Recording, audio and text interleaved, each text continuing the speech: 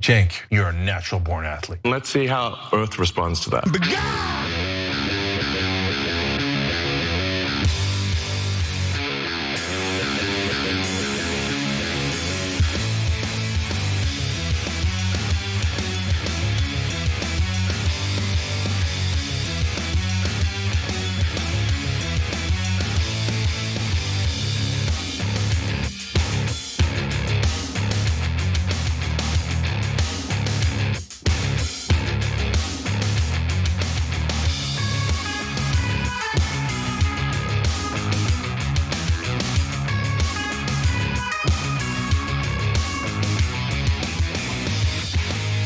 All right, welcome to the Young Turks at the DNC. Last day, Kamala Harris is going to speak. Cenk Uygur, Kasparian. All of a sudden, John Fugelsang. Hello. Right off the top of the show, John's, of course, got a Sirius XM show, a podcast, Sexy Liberal Tour. I mean, you want to talk about sexy liberals. I mean, I'm not I saying. play the role of tour. Stephanie Miller's the sexy liberal now. Okay. Yeah. All I know is we got a whole bunch of sexy liberals right here. Okay. So, including you guys. So I've seen your audience. They're deeply attractive, sexually and spiritually. Hello, and spiritually, I like that. Oh, very much so. I like that. All right. So, guys, we got a big show ahead for you guys. Lots of stories. It turns out, all of a sudden, some elected officials agreeing with Anna about Palestine. I can't wait to get to that. Yeah, so that's a very interesting turn of events. And then we've got Trump, JD Vance, Democratic Party news, and obviously later in the night, Kamala Harris is going to speak, and we're going to be covering all the speeches play by play. So stay here all night. Anna's got the first story. Well, I wanted to start off with something that I didn't think I'd ever say, which is Nancy Pelosi's kind of killing it. Okay. Right. And it has to do with the unapologetic nature we're seeing from her in regard to pushing Biden out and ensuring that, this is actually going to be a competitive general election. So let's get right to it. Even though Anita Dunn said earlier today, quote, nobody wants to have a fight with Nancy Pelosi at this time, unquote, it does seem like there's some residual bad blood or resentment. And I'm wondering if you've spoken to him and what your response is to that. Sometimes you just have to take a punch for the children. And that's what you're doing right now? You're just going to take the punch for the children? Nancy Pelosi remains unapologetic for pushing Biden to drop out of the general election and to essentially pave the way for a much more competitive general race between Kamala Harris and Donald Trump. So far, according to polling, Harris is absolutely killing it and is increasing her lead in the general race, which means that Nancy Pelosi did the right thing. However, there remain some individuals, some Biden loyalists who are incredibly angry and salty over the fact that she succeeded in pushing Biden out. So in a new report in the Washington Post, a group of Democrats, including within Biden's orbit and the Democratic National Committee, remain bitterly upset with Pelosi over her public pressure campaign to push Biden out. Some have privately pledged to find ways to diminish Pelosi's influence in the party after the November election. So they want to retaliate against her. They're going to punish her for winning. She's been a very, very bad, Pelosi, and they're very upset that she did the right thing for the Democratic Party, and they want to punish her for it. So they may seek to target her daughter, Christine Pelosi, who is rumored to be considering a run for her mother's House seat whenever Pelosi decides to permanently step aside. And that's according to two people familiar with the very loose conversations who spoke on the condition of anonymity for fear of retribution from the party. But look, it's easy to put out these reports that don't name any names. This report names some names. Right. Namely, Anita Dunn. Apparently, Anita Dunn, former senior advisor to Biden, is one of the people who feels that Pelosi betrayed Biden. She said, quote, "One of my favorites is, revenge is a dish best served cold, okay? What I told the staff was, you don't need to go get revenge right away. You can pick your times and just wait for your moments." Jake Tapper asked Pelosi about that in a recent interview. Let's hear what Pelosi had to say. He made the decision for the country. My concern was not about the president, it was about his campaign. As he has seen the exuberance, the excitement that has come forth in our country.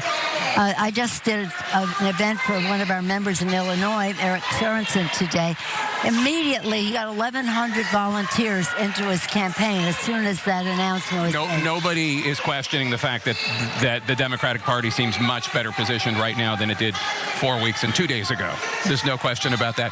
Former Speaker Pelosi. So why are we even talking about it? No, I love that last part. So, like, why are we talking about this? Yeah. Kamala Harris is crushing it. Why are we talking about this? Yeah. So I'll just say real quick. Look, you have to be a special brand of mental to think that this was bad for the Democratic Party. But I don't look. I know Anita Dunn a smidge. She's a perfectly smart person, and she knows it wasn't bad for the party. Everyone here knows it wasn't bad for the party. What she's saying is, and let's be frank about it, it was bad for my career and Joe Biden's career and our egos. And since our egos were, I would rather lose to Trump, she's saying, because they had about a 0% chance of winning, than have my ego bruised. And since Nancy Pelosi bruised my ego, I'm going to try to get revenge on her. But guys, she's not alone, right? So I've talked to a lot of people here, and tons of people say, hey, look, we like you guys, etc. There's the normal fans. I'm not talking about them. That of the people who have addressed the fact that we helped to try to push Biden out, there's a significant group of people who go, you know what, I thought you were crazy. Like literally, people say that all the time here to me, right? But you were right, and that's beautiful because they see, hey, we're in much better shape. This is beautiful. They're happy, but they thought we were nuts and heretics, etc. But then there's a second group of people that are in that Anita Dunn group that are still mad at us, right? And that is insanity, total insanity. You know why, guys? Because the Democratic Party hates heretics. And if you don't listen to the top leader, they think it is the biggest crime. Losing to Trump is not the biggest crime. Losing the election, not the biggest crime. Losing democracy, not the biggest crime. But daring to disagree with a leader, even if you're 100% right, the biggest crime there is in the Democratic Party. That's why a significant portion of the party hasn't let it go. And it's amazing. Well, I tried to stay agnostic on this during all these weeks. My listeners at SiriusXM were about 9-1 in favor of Joe Biden staying, which I get. And Cenk, wow. I do understand their grief. I understand their devotion. Nancy Pelosi is someone who I think needs to be praised ever since she brought incredible unity and messaging unity to the party in 2017 against the Trump tax cut. We were still reeling from the Bernie fan, Hillary fan, destructive civil war, and she managed to get everybody on the same page in 2017, and it stayed that way for Trump's term. So I'll always give her credit for that. What I say to folks who are grievous about Joe Biden being forced out, I think those are the folks calling Biden feeble. If you're saying there was a coup and Joe Biden had no agency in this, then you're the ones calling Joe Biden an old man who can't make his own decisions. Joe Biden deserves all the praise in the world. He got into this race to defeat Donald Trump. He got out of this race to defeat Donald Trump. It was the gutsiest, toughest thing I've ever seen a politician do. And most likely he will go down in the history books more for that than anything he could have achieved in a second term. And one more thing, Pelosi is not an anonymous source. She's been out there in the beginning, willing to suffer the slings and arrows of outraged Biden fans. And I appreciate that because we saw so many Democrats who didn't have the guts to put their face out there. What she and Schumer did, and Hakeem Jeffries to a lesser extent. I think Nancy still makes Hakeem wear a trainee badge. But what she and Schumer did was they made a calculated risk. We're willing to lose the White House if we could somehow keep the House and Senate. And that was what motivated them in telling Biden to leave, because the down ballot races were going to hurt a lot more than who got the Oval Office. Yeah. I got to say something about, just piggyback off of something you just said. Look, I have a tremendous amount of respect for anyone who is willing to do the right thing, knowing that they are going to get a lot of hate and a lot of backlash for doing so. And, we've been very critical of Nancy Pelosi for different reasons, the way that she pursued various policies. Amen. But lately, I don't know if it's because she's approaching retirement, but lately she's been doing things that are gutsy, including, trying to persuade Biden to drop out of the race. I'll give you another example. She refused to attend Benjamin Netanyahu's speech. Amen. And she was unapologetic about that. And I loved the way that she carried herself in defending herself over that decision. So kudos to her for how she's been, strategizing lately, how she's been acting lately. I really appreciate it. And by the way, if Kamala Harris and Tim Walz win, that's going to be interpreted as Joe Biden found a way to beat Donald Trump one more time. And again, he waited.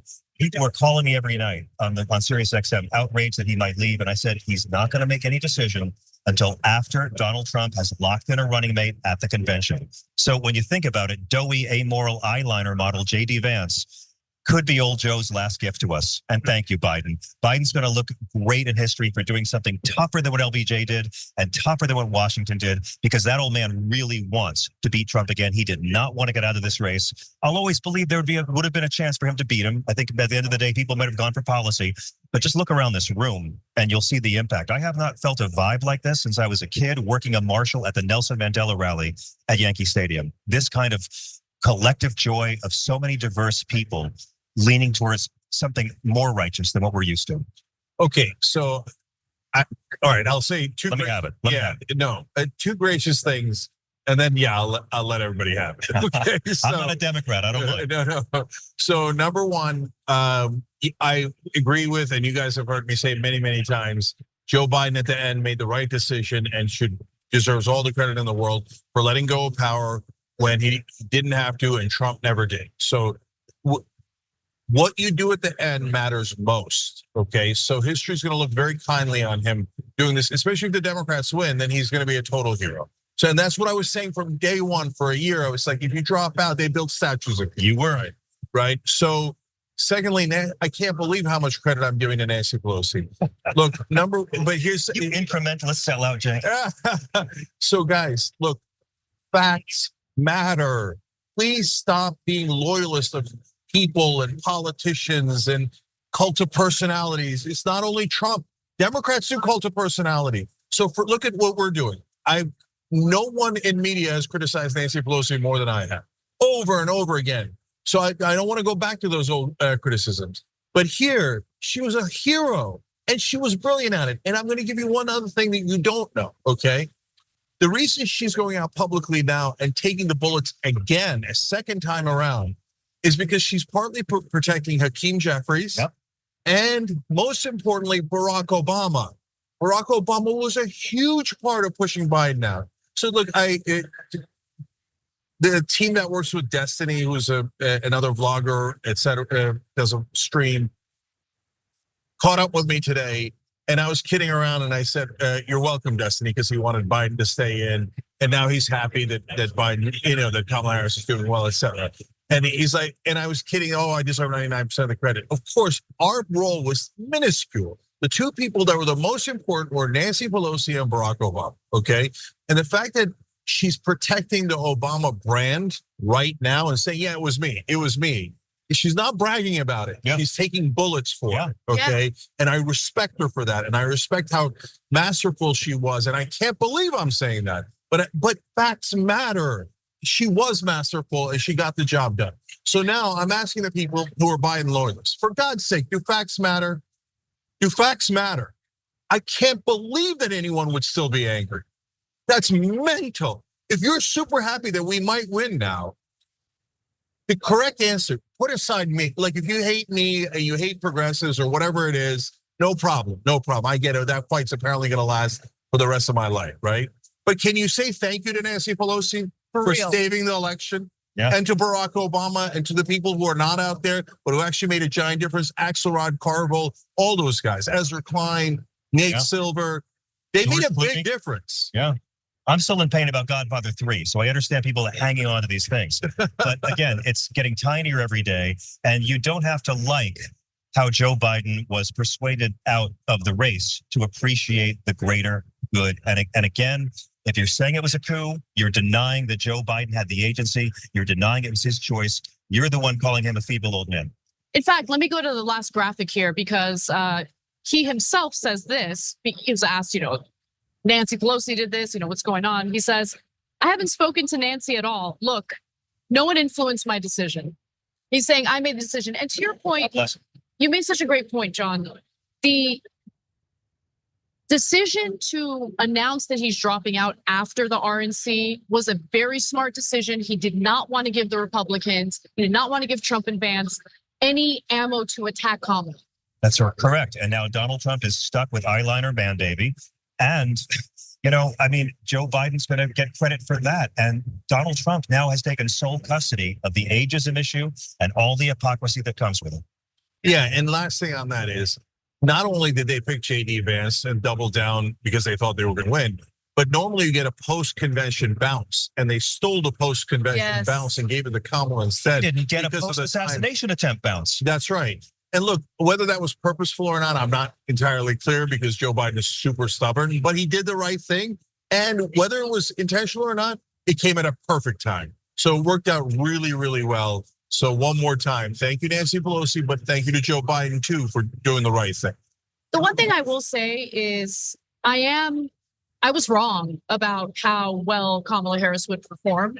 I remember having an interview with Tim Ryan prior to all of this happening. Tim Ryan was pushing hard for Kamala Harris to be the presumptive Democratic nominee. I literally asked him, what are you smoking? Because I was concerned that, some of the elements of the Biden administration that made him unpopular would actually follow her to her campaign. But no, I mean, the excitement here is very much real. It is sincere.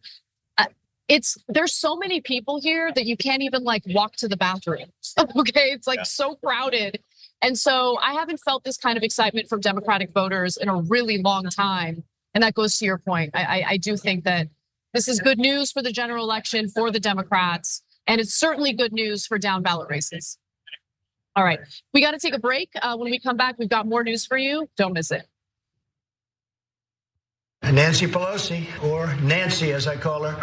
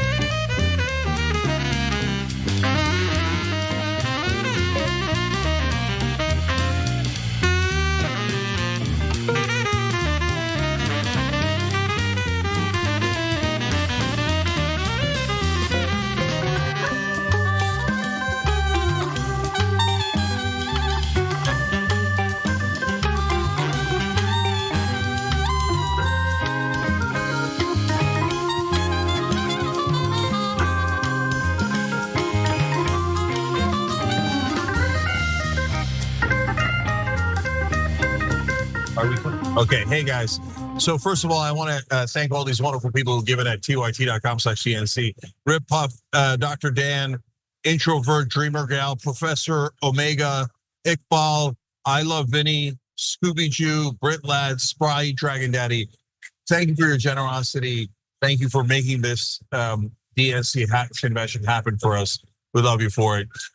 Uriah Heap says, here comes the A-team live from the DNC with the lovely ladies and gentlemen of the DNC. Hello, everyone.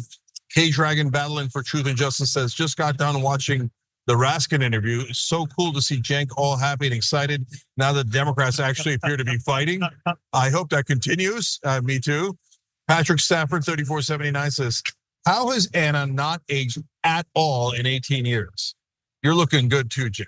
Okay, thank you, but that is, give me more of that. I like those guys.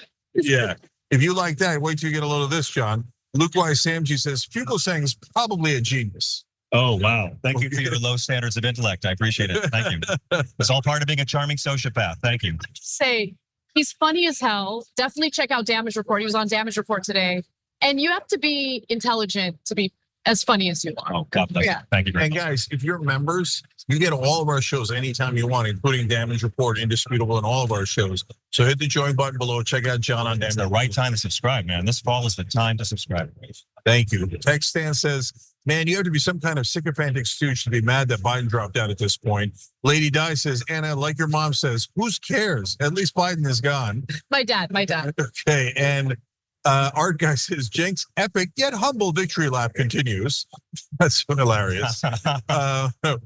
Tommy Too Strong says, Fugelsang will like this one. Joe Biden is Obi-Wan lowering his sword to defeat Vader. I like that one. Nice. That's a great analogy. That's what it is, yeah. Okay, nice job, guys. We'll be back.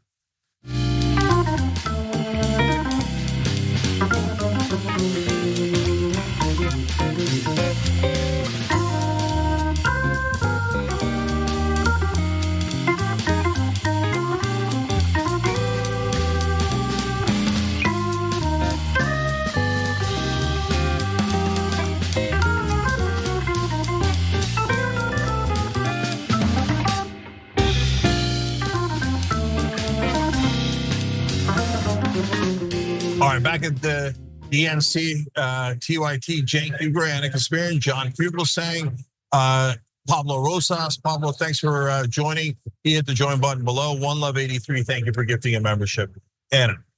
Well, there have been many fantastic speeches during this Democratic National Convention. I didn't think I would say that I would enjoy a Republican speech, but there was one Republican speech that really, really blew me away, and that was Jeff Duncan's. Let's get to it. I am a Republican, but tonight I stand here as an American.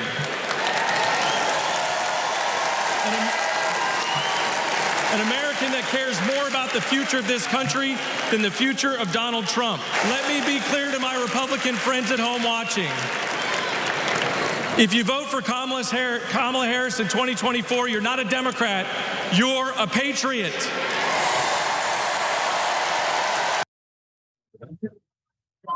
That fiery message was delivered by Georgia's former Lieutenant Governor, Jeff Duncan. Now, he was one of the few Republican politicians who were willing to essentially aggressively criticize Donald Trump as he attempted to overturn the results of the 2020 presidential election. And he suffered some political consequences for that, but he did the right thing. And during his speech, I think he shared elements of his personal life and what his vision is for the future that I think is important to understand, because there have been a lot of never Trump Republicans who kind of got absorbed into the Democratic Party. Neocons like Liz Cheney, for instance, that I'm not really in favor of. But I like Jeff Duncan's message and what he sees for the Republican Party in the future. So let's hear more of his speech. I'm going to focus my attention on the millions of Republicans and independents that are at home that are sick and tired of making excuses for Donald Trump.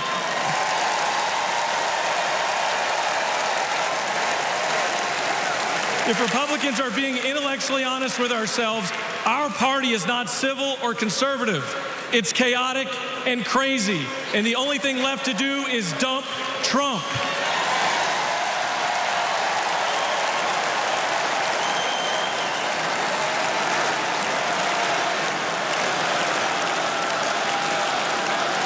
These days, our party acts more like a cult worshiping a felonious thug. Look, you don't have to agree with every policy position of Kamala Harris. I don't. But you do have to recognize her prosecutor mindset that understands right from wrong, good from evil. She's a steady hand and will bring leadership to the White House that Donald Trump could never do.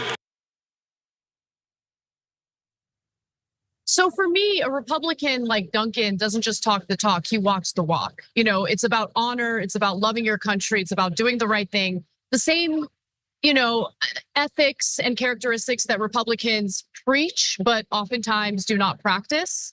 And he, in my opinion, is practicing it, and he was willing to do so at a political consequence to himself. Remember Republicans? Yeah, I do. Remember conservatives? Like, they were wrong about everything, but they were still nice. Yeah, I You do get along with remember them, they were that. in your family, and you disagreed on things, but you still loved each other. I mean, he's a Republican. Yep. They've lost their planet. Krypton is gone. They're trying to find a home. There's no party for Republicans. There's no party for conservatives. It is now the cult of comb over Caligula. And this man's a political refugee. So I think it's great that he showed up here. I'm still very nervous about the fact that Brian Kemp also did the right thing and then got a wave of hatred at him. And that intimidated him so much, he allowed the Georgia legislature to craft this cockamamie malarkey law that now allows the legislature to throw out the votes of any county they think there might have been something wrong with, which seems to me code for whose votes aren't going to get counted. So Georgia's got a long way to go. I'm terrified of what's going to happen in Georgia. But how can you not admire what this man did? He didn't compromise any of his feelings. He didn't become pro-choice right away. He's actually there because he cares about democracy more. And you know what? I think Democrats are better at that. Democrats have shown a great willingness to throw their own over. I mean, we've seen it time and time again. Democrats eject them, Republicans reelect them. This guy's an exception to the rule. A lot of guys get banished off to Jeff Flake Island, but I have nothing but admiration for these folks who will come here and be stateless. They're not going to cash in any way from doing this, but they're trying to do the right thing, and history will prove them right. Look, I'm sorry to belabor it, but George W. Bush, who I still think is a worse president than Trump, has not been at the last 3 RNCs. The only other Republican president is persona non grata. They are not the Republican Party anymore. And the fact that George W. Bush has still never come out against Trump shows he's probably worse. But we can't even call them Republicans. I don't know what they're going to be when Trump leaves, but the fact that they hated us so much, Cenk, you remember, they hated us for opposing the Iraq War, for questioning Bush. Trump gave along and gave them permission to hate Bush. They are a fickle cult. And believe me, and the right charismatic's going to come along in 10 years. Half of those folks in Milwaukee will deny they ever voted for Trump. The Trump era Republicans have some characteristics that I actually appreciate, right? The purging of the neocons, I think, is a good thing. But yeah, the cult-like mentality, the willingness to engage in violent threats against anyone in their party who dare cross Donald Trump, that is not a good thing. No, blind, unmanly obedience is not a good thing. Exactly, yeah. Yeah, so this guy showed courage in a couple of different ways. Look, a couple of things to distinguish people. First of all, of course, Shannon's right.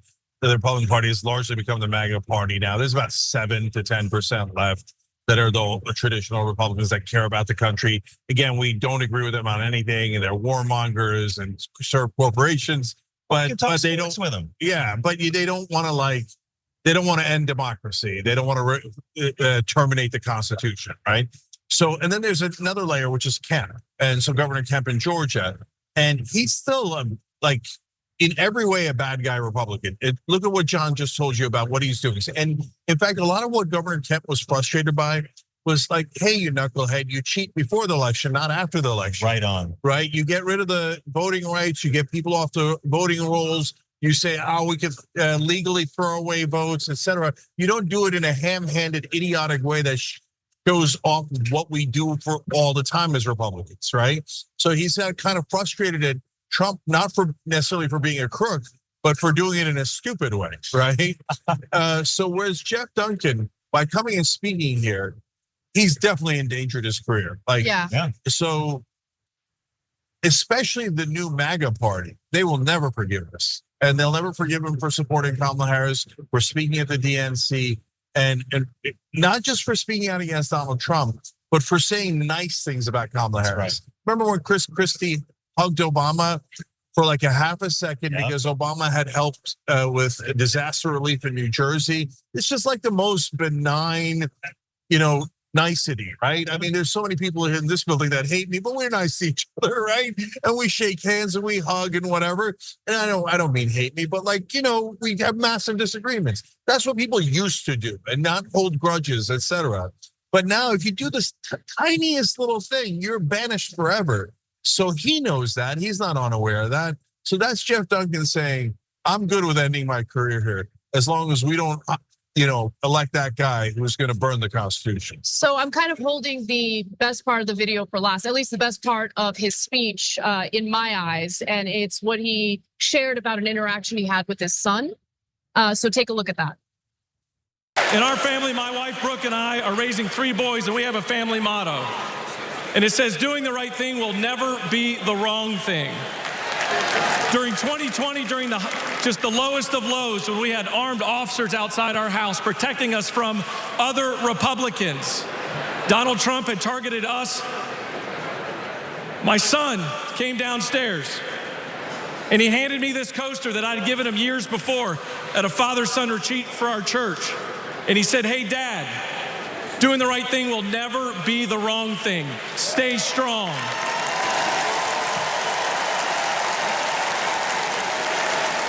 To my fellow Republicans at home that want to pivot back towards policy, empathy, and tone, you know the right thing to do. Now let's have the courage to do it in November. I love that story.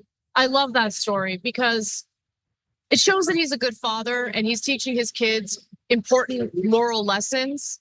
And when he needed to be reminded of that lesson the most, his son reminded him of that lesson. I can't wait to see how Ann Coulter attacks that child. I really can. Yeah.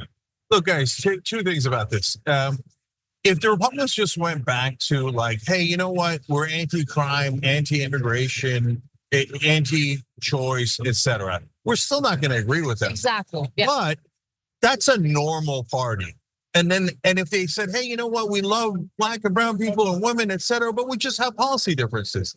They could easily win elections. Yes. They could easily win, right? They're still campaigning to get the RNC nomination. They're not trying to cast a wider net. They're not shaking the Etch-a-Sketch, as someone once said. They are still trying to go for the base they already have. And that's the scariest part about all this to me, because it indicates they don't seem to think they need the most votes to get power. They seem quite confident they don't need to expand their base of appeal to get the jobs.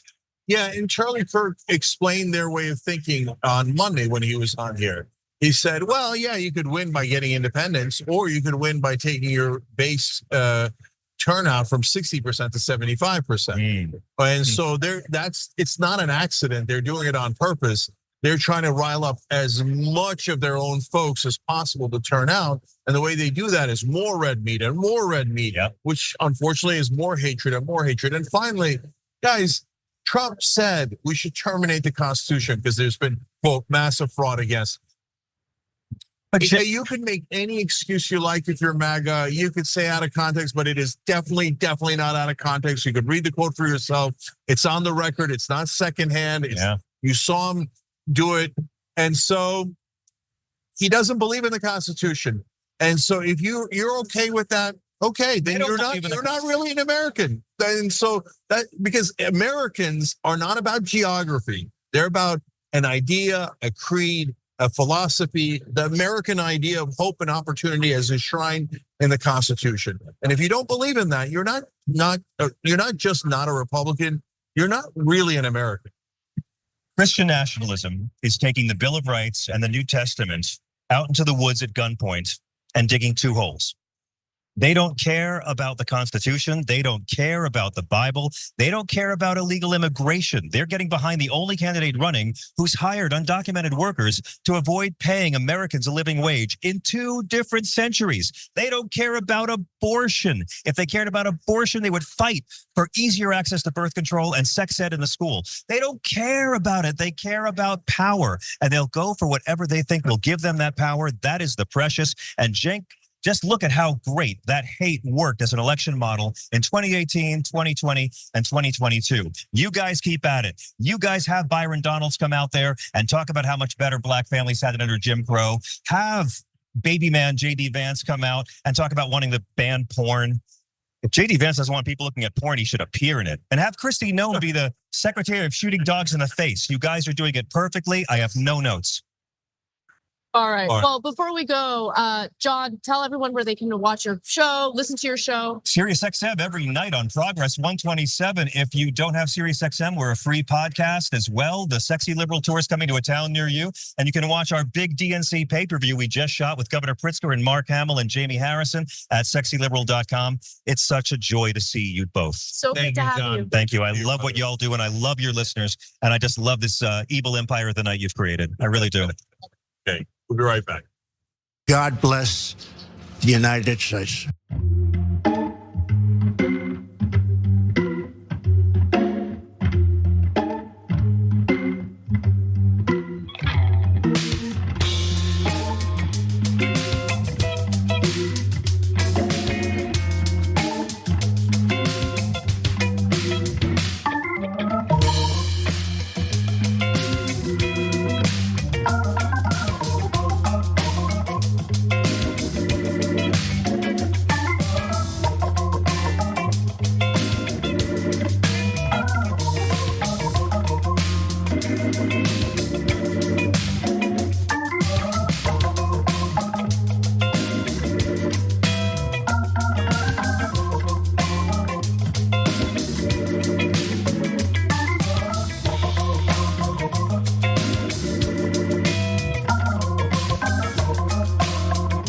just love you.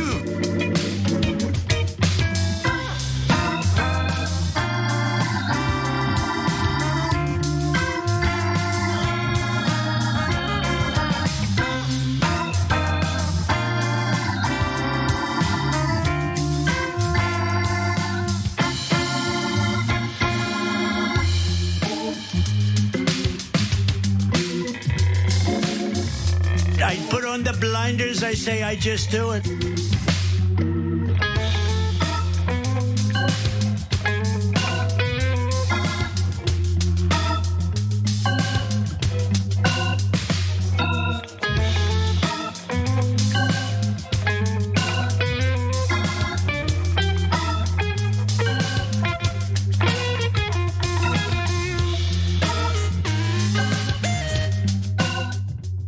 All right. More people who are wonderfully generous. Cherry Norris 300, Turkish Taffy, Simone, Demore, XC Builder, Into the Groove, JNL 50, Montana Meow, and Sabah, Joey Bago Dragons, Tonito, and Seymour 215. You guys are all beautiful. I appreciate you. Patience said, speaking of beautiful, I said long ago, but I don't think it ever got read. I learned from Matt as hell that Anna has only gotten more beautiful with age. So you ask for it, you get it, Anna. Okay? Thank you. Okay. Thrill House says, I'm so effing sick of acting like Joe Biden, some heroic savior of democracy. He held us all hostage out of soft-skulled hubris until the donor money dried up and he had nowhere else to go. History will remember him as a cognitively unfit half a Republican. Brother, I hear you. Believe me, I hear you, okay? Let's just have that discussion after the election. And there's nothing wrong with you saying it. God bless, say it all day long, right? But like people's feelings are so hurt right now. Let's just mend a little bit of fences, keep going forward, and then let history sort it out. Eclectic Miscellaneous says, I don't think Biden deserves our praise for finally putting his ego aside long enough to see the writing on the wall. Weeks after the rest of the country did, and months after Cenk and the TYT audience. Again, guys, you're definitely not wrong. I'll just put it that way. Winter Scoop says, speaking of the Raskin interview, the ex-Scientology community is having a blast with it. Oh, that's hilarious. I didn't know that. And Serendipity 44 says, Cenk, you're absolutely correct. Nancy Pelosi is a hero for choosing country over party and continuing to take the hits. I thank her and Obama. I thank Joe Biden for also putting country before his ego or the party. And look, I appreciate all the different shades of opinion on this, and there's nothing wrong with all of your opinions. And I am out of time. Okay, we'll be right back. I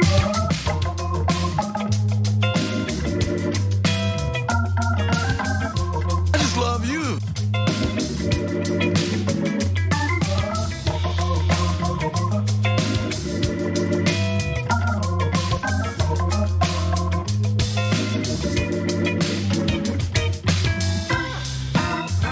All right, back on TYT, Cenk Uygur, Anna Kasparian. Obviously, we're not at the Polymarket studio here. We're at the DNC in Chicago, and we've got speeches later. And we've just heard that 10,000 protesters have amassed outside the convention. And so things could get interesting tonight. And apparently they already accosted, of all people, Vivek Ramaswamy on his way in. Yep. Interesting. And Dorothy Hawkins, thank you for being with us. She joined by hitting the join button below. We appreciate you. Anna, what's next? Well, I wanted to actually talk about the pro-Palestinian protesters, the uncommitted movement, and how the DNC has responded to them. And buckle up, there's a lot to get to with this story, so let's do it. Controversy is stirring at the Democratic National Convention amid protests from pro-Palestinian groups over the party's refusal to allow a Palestinian speaker, a Palestinian elected, a Palestinian delegate to address the conference. Now, we're going to give you the latest on that growing controversy in just a moment. But first, I actually think it's worth talking about another fascinating update on the pro-Israel side of the Democratic Party. So Slate's Alex Salmon actually attended the launch party of something called Zionist Action Fund, the brand new, unabashedly progressive, unapologetically Zionist excitedly pro-Kamala and pro-Democrats political arm of the pro-Israel nonprofit. Now, he says that what he saw at this sparsely attended party made him think that there's actually a policy shift coming, but do we agree? Now, we'll dive into it. So the group is branded as a Democrat loyal operation, unlike more powerful and well-known AIPAC. As we know, AIPAC has given a lot of money to Republican candidates. But as Salmons writes, if Zionist Action Fund was meant to be a counterweight to that, there was little evidence of this. Based on the lineup and the content of the speeches, it seemed more like a spinoff. No one said a critical word about the organization all night, meaning of AIPAC. That's a bad sign, okay, but let's keep going. Elon Goldenberg, the Harris campaign's Jewish liaison, whose hiring had been announced all of a week ago, tried to assure the attendees of Harris's record on Israel, which also seems like a bad sign, but let's keep going. Illinois Representative Brad Schneider also gave a speech and spoke to Salmons afterward. Did he worry that the ground was shifting within the party on Israel with Biden on the way out and a more vocally critical Harris taking over? No, he said. Harris's rhetoric was less important than her actions, by the way, something I've been saying, which he thought wouldn't change. Listen to what she says, but watch what she does. He told me with a knowing look. Not great, okay? But there are some good signs as well. And that good sign had to do with the fact that that party seemed to not really be much of a party at all. As I mentioned earlier, it was sparsely attended. And also many big names that were supposed to be like keynote speakers at the event ended up dropping out, like they didn't show up. And so Amanda Berman, founder of Zionists, got on the mic and apologetically announced that both Representative Marilyn Strickland and Representative Jared Moskowitz had left before addressing the crowd. The number of partygoers unaffiliated with the organization or its official program was low and dropping. There was not an A-list or B-list or C-list celebrity to be found. So I have noticed this disconnect, Cenk, where you have the politicians, you have the Democratic Party completely in line with defending Israel, supporting Israel no matter what, but the electorate is a little different. Yeah. Right, the Democratic voters, I mean, you look at polling, we're not just saying it, it's not a vibe that we're feeling. You look at the polling and it shows that the majority of Democratic voters would like a ceasefire. Yeah, so look, no, I don't see any change from the Democratic Party politicians at all. But if Kamala Harris has shocked me a couple of times in the last 3 weeks, so I guess it's not impossible. But before 3 weeks ago, I would have said it was impossible. Right now, I have it at 2% chance. So don't get excited. She's very, very, very, very unlikely to change the position. At the end of the day, guys, I mean, like the reason we only ever get 5 or 10% change on any issue is because the donors rule the place. Like how many times do I have to say it? And so we all keep having these nonsense conversations.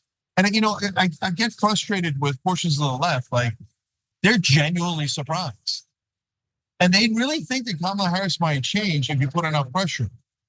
Look, keep going. I love pressure. I love activism. I love that the protesters are here. Apparently 10,000 protesters are outside right now. So I don't want to be skeptical and cynical about that. I love when you guys, when we use our leverage, use our power and go forward. But like this idea of like, gee, I wonder why she thinks this. No, come on, of course it's the donors. So now into the party, the reason why it's sparsely attended is because now they're a little embarrassed because the voters have turned so much. It's not that they're going to change their policy. Right. It's that they're trying to avoid getting caught on camera, getting caught defending Israel, but now because now they're worried, oh my God, it might cost me votes. Before it was like free money, I'll take millions of dollars and it's not gonna cost me any votes because mainstream media will cover my ass and tell everyone that I'm the moral one for killing as many Palestinians as possible, right? Or funding the genocide of Palestinians. So that's what's changed. But to me, the most telling quote was that Illinois Representative Schneider, who said, basically, yeah, you can look at what she says, but what matters is what she does with a knowing look, which that means, yeah, of course, we'll say some things about, oh, Palestinians are human, maybe, right? But at the end of the day, money rules. Okay, so no, we're gonna win. We have more money, and she'll do exactly as she's told. And if you catch feelings over that, you're catching feelings over the whole system. You could hate me for being the messenger, but if you still don't know that donors rule all of politics, hello, welcome to America. Right. Yeah, no, I think you're right about that. And another bad sign has to do with the way that the uncommitted movement has been treated during the DNC. So there are Palestinian Americans who are delegates to Kamala Harris, Palestinian Americans who are elected into office on a state level, on a local level. They're here. We're not talking about, activists who might say something crazy on stage, but we're talking about individuals who are fully supportive of the Democratic Party, fully supportive of Kamala Harris. They're part of the uncommitted movement because they're trying to use their leverage to pressure Kamala Harris to do the right thing. And what they're asking for, in my opinion, is incredibly reasonable. Please allow one of us to speak. And they provided a long list of electeds, a long list of delegates. Again, people who are supportive of the Democratic Party, people who are Democrats themselves, to allow the Harris campaign to pick, like the DNC to pick, give one of these individuals an opportunity to speak. And the DNC, the Democratic Party, has rejected that. Now, let's talk a little bit about the details involved here. So yesterday, pro-Palestinian leaders of the uncommitted national movement began a sit-in outside of the DNC after being told by party officials that they will not get a speaking slot at all. For context, the group has been calling on Vice President Kamala Harris to endorse an arms embargo. And look, do I think that Kamala Harris would support an arms embargo? Like, unlikely, right? But they want to at least be able to make their case. And here is Abbas Alaway, a DNC delegate from Michigan and the leader of the uncommitted movement, explaining exactly why the group has decided to stage this sit-in after initially indicating that they were having productive conversations with the DNC. Let's watch.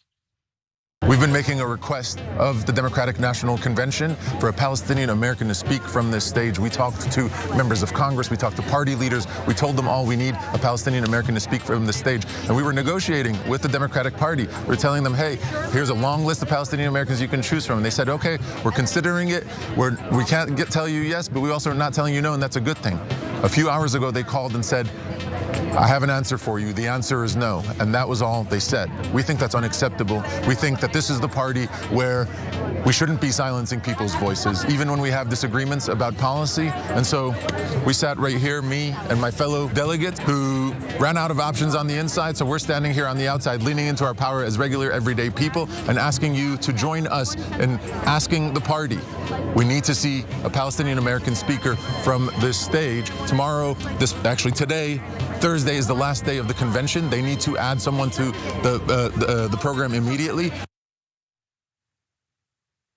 Now, that is the inside info about how those negotiations went. But what's really amazing is I think the Harris campaign and the Democratic Party realizes that this is a misstep. Like, why not allow one of them to speak? One slot, like it could have happened earlier in the week. They just want an opportunity to be represented, right? And it turns out that now reporters are being briefed on something that's a complete and utter lie. This is according to Mehdi Hassan. Reporters are being briefed, it seems, that the DNC accepted Democratic State Representative Rura Roman as a Palestinian speaker for tonight on the stage, but uncommitted turned her down. That is simply not true. It's a lie. Being told, I assume, by DNC spinners now on the defensive. Uncommitted are the ones who pitched her. They did pitch her. In fact, I attended one of their press conferences today, one of their meetings today, and they specifically mentioned her as one of the individuals that they pitched to speak at the DNC. So this is a complete and utter lie by the Democratic Party. And there's still some time for the DNC to put her on the stage tonight for 2 minutes. That's all they're asking for, Jake. Yeah, listen guys, again, let me explain how politics works. Up on the suites at the very top of the United Center are donors that actually had to pay a certain amount to get those suites. And that number, just to get in the building, is $500,000, okay? Almost all the donors don't want a single Palestinian speaking. They would be furious if a Palestinian spoke. So that's why the Palestinians not going to speak. And that's why they're going to lie about it. That's why they, like that. Look, the difference between me and the activists in this case is that, again, I love their effort.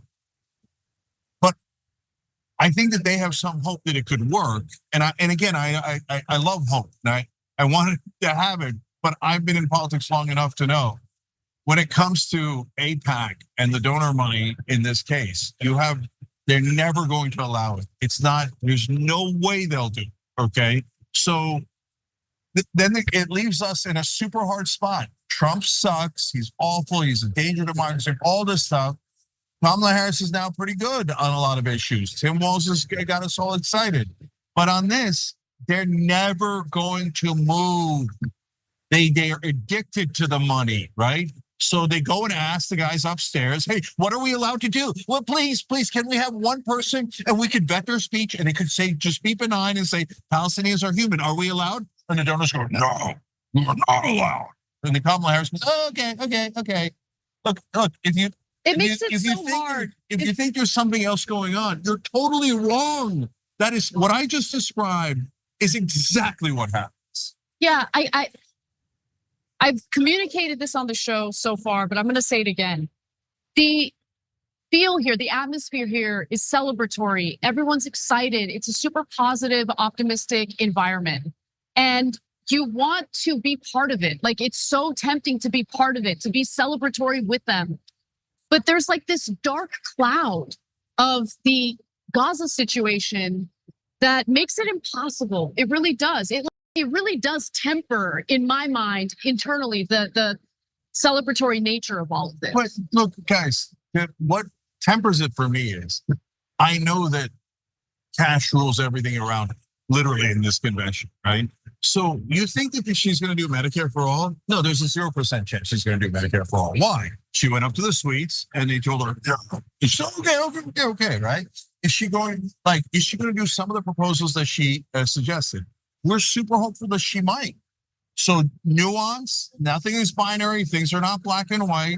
So what Biden did 15% of his agenda. So you got they have to pretty please, can you allow us to win just a squeak through just a couple of proposals? So I said last night on the coverage, look, if Kamala Harris does 25 to 35% of her proposals, it'll be record breaking and we would be very, very excited, right?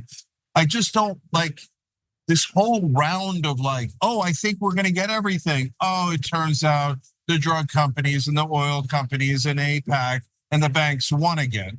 Of course. So look, I get so frustrated because people like Larry Lessig, myself, and others have been saying for so long, if you don't get money out of politics, you're going to lose on every other issue.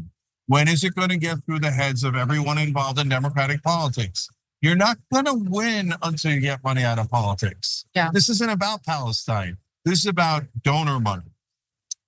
Now, I have been critical of AOC's speech at the DNC, mainly because of one line. There were other parts of her speech that I wasn't crazy about, but I'll give her a pass, right? Okay, it is what it is. Everyone's excited. You're going to celebrate Kamala Harris. It's fine. But the one line about how she is working tirelessly to secure a ceasefire in Gaza was just a flat out lie. It really bothered me. And I'm happy to report that I'm not the only person who's bothered by it. Representative Ilhan Omar called her out. Let's take a look. It's been unconscionable for me in the last 10 months to witness my colleagues in this administration refusing to recognize the genocidal war that is taking place in Gaza, to not see the mothers who have lost countless children, the babies whose dead bodies are being dug out, to not understand that working tirelessly for a ceasefire is really not a thing, and they should be ashamed of themselves for saying such thing. Because we supply these weapons. So if you really wanted a ceasefire, you just stop sending the weapons. That's right. It is that simple. That's right. Thank you to Representative Omar for speaking the truth. I appreciate that. Yeah, I mean, look, I don't understand some portions of the left.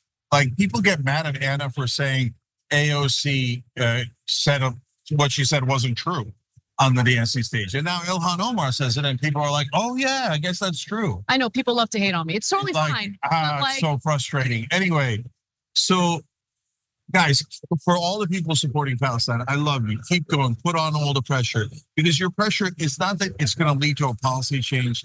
It's that at least it's beginning to expose how politics actually works. And you're not just doing it for the Palestinians. I love you. If you just did it for the Palestinians, you'd already be angels, right? But you're also exposing how money controls all of politics. Because, like, the reporters are starting to get embarrassed. Because the reporters are like, well, I mean, it's a policy issue, and I guess they have a policy disagreement. What's the disagreement? Kamala Harris says there should be a ceasefire. Well, how can you get a ceasefire? It's actually super easy. You threaten to withhold the funding. Done. Ceasefire immediately. They won't even threaten to withhold the funding. Why? There's only one answer, and it's not a policy disagreement. It's corruption. So go spread the word. And then other Democrats will catch feelings. No, only Republicans are corrupt. When our guys stuff their faces full of AIPAC money and big pharma money, they're angels, and they have a policy disagreement. No, they don't. This is corruption through and through. Well, speaking of corruption, Cenk, why don't we actually talk about an unexpected media figure calling out Democrats and Republicans on corruption, and that's Chris Cuomo. A big theme here at the DNC is that they're going to go after corporate gouging, and they're going to go after corporations, whether it's in taxes, largesse, loopholes. The RNC, we heard the same thing. They're going after the elites, the two sets of rules. Let me reveal a reality to you that has to be spoken to here, okay? These are the soldiers.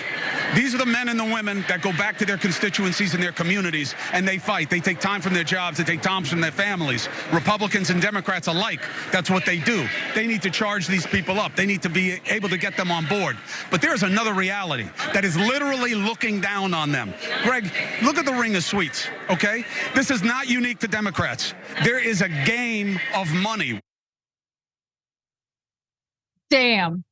Of course, last night, Chris Cuomo shredded speakers at both the RNC and the DNC for talking a tough game on things like corporations, holding them accountable, taxing them, despite the obvious presence of corporate cash at these conventions. So we'll get more to what Cuomo had to say in just a minute. But first, I think it's important to kind of understand what we're talking about in regard to the amount of money that is being funneled to these elections and the type of influence that money has.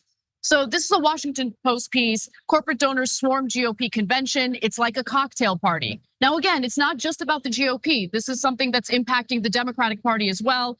But in this piece, they're focusing on the GOP. And Josh Dawsey over at the Washington Post writes that more than 300 executives and lobbyists are attending the RNC as guests of Trump's campaign. That total includes more than a dozen oil and gas CEOs or lobbyists who have fueled the Trump campaign with massive checks.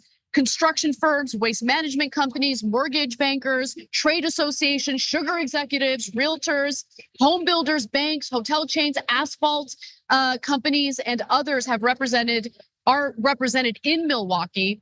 They want to get to know the people who would be in charge of another term. A lobbyist who represents several of the firms said, and one longtime donor who has attended multiple conventions recalled looking around Wednesday evening and seeing so many elected officials that he was taken aback. At least 30 US senators have visited the boxes, meaning those suites, along with the top leadership of the Trump campaign. More than a dozen governors and leadership of the US House, people in boxes said. And so the point here is, you hear the messages that are being put out there on the stage. You hear the speeches, you hear the promises, you hear the proposals by the politicians.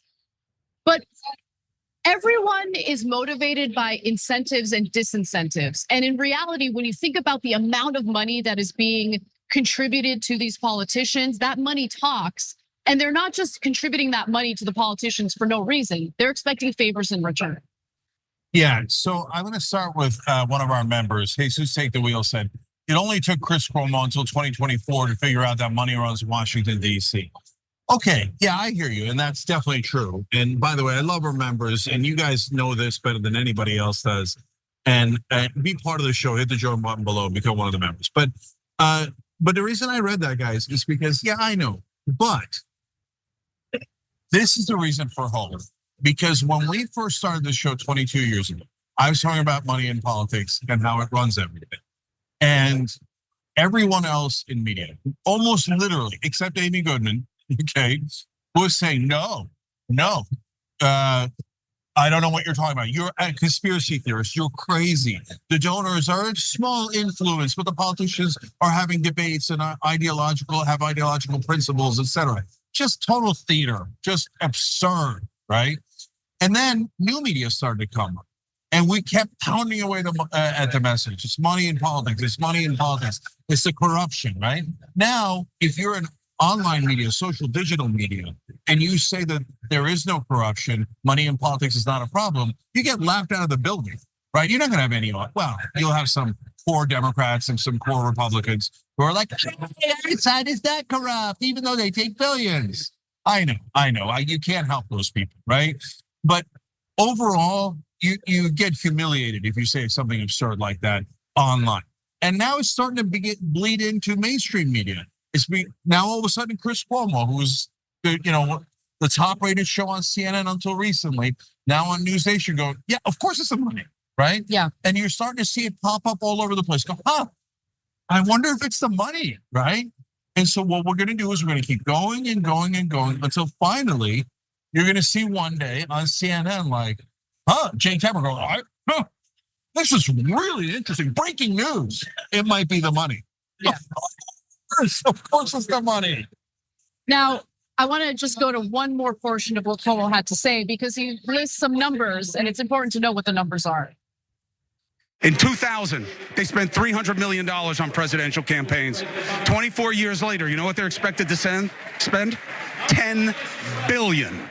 Do you know how much money Harris has raised in the last couple of weeks? Hundreds of millions, and that's success. A lot of it's small donor, a lot of it isn't. The most dangerous money in politics is now legal money because of Citizens United. You've got to know this. The idea that they can fight against it is almost laughable. It's almost laughable. So look and listen when you are told these things. Because I don't care what they promise you. Not here tonight, not at the RNC, not that Trump knows them, not that they don't own them. He did one of the biggest fundraisers I've ever heard of in my life out where I live. Millions of dollars a plate. That's the reality of politics.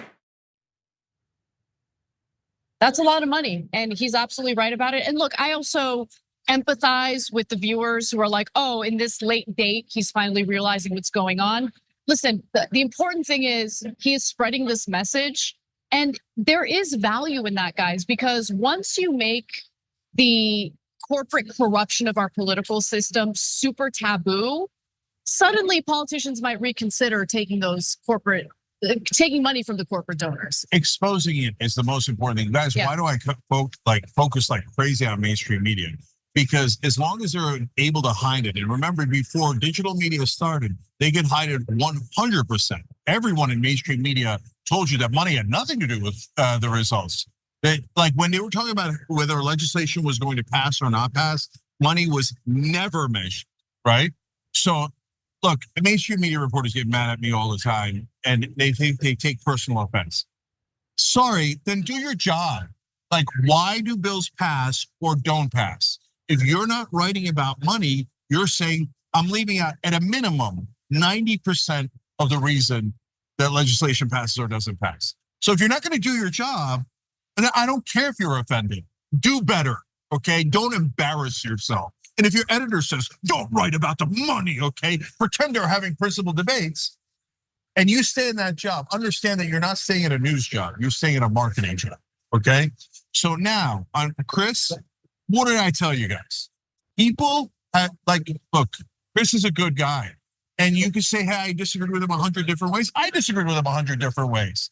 And when someone comes to your side, the correct answer is thank you. Yeah. And that's awesome, right? Don't be like, look, the right wing, if you agree with them 2%, they're like, oh, welcome, come on in and vote for Trump, right? So we have to be more welcoming. If someone says you're right, the answer isn't, you didn't say it earlier, right? The answer is, oh boy, way to go. Now we got Chris Cuomo on our side. That's the brother of Andrew Cuomo, okay? And that is a legendary political family and a guy who was #1 on CNN going, obviously it's the money. And that's a great day in America. That's a great development. Let's keep going until we get all the media to go, fine, we'll stop lying. It's obviously the money. All right, we're gonna take a break, and when we come back, Congressman Ro Khanna will be joining us for an interview. Don't miss it. To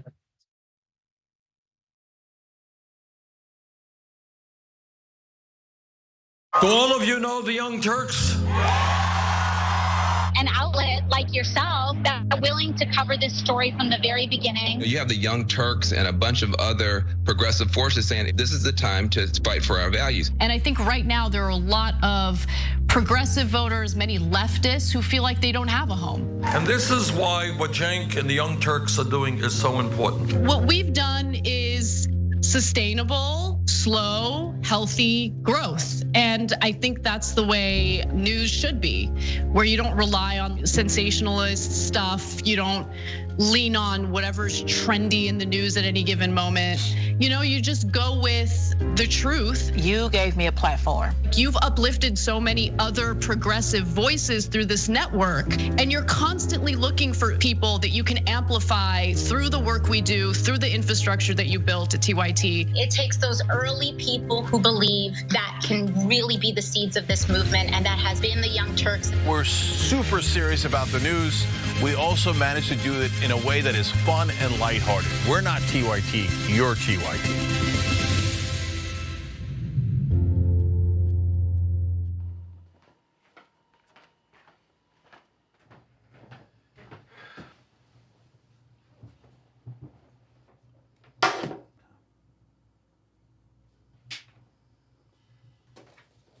Welcome to the Damage Report. I'm John Iadarola. This is gonna be a big one. Meanwhile, in the Arctic, you know where this is going. You watch the Damage Report, the Arctic's on fire. Obviously, why would we be talking about the Arctic except to tell you that it's melting once again? The Republicans aren't that interested in it. I wonder why. Lift out of poverty up to 3.7 million people, including an estimated 1.3 million children.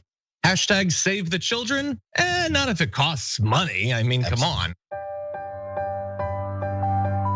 Cenk Uygur joins us. We are progressive and unapologetically so. Very happy to say that millennial and Gen Z generations are massively progressive along with us. Lynn, do you support Donald Trump? Yes, I like Donald Trump. Well, that's why we think you're racist. The 5 black kids in Central Park did not commit the rape. He said, who cares? Keep them in prison anyway. They probably did something. He's a terrible guy. Very fine people on the side chanting, Jews will not replace us. Call Latinos criminals and rapists. The most important part is we've got to fix it.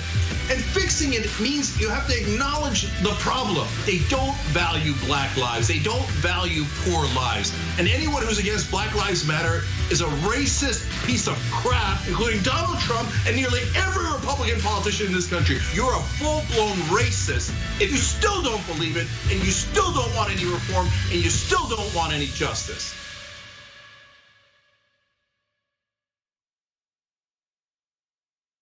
TYT is thankful for all the support we've received from our audience. I know that we're all living through a dark time. The economy is a mess, the two-party system is failing us, and the threat of climate change is growing. I started this company in my apartment, and look where we are today. I've experienced what we can accomplish when we work together. So let's keep working towards positive change. Join our community at tyt.com/team. TYT has been around for over 2 decades, and we don't plan on stopping anytime soon. We want to continue providing our audience with fact-based reporting, insightful commentary, and thought-provoking analysis. But times have changed. We're fighting an uphill battle against overbearing social media companies and their anti-news algorithms. We need viewers like you to become members to ensure our future. Join us at tyt.com/team. What's that you're looking at? Scan around and find out.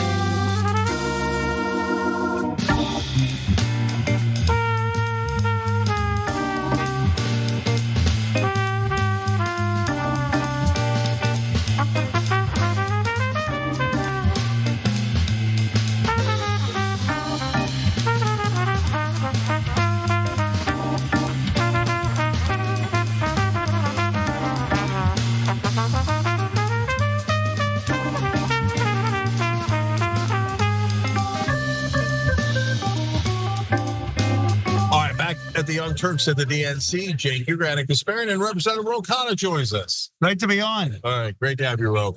So we've caught a little bit of hope here, Ro.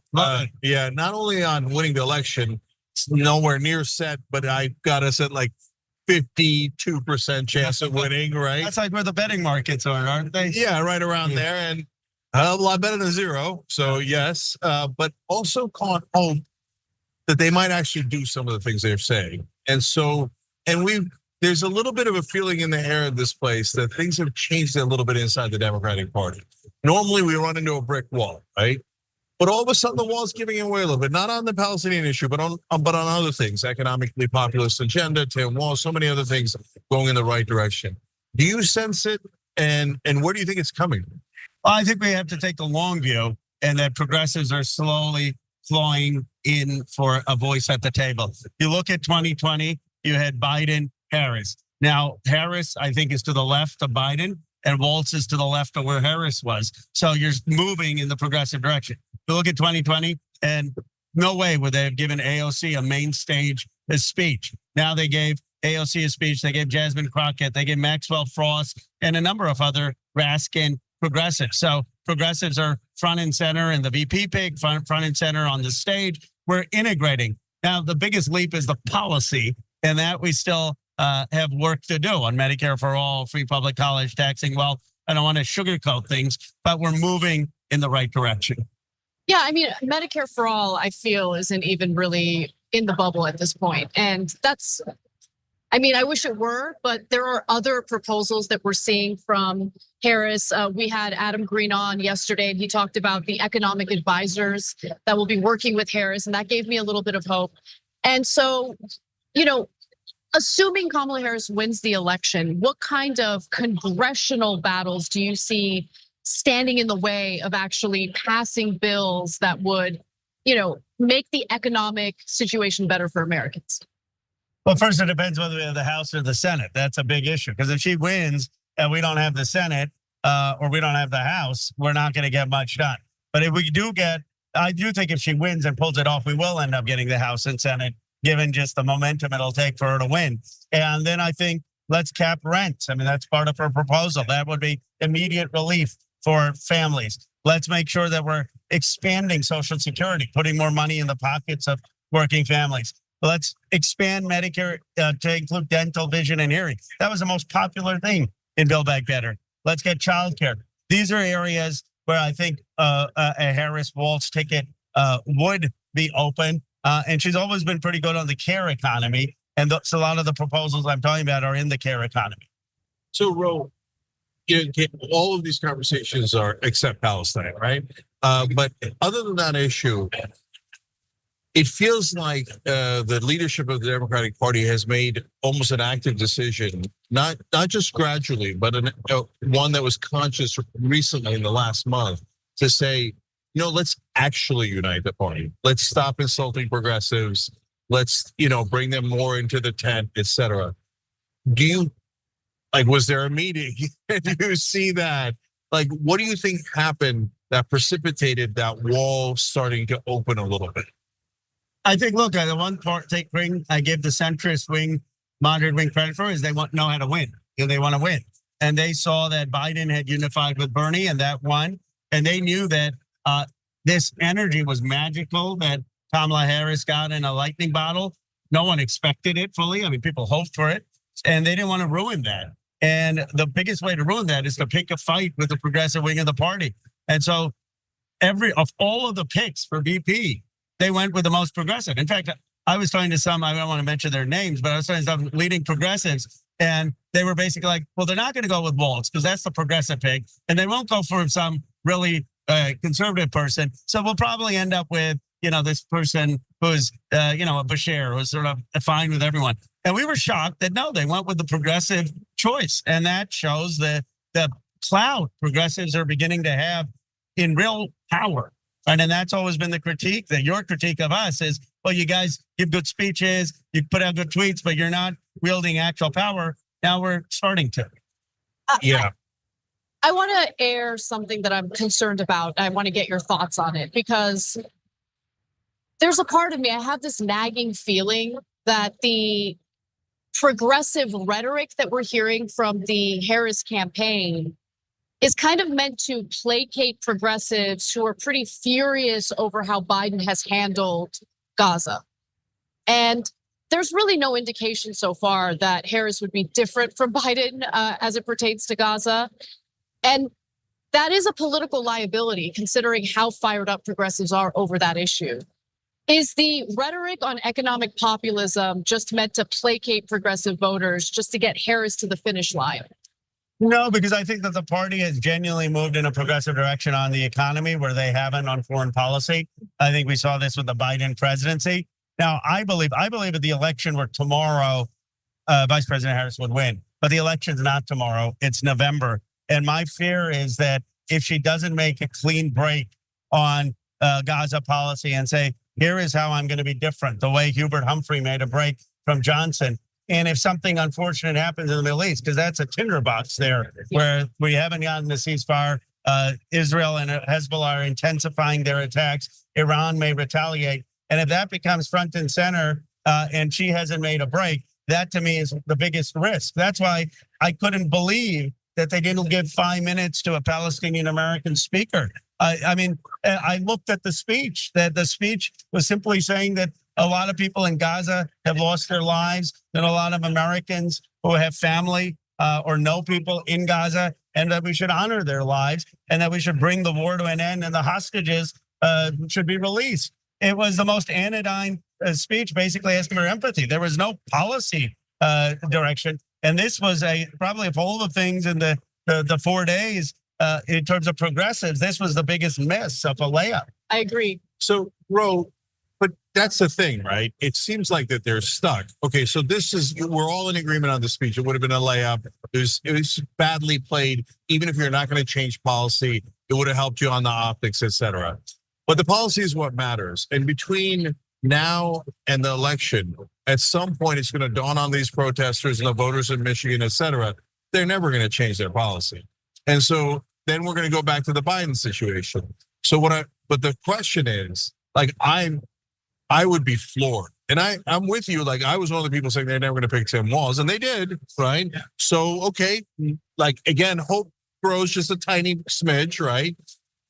But if they defied AIPAC and said, if you don't get to a ceasefire, we'll do a weapons embargo, I'd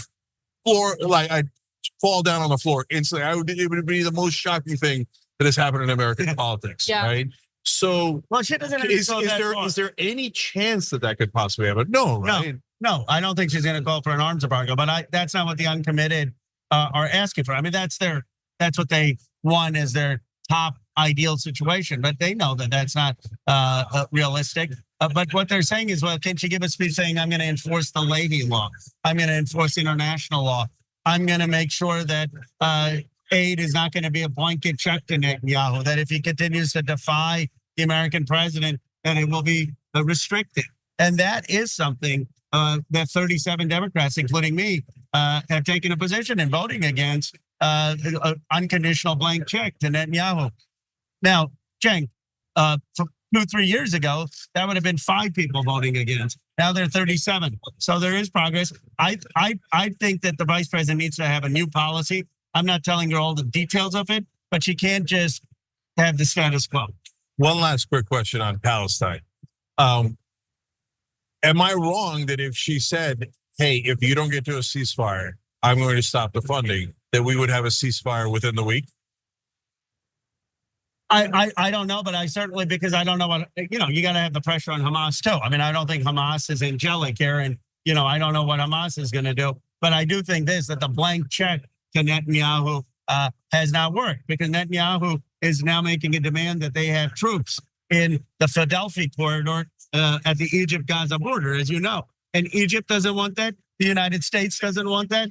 And the Palestinians don't want that. So at the very least, we would get an honest proposal. And then if Hamas rejects it, which they very well may, then you do put all the blame on Hamas. But right now, you've got intransigence on Netanyahu, and he's not agreeing to the terms that the Americans want. Exactly. And I'm glad that you say that, because people seem to think that the reason why there isn't a ceasefire is only due to Hamas, but that is not the case. And Netanyahu is not engaged in ceasefire negotiations in good faith. I feel that we are sleepwalking toward a war with Iran. And I'm curious if the Democratic Party, if the politicians within the Democratic Party are aware of that, and if they're concerned about that. I'm very concerned. I had put out a week ago, no war in Iran. Let's not get into a war. I mean, Lindsey Graham is out there cheerleading for that. And look, there's a mistake in my view on the left and the right. The left says basically it's all the blame is Netanyahu. That's not right. I mean, it's not like Hamas is some great actor. I mean, they committed October 7th. They should be condemned, and they have been intransigent. But then the establishment basically saying it's all Hamas's fault, and that's just factually not true. Netanyahu is not agreeing to U.S. concerns. In my view, the biggest risk for the world, the biggest risk for the United States, and the biggest risk for Kamala Harris is the escalation of a war, potentially with Hezbollah or Iran in September or October. And if I were the Democratic Party, and President Biden and Tony Blinken and Kamala Harris, I'd be doing everything possible to A, avoid that, and B, to show, if you're Harris, that you've got a new direction. Because no voter, I don't care whether you're a Democrat, independent, or Republican, thinks that we've had a successful policy in the Middle East. How can you when you've had 40,000 dead, 1,200 Israelis killed, and an ongoing war? It's by definition not a success. Yeah. So now let's go to the scenario where Kamala Harris wins. Now we're back to the Build Back Better wars. Yes. Right. Which are much easier in terms of they matter, but not like people dying in the same way. Yeah. But they're also very difficult because now we're going to be back in that same quagmire. Right. So if it goes like it did under Biden, and they say, well, we did this agenda, but now we're only going to do 10% of it or 15% of it, and you could disagree and say 25, or we can argue over that. But the rest of it, you're not going to get, and so don't pressure me. And from now on, the correct policy should be trust Kamala. No, that's not going to happen. That's not going to happen. And you already see that with progressives standing with the uncommitted delegates today, including me, on in statements and tweets saying we are disappointed that you haven't had a Palestinian American speaker. And if they start backing away, you'll have a robust progressive group that is now more confident in our role. Because the one thing they've done in a good way is platform us. Maxwell Frost, AOC, Jasmine Crockett, and the American people said, "Oh, well, they're not crazy. They're pretty reasonable." And so I think that we are much more central now in the party. We're still not in the power center, but we're not off the table. We're on the table. Yeah, and one last quick thing about that, and it's kind of a tangent, but it's important. I feel the African American vote within the Democratic Party, which is pretty much the African American vote, starting to move in a progressive direction. Whereas before, like the Clyburns of the world were the bulwark for, in my opinion, I'm not putting words in your mouth for sure, but in my opinion, the bulwark of corporations and donors and conservatives, et cetera. Now we're seeing the Jasmine Crockett's, and not just Ilhan Omar, not just the squad, et cetera, that went in to the Congressional Black Caucus, but it's starting to spread, and I'm seeing it in people that I talk to. Before I would get pushback, progressive, I don't know about that, right? But now I'm getting, oh, progressive, I like it, right? Are you seeing that at all? Well, one, I think on issues of war and peace, actually, the African American community has been some of the strongest and loudest on the Palestine issue, and including Jim Clyburn, and that comes from the King's Lewis civil rights tradition, Jesse Jackson tradition. But I look at the African American community, and you look at Jesse Jackson. He was running on Bernie Sanders' platform in 1988 after 1984. So there is a deep progressive tradition that I do think we're building. And it's not just that younger African Americans; it's also the Progressive Party, Progressive Caucus has done a much better job of outreach. It used to be basically two northern white progressive movement, and now it's building broader coalitions. And so I think it's also a reflection on a new generation of progressive leaders that really are looking to build a broad coalition. One thing I do want to say is Bernie Sanders deserves a lot more credit than he's getting at this convention. This convention is not his moment in terms of, we got to win, we got to beat Trump. But he single-handedly in his two campaigns has shifted the overturn window and direction of the Democratic Party. And, they have thank you, Joe Biden. I wish we had thank you, Bernie Sanders signs. Yeah, no, I love it. And I think you're right. And the guys, the reason why, among many, many reasons why African-American vote matters so much is the minute the establishment loses South Carolina to progressives is the minute we get a progressive president. Okay. Ro Khanna, thank you so much for coming on. Great to see you. Thank you. Thank you. All right, guys, we'll be right back.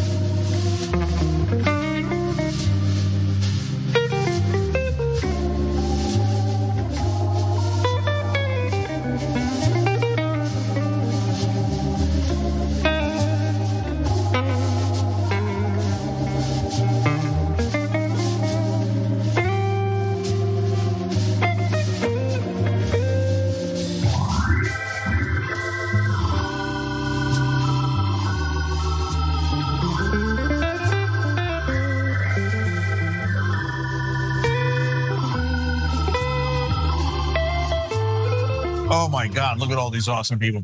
Look, guys, we're trying to get to $47,000 so that we could pay for all this. We love everyone who's contributed. We're almost there. Got to get there by the end of the night if we can. So let me do shout outs here. God, you guys are all so generous.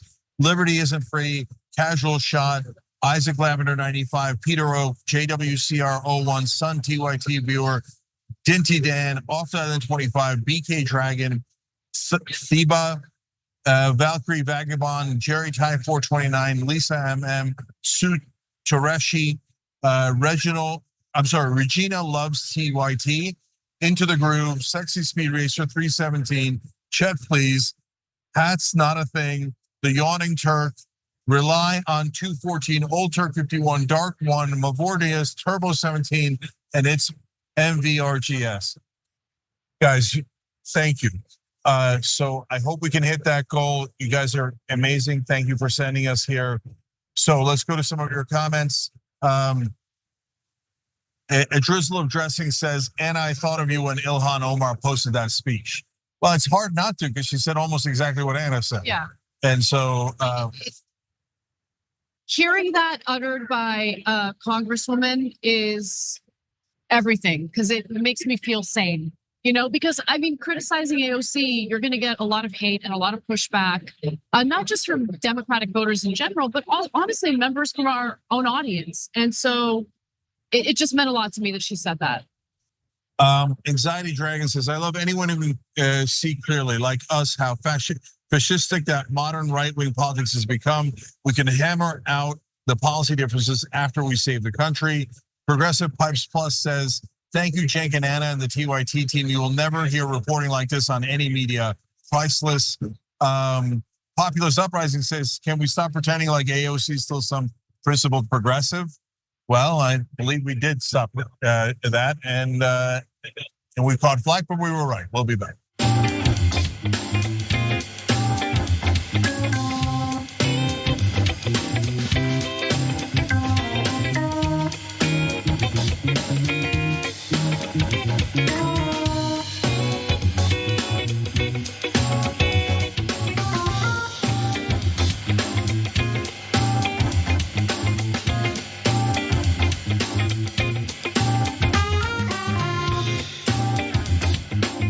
All right, back on TYT at the DNC. Cenk and Anna with you guys. Also, Christina Cross, Phil Kyson, Yoda Medini, Derek Riddell, and LF. They all hit the join button below, became Young Turks members, and now are part of the family and community. We love you guys. Joe M, Jesse, and Cal Blower all gifted 5 memberships on YouTube, and we appreciate you all. Anna. Well, I think now that we've seen Donald Trump and JD Vance playing defense in the general election. Now, unfortunately, Vance is starting to dip his toe into some conspiracy theories that I think are incredibly disruptive and toxic for the country. So let's get into that. Someone should have told Donald Trump that the president's job under Article 2 of the Constitution is to take care that the laws are faithfully executed, not that the vice president is executed. JD Vance, do you understand why there was a sudden job opening for running mate on the GOP ticket? They tried to kill your predecessor. It was speeches like the one you just heard from Congressman Jamie Raskin that has the Trump-Vance ticket pretty furious. And as a result, JD Vance has put out a bit of a conspiracy theory about the Trump assassination attempt. Now, before we get to that, Democratic Congressman Raskin, who served on the January 6th Select Committee investigating what transpired on January 6th, talked about that attack on the Capitol and not in a good way. The Trump campaign or in a good way, but not in a way that the Trump campaign favored, obviously. In response, the Trump campaign responded to Raskin, stating that the Maryland Democrat was willing to politicize talking about assassinations just 1 month after a gunman fired shots at the former president in Butler, Pennsylvania. And Vance himself even told the Democrats to knock it off for the safety of Donald Trump. So let's take a quick look at that. For a month now that there was, of course, the horrific attempt on President Trump's life back in Pennsylvania. I'm curious if you think, we're a month and a half out from that now or so. Has the political rhetoric, has the temperature of the political rhetoric dropped now, but it hasn't dropped at all? I'm curious on what's for you. Well, I think it's dropped a little bit in part because of Donald Trump's leadership, right? I mean, he had every right to stand up after he was shot in the ear and get really pissed off and blame the Democrats. And what he instead did was call for national calm and national unity. I do think that Democrats recognize that when you say that the guy is an existential threat to American democracy, sometimes that means crazy people are going to take actions into their own hands. And so even the Democrats have toned it down a little bit. Unfortunately, yesterday at the convention, I feel like maybe they were starting to ramp up the rhetoric back up. So I hope that they remember when you tell the American people that this guy must be stopped at all costs, most people are going to respond to that reasonably. Some people are going to take crazy actions and take matters into their own hands. So I encourage my Democrat friends to maybe pump the brakes a little bit on the apocalyptic rhetoric around Donald Trump.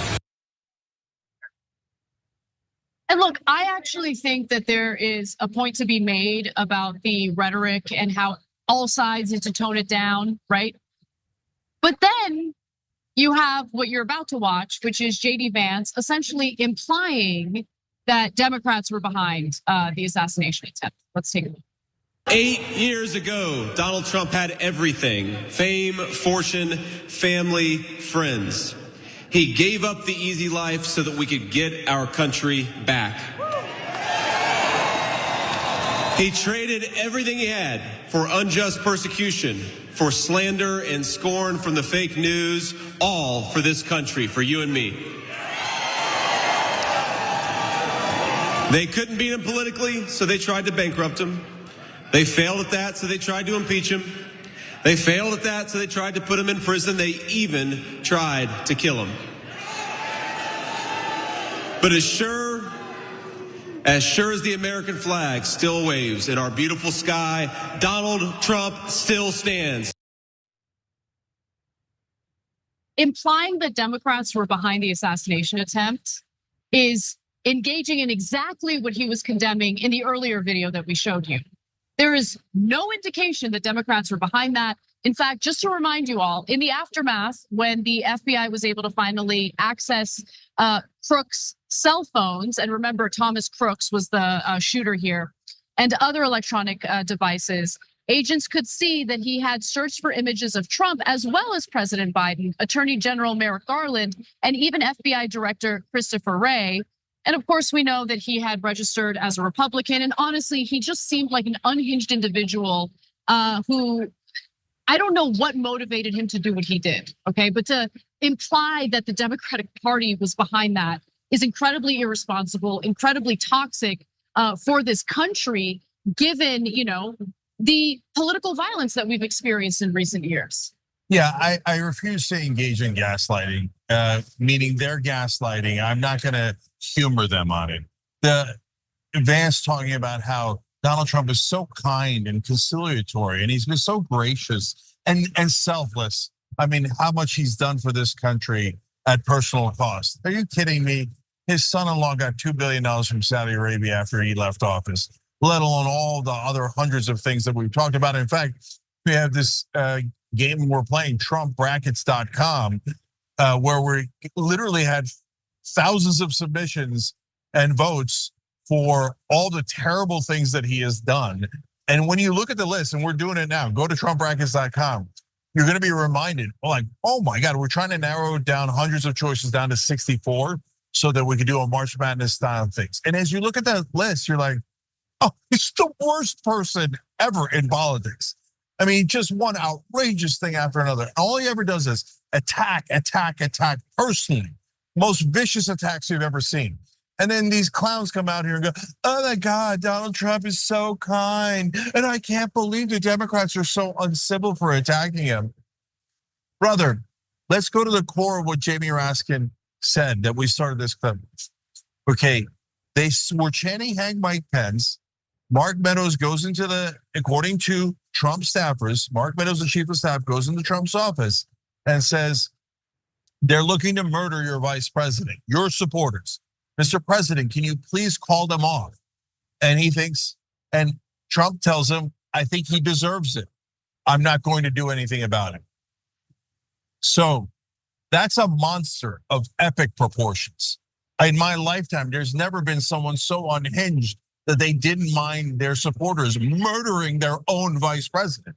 How are we still having a conversation about this guy? And don't tell me, oh my God, the Democrats are uncivil. The Democrats have barely begun to fight for the first time in my life. It's like, oh my God, they did a 10% or 20% aggressive speech. Oh wow, amazing, right? And the Republicans are like, oh, why are you grabbing me? Why are you grabbing me, right? Yeah. Get out of here. I dismiss everything JD Vance says, and then in the ludicrous conspiracy theory that somehow the Democrats, had something to do with the shooting. It was a right winger who was unhinged, who apparently was trying to kill either Biden or Trump.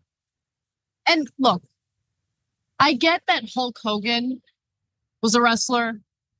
I get the shtick that we're about to share with you that he's engaging in. But maybe think about the optics of this, considering who he's threatening in this comment. So let's go to the last graphic here, because Hulk Hogan, who again, celebrity wrestler, asked a crowd if he should body slam Kamala Harris. You want me to body slam someone, Hogan asked, while hyping up the crowd in a video published by TMZ. You want me to body slam Kamala Harris? I said, Do you want me to body slam Kamala Harris? Do you want me to drop the leg? I don't know what that means on Kamala. It doesn't sound good. Yeah, no, I'll explain. So first of all, I get it. He's using wrestling lingo. Second of all, drop the leg means that was Hulk Hogan's signature move. He was like the Mac Daddy of all wrestlers, except his signature move sucked. It was just dropping a leg on somebody's head. Like kicking someone's head? No, he goes back and forth and then jumps up in the air and lands with the bottom of his leg on their head. Impressive. It's the worst signature move ever, and I was a Hulkamaniac. Anyway, so look, under normal circumstances, I say that's not that big a deal, right? But when you're going around going, I can't believe the Democrats attacked us a little bit, and then your guy says, I want to body slam Kamala Harris. Yeah, then okay, then at the very least, I offer you a tall glass of shut up juice. And I don't mean on the body slam. I mean on complaining that the Democrats are too meany-weeny to you. Oh, the Democrats are so mean. They're the ones being on some and MAGA guys. Do you respect yourself at all? You're really gonna cry about Democrats being too mean? Is that what you're gonna cry about? Come on, man.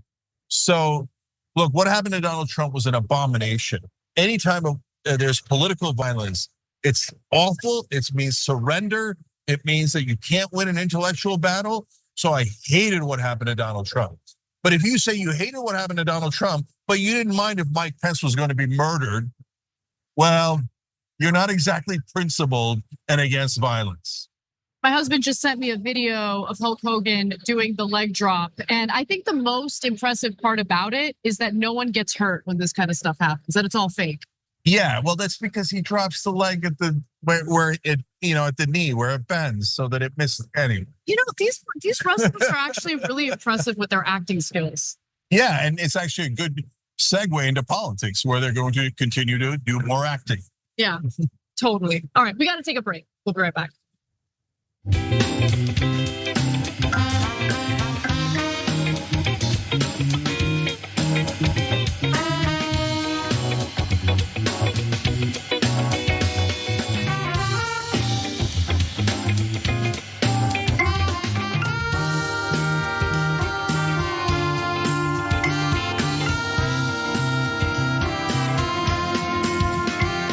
All right, let's go to YouTube Super Chat where a lot of great folks have written in. First of all, Betty Pooper, funny name, thank you for donating. We appreciate you. Jack Hovatter, thank you for donating. Brian James, thank you for donating through Super Chat. We appreciate all you guys. Courtney Cook wrote in, I know things aren't perfect, but very happy to have a bit of hope right now. Thanks for all you do. Courtney, I couldn't agree with you more. Look, guys, we got to give you both. We got to give you the reality of the bad things that happen, the good things that aren't going to happen, but also the hope that is real in this building. So it's different than other Democratic conventions, other Democratic parties and campaigns, etc. So Courtney, enjoy that hope. I think it's actually real. Anthony Rufo says, I appreciate you all. Thanks for keeping the sanity. Kevin Pilati says, you guys have done a tremendous job during this convention. This has been incredibly stressful. I blame the Democratic Party. I take this super chat and have a couple of drinks on me. You earned it. Thank you, Kevin. Appreciate it. Rosa M. Diaz writes in, great jobs, guys. Keep it up.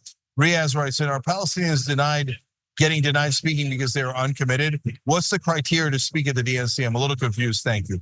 No, it's not that they're uncommitted. That's the issue. No, the campaign has 100% control over who speaks. You don't have to be in the Democratic Party. We've got Republicans speaking, right? You don't have to be a delegate. You don't have to be committed.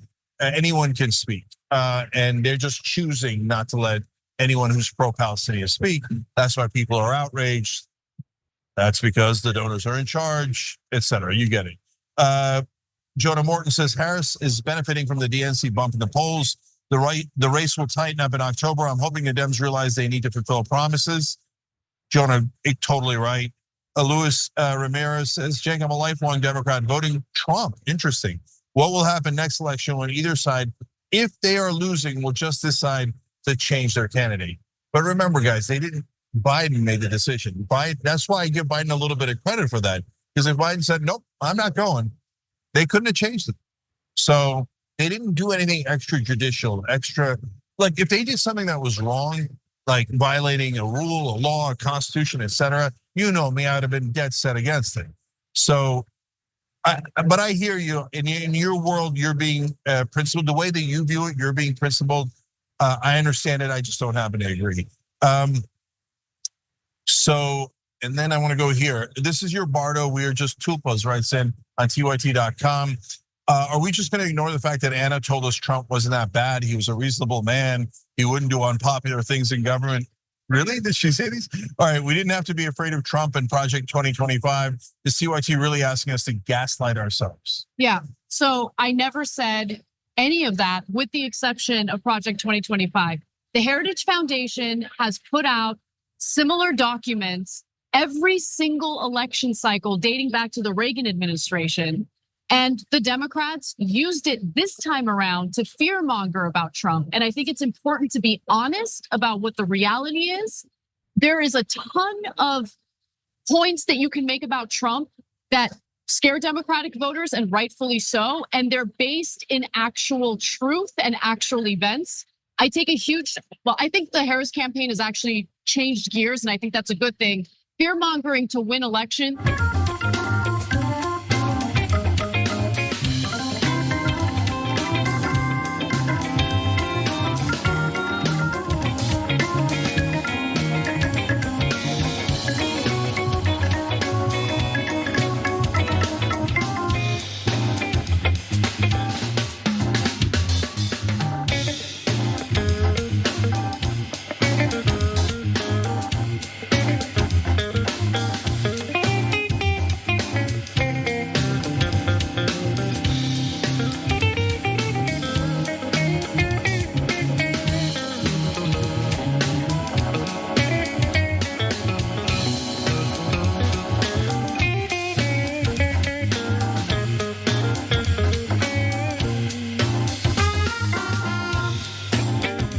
Guys, back in the DNC, TYT, Cenk and Anna with you guys. Speeches are coming up, of course, including Kamala Harris.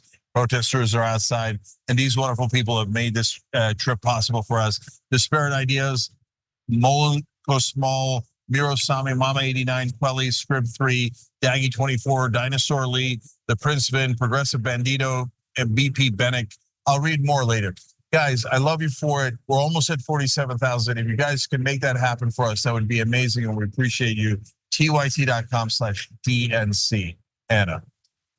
This story I was just amused by because it's just so dumb. But Trump got triggered by Queen Elizabeth, who's not alive anymore. But she apparently said some mean things about Trump before she passed away, and Trump doesn't like it. So let's talk about it. Donald Trump is not happy after a new biography of Queen Elizabeth II was released, and apparently she found him to be very rude. He don't like that, and he's denying that she ever felt that way. So the biography titled Voyage Around the Queen reads as follows. A few weeks after President Trump's visit, she confided in one lunch guest that she found him very rude. She particularly disliked the way he couldn't stop looking over her shoulder as though in search of others more interesting. Which, I mean, I can see Trump doing that. I can definitely see that happening. By the way, she's dead. Like, who cares if she found you rude? But anyway, there's more shade from where that came from. The Queen also believed Trump must have an arrangement with wife Melania. Why else would she remain married to him? Now that I can understand really getting under his skin. Yeah, I mean, look, I think he's a man-child. You know how many terrible things people say about me? If I sat around like Donald Trump, catching feelings 24/7, like, oh my God, somebody thought I was rude. There's like hundreds, maybe thousands of people in this building, which is actually our party, that think I'm terribly rude.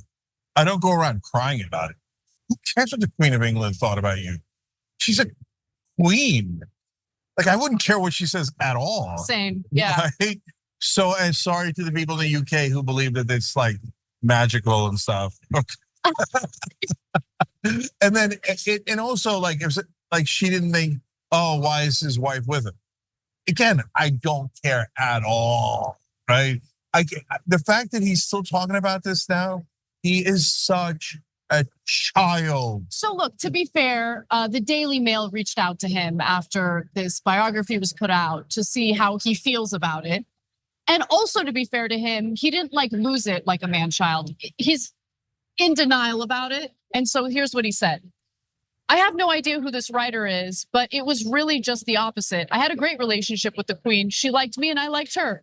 We spent hours together at a state dinner. She was a fantastic woman. I think it's a shame that a sleazebag can write an article it's a book, totally false. In fact, I've heard always the opposite.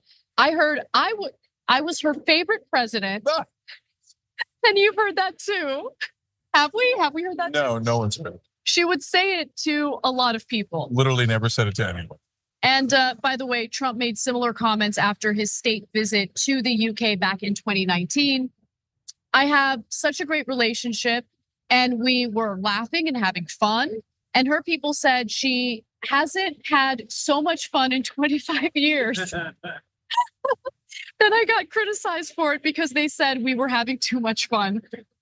Come on, man. How could anybody believe this guy? I mean, he's comical on this one. It's not that big a deal, right? Yeah. But I'm imagining John Adams being like, oh yeah, the Spanish thought that I was their favorite president. Or George Washington or Abraham Lincoln or FDR. Oh, did you know I'm the favorite president of the Russians? Or the Queen. Presidents aren't supposed to do that. Again, child. Well, look, it's interesting because something that he seems to exhibit over and over again is that he really, really likes acceptance and validation from celebrities. And, Queen Elizabeth, that's a big public figure. And hearing that she found him rude probably rubs him the wrong way and he doesn't want to accept it. But I just feel like, once you get to a certain point in your life, a certain age, if you will, shouldn't you have that, who cares attitude? Of course. Right? Like, who cares? Who cares? I just can't imagine caring. He's so petulant. Oh my God, there's a celebrity. And guys, think about it. He's so obsessed with himself. That's how he judges everyone. Kim Jong-un is the communist dictator of North Korea. He runs concentration camps. Yeah. He murders political dissidents by firing missiles at them and blowing them to pieces. And Trump goes, yeah, okay, I hear you. On the other hand, he likes me. We're in love. Pathetic. And look, again, MAGA, if any Democrat did this, if Kamala Harris was like, oh my God, the Queen thinks I'm her favorite president, like if she becomes president, you would hate that. You would hate that, right? Oh my God, if Biden or Obama or Clinton had said that a communist dictator and them fell in love and wrote love letters to each other, you guys would never stop talking about it. Like, oh, I knew it, you're all communist dictator lovers, right? And then Trump does it, and you're like, oh, that's so cool. That's so cool that he's friends with a communist dictator. Oh, the communist dictator say something nice about our cult leader? Oh, that's awesome. Oh my God, our cult leader has been blessed by a communist dictator. We love it. Okay, so now are you gonna catch feelings? Because MAGA pretends to be tough, guys. And if you are, guys, okay. You give a damn what the Queen says? And your little bitch of a leader is crying about it? All right. Come on. Okay, I have to ask you, because have you ever learned that someone, whether it's a celebrity or not, that you really like, didn't really like you that much back? I don't know, probably hundreds of times. Look, to be fair, it doesn't happen that often. Yeah, no. Here's a good example, right? Okay. Because usually people don't come up and go, I hate you, right? Although with me, sometimes they do, right? But there were the old fights about Bernie and Hillary, et cetera, on Twitter. And that's why sometimes I got into fights with celebrities. I'm gonna blank on his name and I love him. He was in that, I'm blanking on every part of it. See it, maybe I know the name. Yeah, the HBO show, Westworld. Definitely don't know him. You guys don't know him. Anyway, I'll get the name later. So I love his acting, and he was recently in the movie about an African American writer. He's up for Oscars and stuff. He's just terrific. But he was like, he leveled me, right? I was like, no, don't do that. And then I fought back, but I was like, I don't care. I still like him. Are you serious? Like, that's so jank. That's such a jank. That's the jank maneuver, right? Where someone like punches you in the face, but you still respect them for other reasons. Yeah, you know why, guys? Because I'm a man. And men don't get their feelings hurt because someone disagrees with them. So what? And someone doesn't like, so what? Okay, because I'm not a child. You know who's a man? Representative Khanna. Because I remember interviewing him over the way he handled the Build Back Better agenda and how he just kind of like conceded to Biden when we all saw the writing on the wall. Like those important provisions weren't going to be included. Anyway, he came on for a super tough interview and never held it against me, ever. We criticized him, never held it against us. And you saw it came on the show today. And I really respect that because, guys, the best part of free and open democratic society is that you get to engage in those debates, in those arguments, and still respect one another.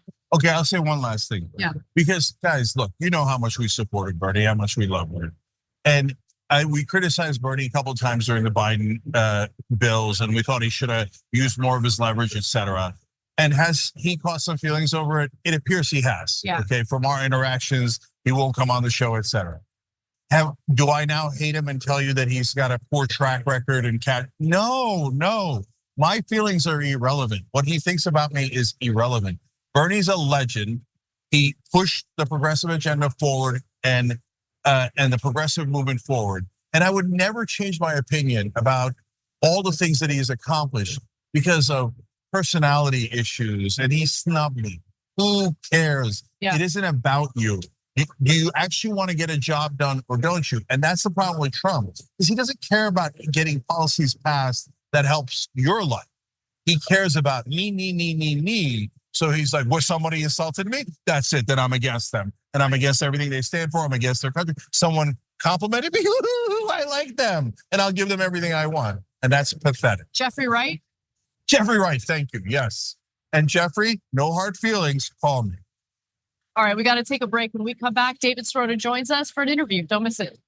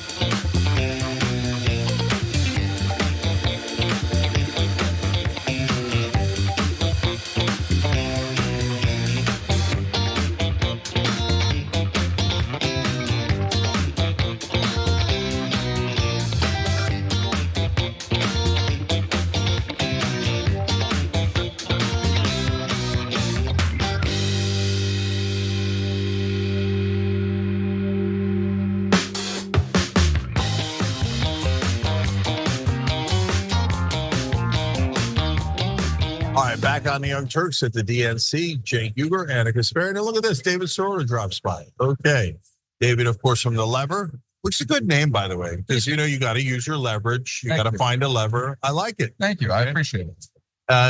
Thinking ahead as usual. Okay, so thinking strategically as usual. Thank you. So, David, let's start nice and easy. What do we think of the convention? I have so many thoughts about it. It's like are we allowed to curse on this? No. Okay. It's a real mess. I think the thing to take away from this convention is like there are so many contradictions at an event like this, right? Like you've got rank and file people who are the grassroots of the party. You've got labor unions, then you've got corporations, you've got politicians. And my takeaway from this is there are so many contradictions that the Democratic Party would like to be true and like to not be contradictions, but they are fundamentally contradictions. And I think it always I've been to a lot of these conventions. They always raise the question of basically which side is this party on?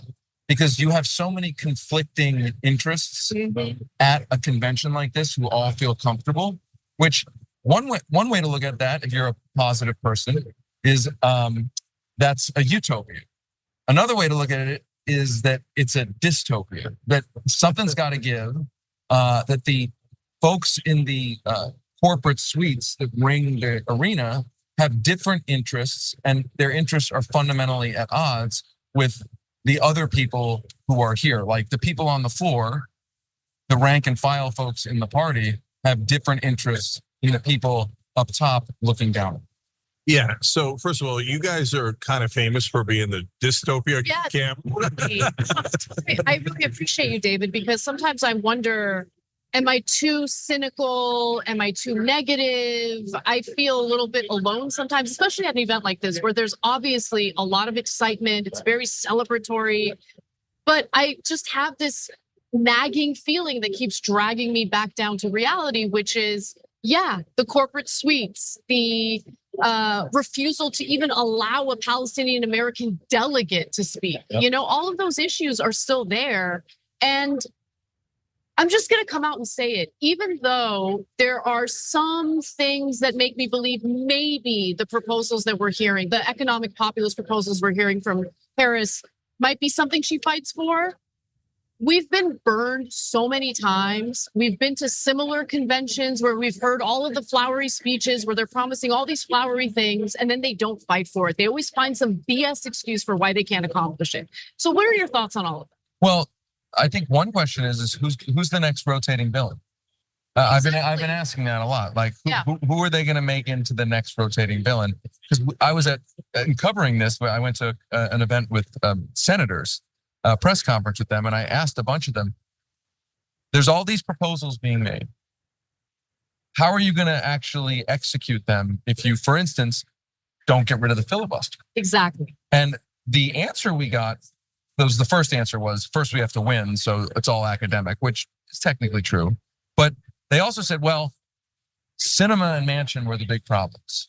So my question, I skip ahead and say, okay, well, who are the next cinema and Manchin? They're already starting to think about that. And I think it's a really important question because I do think there is an opportunity here where the party, Kamala Harris, the speakers, the lawmakers are sounding a good game. Yeah, they always do. And then how do you hold them to what they are saying? And there's been a lot of talk about, is the party going to retrench back to Obamaism? And I think a lot of people define Obamaism in a lot of different ways. The way I define it is make big, explicit, expansive promises, and then come up with reasons why you can't deliver on those promises and say that we just need to hope eternally that those promises will become real. And my hope is that we're in a fool me once situation, fool me twice, shame on us. Yeah. That I hope a lot of folks have learned that there's the promise and then there's the delivery.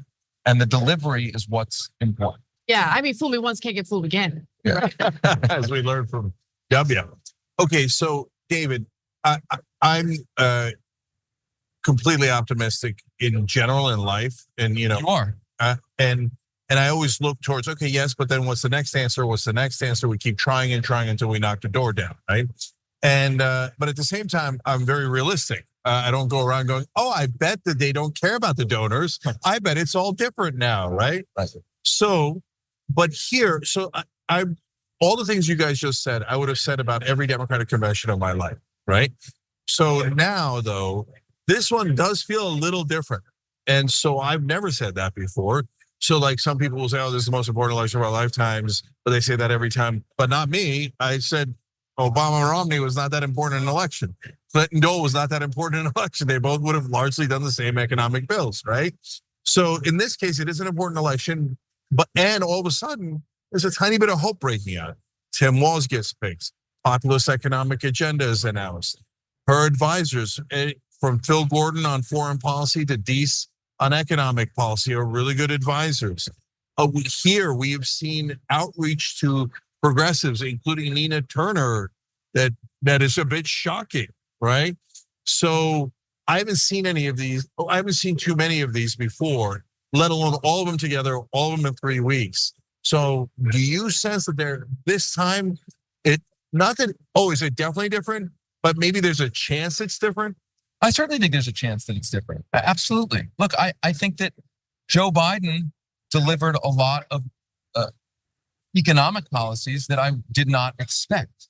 And I think it was logical not to expect them. I mean, if you looked back on Joe Biden's career, he was not really a particularly progressive guy.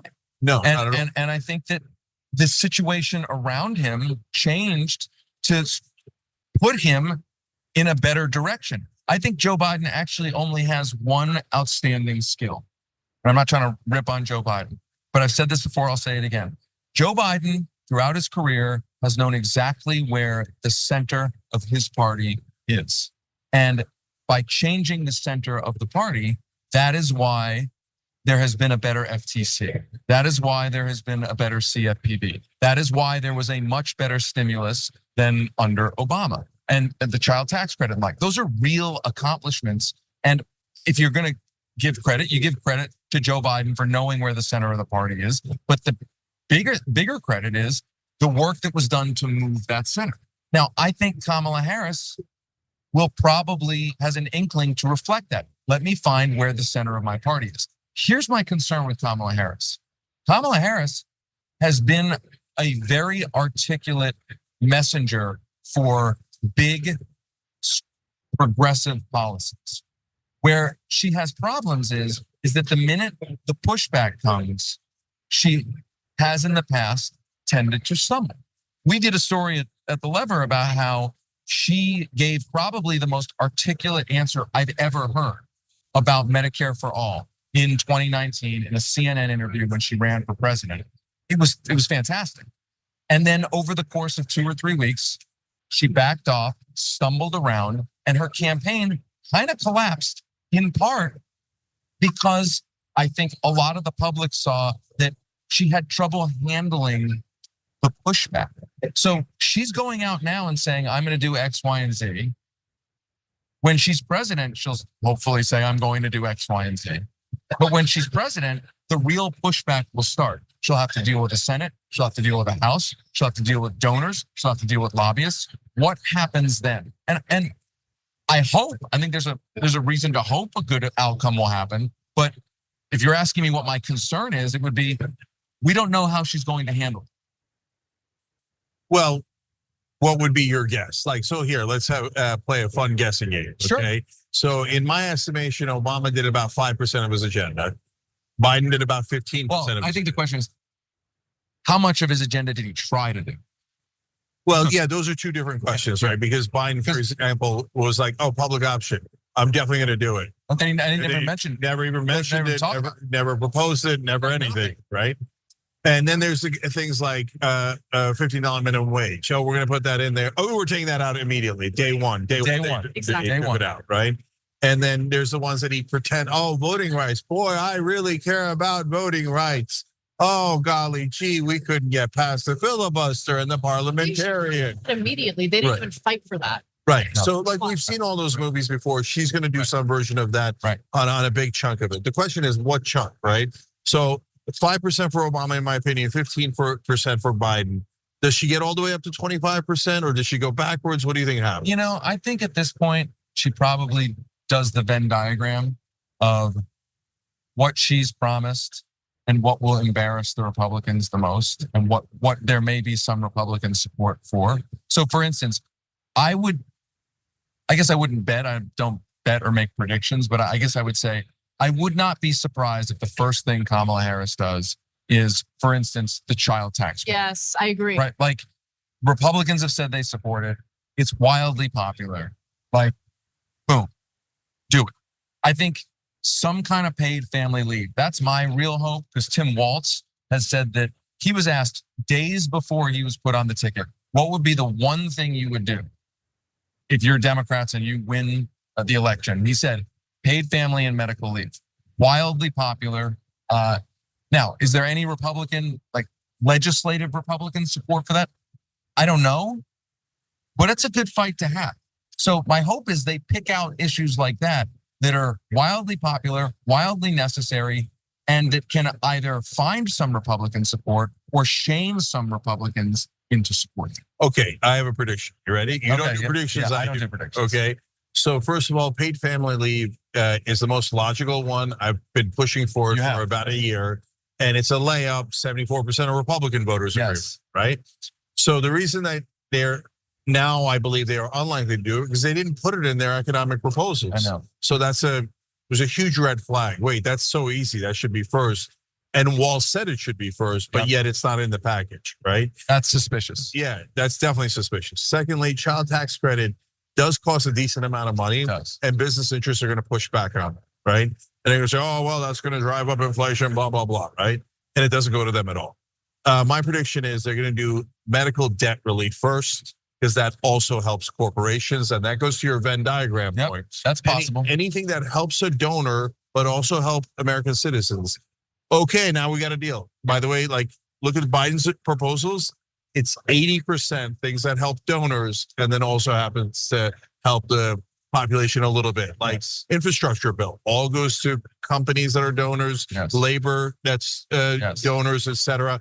But we do get boat roads and bridges and internet. Yes. Now, let's be clear, that's better than, I think, the first 2 years of Obama, which was what can we first and foremost do for donors, regardless of what happens to everybody else. I think there was a lot of that in Obama. So, I mean, we're getting old now, right? Like I'm 48. I think you're a little older than me. No, much younger. I mean, you're much younger. But like, how long do we have to wait, right? I mean, I will say the needle has definitely moved. The problem is it's not moving fast enough based on what we need to do. And we're not even talking about climate change, which the needle clearly isn't moving fast enough in terms of policy to deal with that. I mean, it's kind of, I did the movie Don't Look Up. That's what that movie was all about. And that's a terrifying thing. How do we speed up the pace of change, pace of positive change? Like think about it this way. How, like you said they haven't put in paid medical leave. How is it the year 2024 and we're still like, maybe they'll talk about paid medical leave? Like how is that like at one level it's like, good, what we're talking about it now. You're like, it's 2024. Yeah, and look, honestly, I don't think the Democratic Party even has the luxury to play these games anymore. I mean, we all know that what paved the way for someone like Donald Trump to rise to power was how Obama handled these issues when he was in office. Yes. And the cynicism that the two of us are feeling is cynicism that I think a lot of American voters feel. I mean, the largest block of eligible voters don't vote at all. And it's because they don't believe that our political system or our politicians will ever do anything to make their lives better. So look, I get that incrementalism has been viewed as like the pragmatic approach, but I don't think the Democrats even have the luxury to make that argument anymore. And I do think that, the contradictions that you talk about are very much real. And so far, what we've experienced with the Democratic Party is, the contradiction of the corporate money, being funneled into the party is what pulls the party toward not really doing much for us. That's right. I mean, ultimately, on so many of these issues, you can't placate the donor class and the working class. That while the Venn diagram, while the Democrats would love a Venn diagram that does that all the time, ultimately, a lot of these decisions are zero sum. Right. You're either taxing the wealthy and using additional resources to build the social safety net, or you're doing tax cuts for the wealthy, right? That's zero sum. The money is either here or it's there. You're either regulating the company to make sure it doesn't pollute and poison people, or you're letting the company save on cleanup costs and compliance costs, and everyone's getting sick and being poisoned. These are like the Democrats now really showing my age. I remember the age of, it was the DLC, the third way, which is, I guess, commonly called neoliberalism. Yeah. Neoliberalism posits that everybody can win. But in a lot of these things, everybody can't win, right? Like the corporate CEO doesn't get to win when the working class is winning. The corporate CEO has to give back a little bit, or be forced to give back a little bit in the form of wages or benefits and the like. These are zero-sum games. And I think the Democrats, understandably, at a politician level, they don't want to admit anything is zero-sum. Because if you're a politician trying to get elected, you need money to get elected, but you also need to show voters that you're doing things. And so you're caught in between this tension. And so you understand why the politicians want to say that there always is a third way. But if we're being real, there mostly isn't a third way. Yeah, I totally agree with you on that. One of the other things I wanted to ask you about just quickly is Kamala Harris has put out some like kind of nebulous proposals for the most part. Yeah. And so it's hard to debate whether the proposals make sense, first of all, but also whether or not they're realistic proposals that can get accomplished. One of the examples, and I think this is what frustrates me, is she said something about taxing unrealized gains. And I understand the motivation behind that, because you have someone like Elon Musk who never realizes the gains, right? Never sells the stocks and never pays taxes as a result, and takes out loans to do the spending that he needs to do. But taxing unrealized gains could potentially cripple the economy, right? And so, I mean, is she just saying things that sound good, or is she saying things that she's serious about? I think that's the $64 trillion question with Kamala Harris. I think that's the big question. It is completely unanswered in this election. It will not be answered in this election. And I think it will determine if she wins her presidency. The thing that I worry about, I look at history a lot, because history doesn't repeat, it rhymes, as the old saying goes. And beyond worrying about who's going to win the election, I've been focused a lot on 1976. The 1976 election, I'm sort of shorthanding this, but Jimmy Carter ran for president, in many ways deliberately being vague about what he would do. That was part of his strategy. And Jimmy Carter eked out an election. And Jimmy Carter, one way to look at it is that because he campaigned so vaguely, his administration was directionless. It did not have a mandate. And what ended up happening was a person who was very not vague, who was very clear about what they wanted to do, came in and had notched a historic, landmark, country-shaping, world-shaping election in 1980. So now people may be listening and say, well, at least Jimmy Carter won. And hey, at least if Kamala Harris wins, she'll have stopped Trump. And I grant that's a big deal. But looking a little bit further out, what does a vague campaign create a mandate for? And if it creates a mandate for nothing, and it creates a sense of directionlessness, that creates long-term peril. I mean, I think a lot about Josh Hawley. Is Josh Hawley, as in one example, Is he the Reagan in that story of 1980? Right?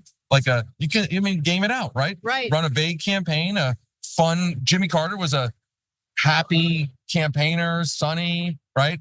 A very vague policy agenda like this convention. Wins, directionless administration. Then comes an ideologue who's serious and smart.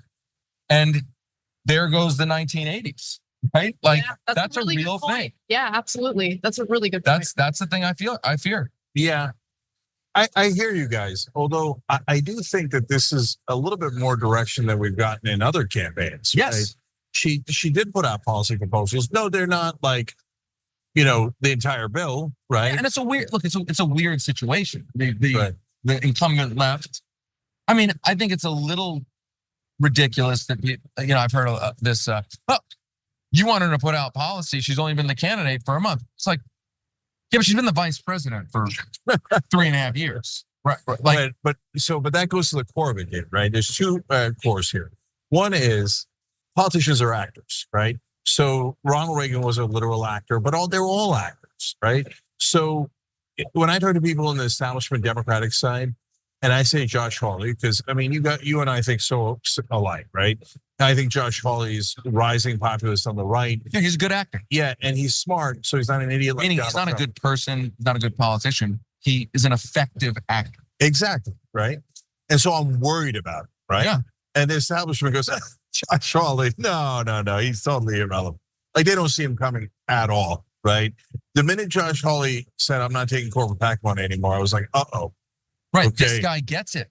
Yeah, and so, so number one, they're all actors, so. By the way, this clip is gonna be taken out of context to make it seem like you and I support Josh. Of course, that's what they always do. To be very clear, I do not support Josh Hawley. I think that he has skills, political skills, that he understands where all of this is going and is trying to position himself to take advantage of. Which means you understand the threat. Yes. Yeah, that's what you're talking about. So, look, bad faith actors do that nonstop. Fair That's the establishment Democrats. And then unfortunately, good people are misled by that. So when we warn you about Josh Hawley, they'll say, oh, so you're supporting him. Well, if you can't do logic, I can't help you, right? So, and by the way, that's exactly what happened in 2016. I warned about Trump. I said he actually can win. And they're like, oh, so you like so you're a supporter of Trump. Okay, all right. So now, all right, let's get to the most core issue, which is, look, there's two different tracks here. There's the incrementalist track, which the overwhelming majority of the Democratic Party believes in. They're like, hey, no, you guys are too worried. 5%, 15, 25, and eventually we'll get to 75, 85%, and eventually we'll get all these bills, right?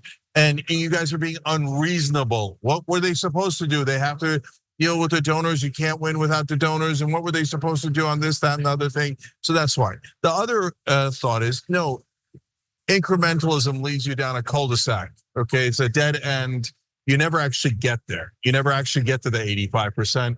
I mean, at this pace, to your earlier point, we'll get there 200 years from now, right? But the point is that we're never actually going to get there, right? And our school of thought is, no, it's the money in politics. And you're doing a really interesting podcast on this. And so if you don't knock out the money in politics, you're forever fighting over 10%, right? If you knock out the money in politics, all of a sudden the dam breaks.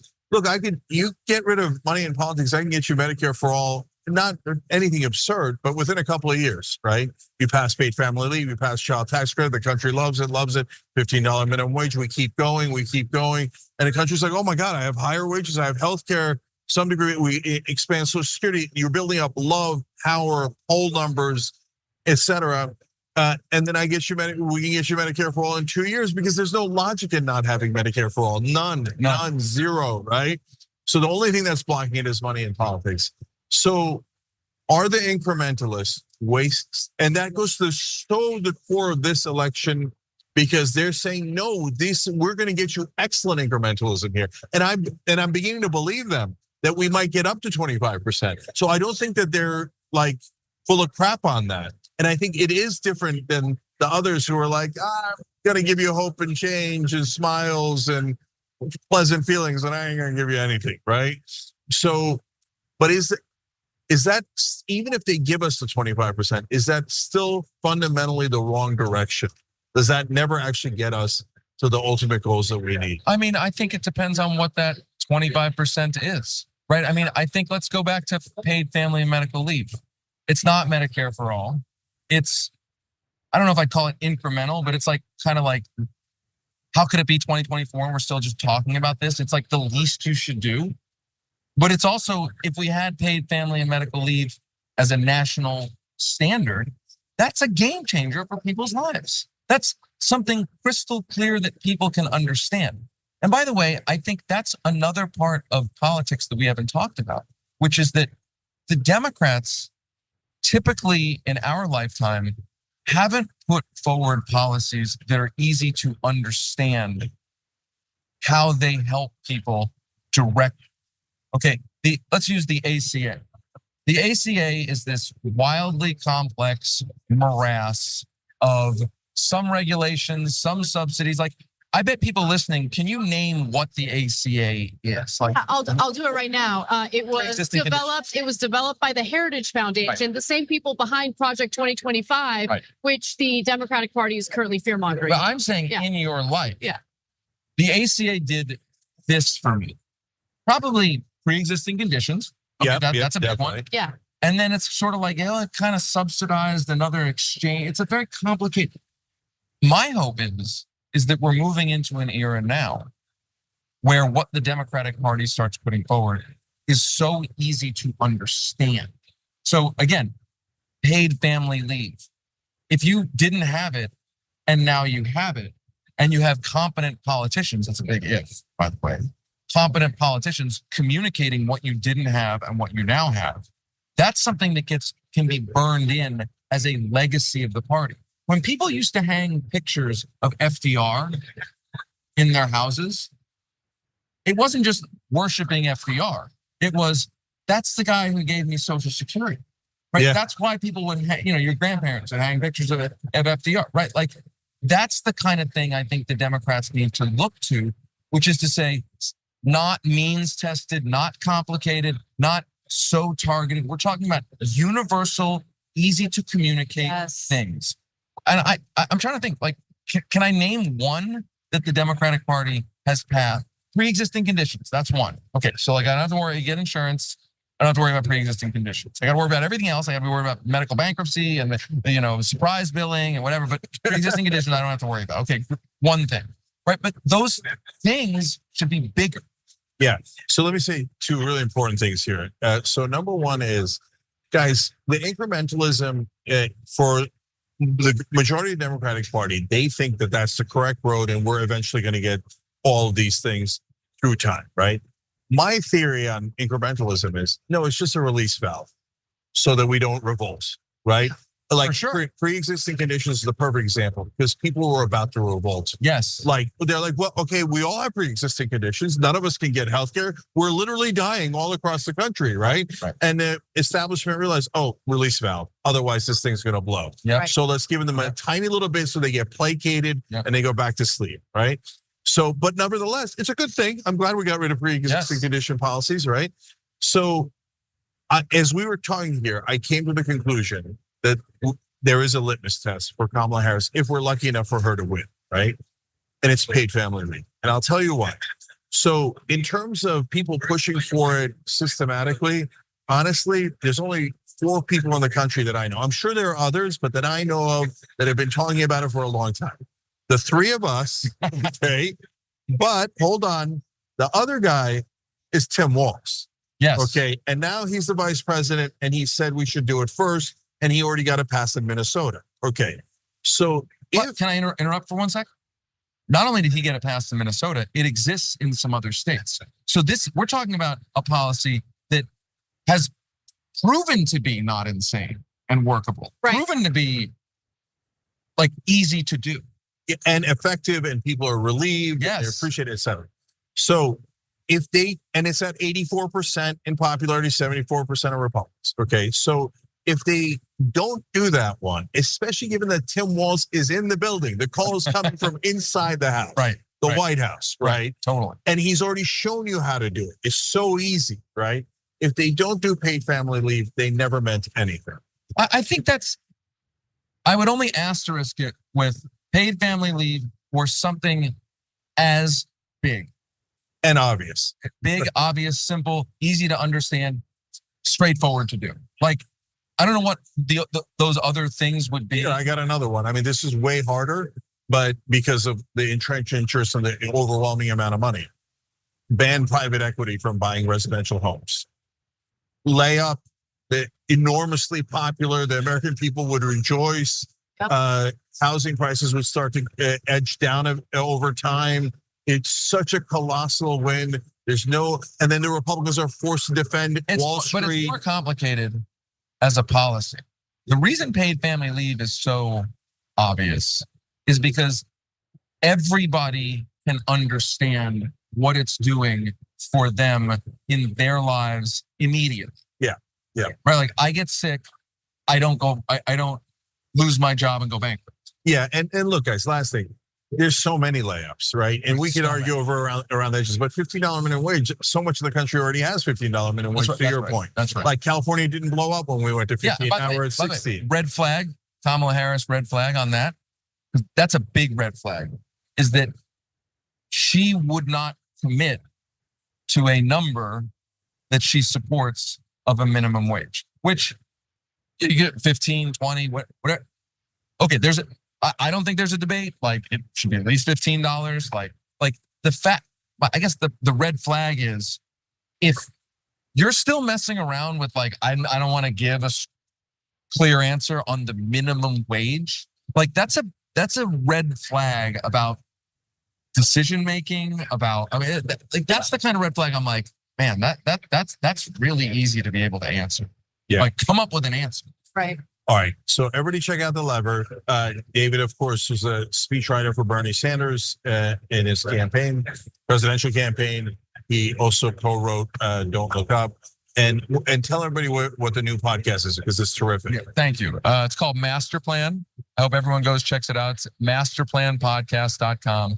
It is a 2-year, we've taken 2 years to report this out. It is the secret story of how corruption was legalized in America. Never before seen documents that will blow your mind, I promise. And we'll talk more about it with David on another show as well. All right, David, thank you so much. Thanks to both of you. Thank you. Thank you. We'll be right back.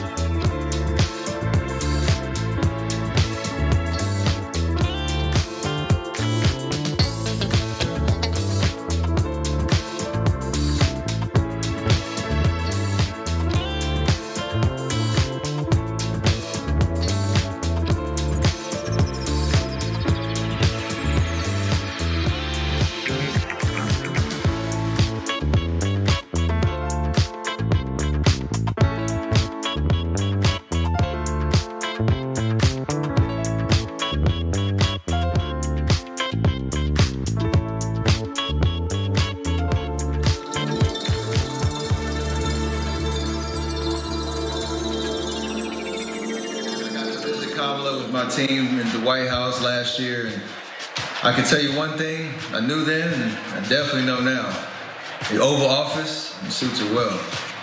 So in the words of Michelle Obama, do something, go vote, be active. Let's show out in November like never before. It's been an honor for me to represent our country. It's an honor to support Kamala. So let's all do our part. God bless. Please welcome Democratic nominee for U.S. Congress in Alabama, Shamari Figures.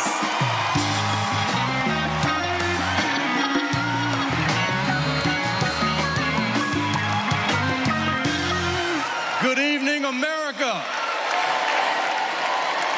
And hello, sweet home, Alabama. I am running for Alabama's 2nd Congressional District. This is the district that gave America the Tuskegee Airmen, Rosa Parks, Fred Gray, and it is the birthplace of the civil rights movement in Montgomery, Alabama. And of course, this district is home to Mr. Good Trouble himself, Congressman John Lewis. Look, my pathway to this stage was paved by a legacy of fighters. Fighters that include my mother, Alabama State Senator Vivian Davis Figures, who is here at her 11th DNC. All right, back on the Young Turks at the DNC here in Cenk Uygur. And Benjamin Jealous joins us, former head of the NAACP, People for the American Way, and now the head of Sierra Club. Yes. All right, great to have you here. Always good to see you, Ben. All right, so tell me about what's going on at the Sierra Club. How are we trying to fight for climate change? You know, look, we are extremely excited right now. We just calculate that next year we get to celebrate 1 million asthma attacks prevented, 100,000 heart attacks prevented because we shut down 385 coal-fired power plants, which is that's our big climate change strategy, right? I was saying to Bill McKibben the other day, when Bill wrote the first book on climate change, it said by 2030, the Earth's temperature will have increased 4 degrees. Now we could keep it under 1.5, and we'll definitely keep it under 2. And that's because we've done half the work.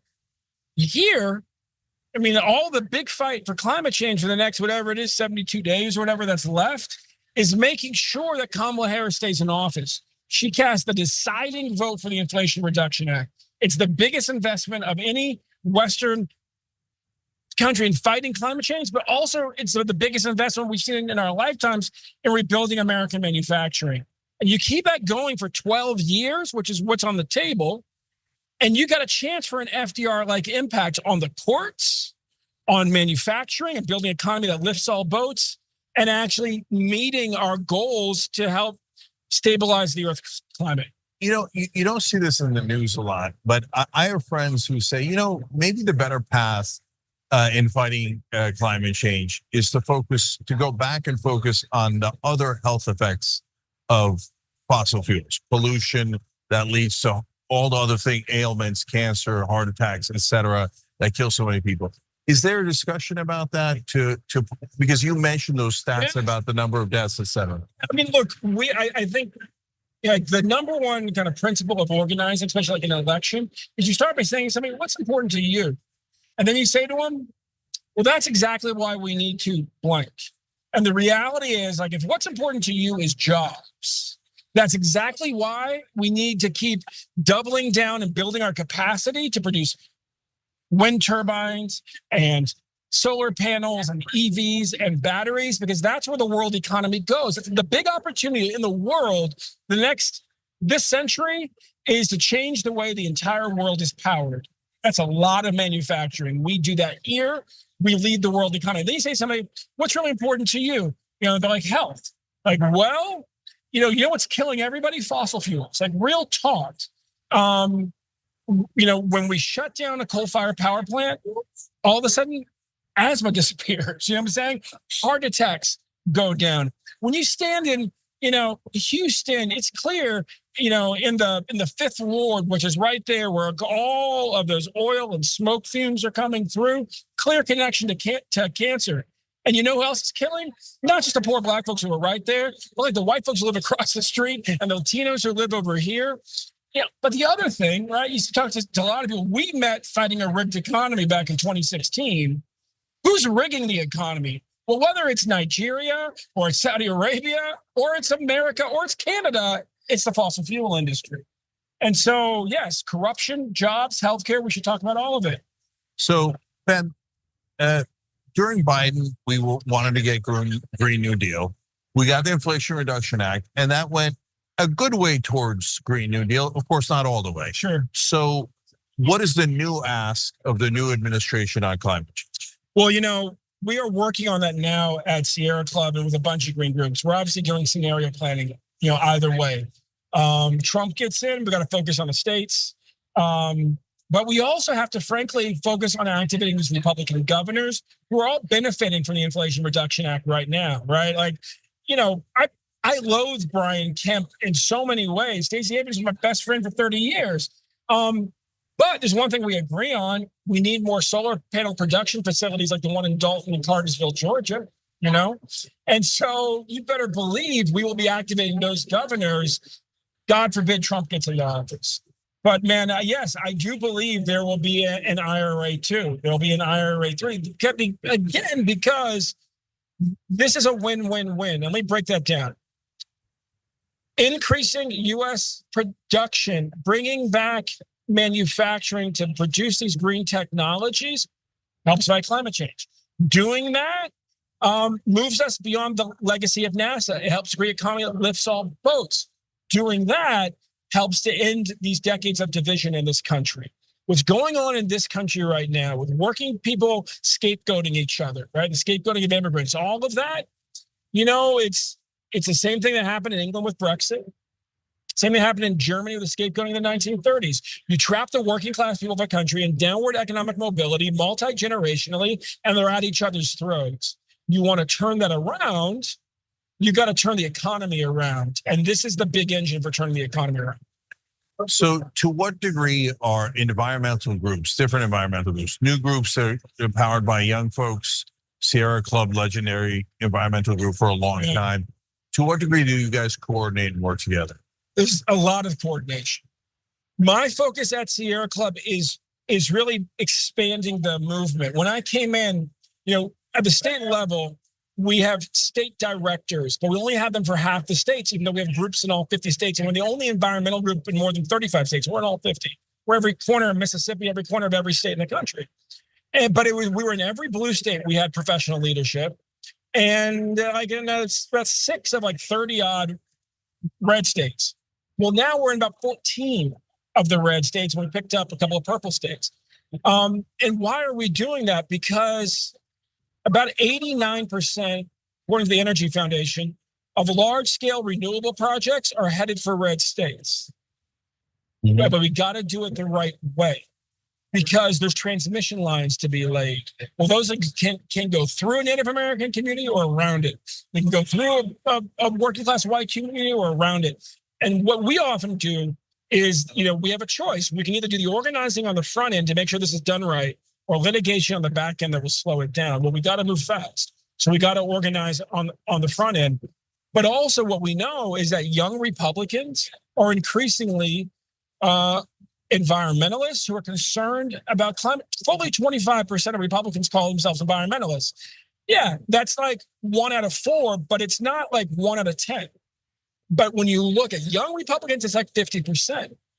And so we also have to organize with hope that we can move beyond these years of this being a one-party issue.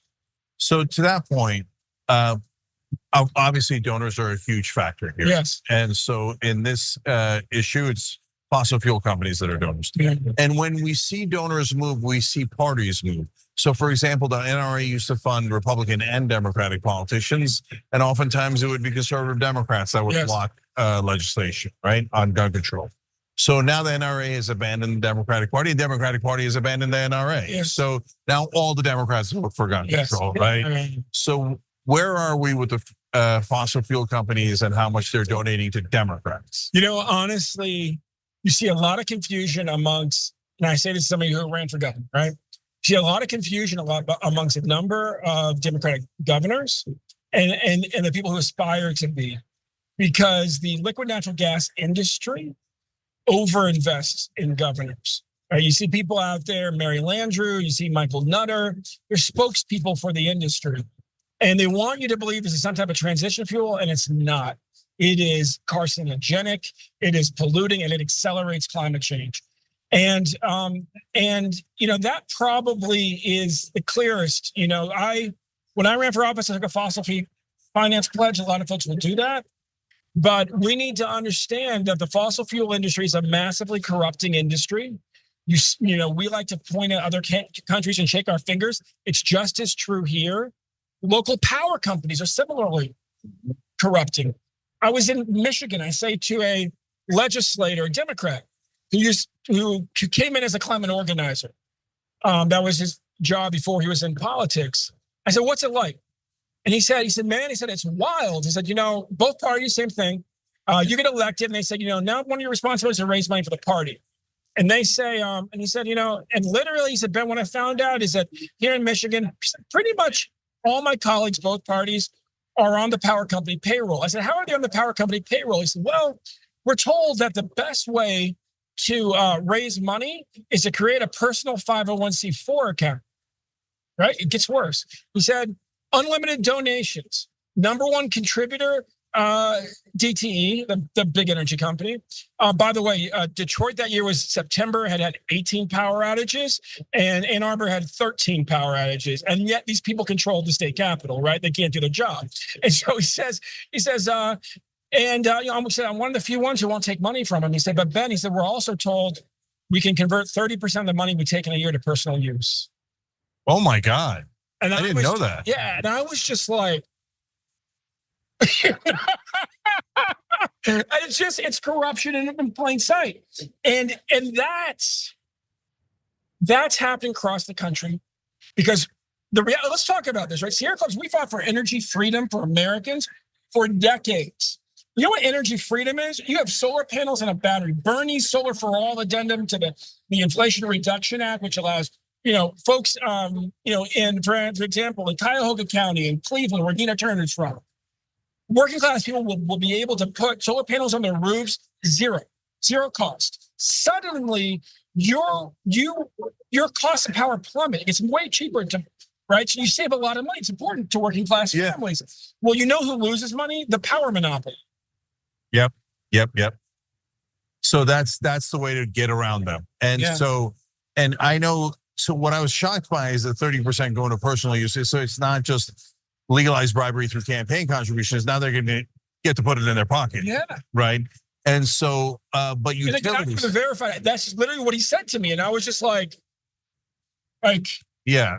Why can't I trust you? You've been in there for two terms. You're breaking down what you're told. That's what he was told. That's what he told me. He hasn't done it because he didn't take the money. Right. But yeah, and similar things have happened in South Dakota and a couple other states. Yeah. So it should be shocking. It's becoming less shocking.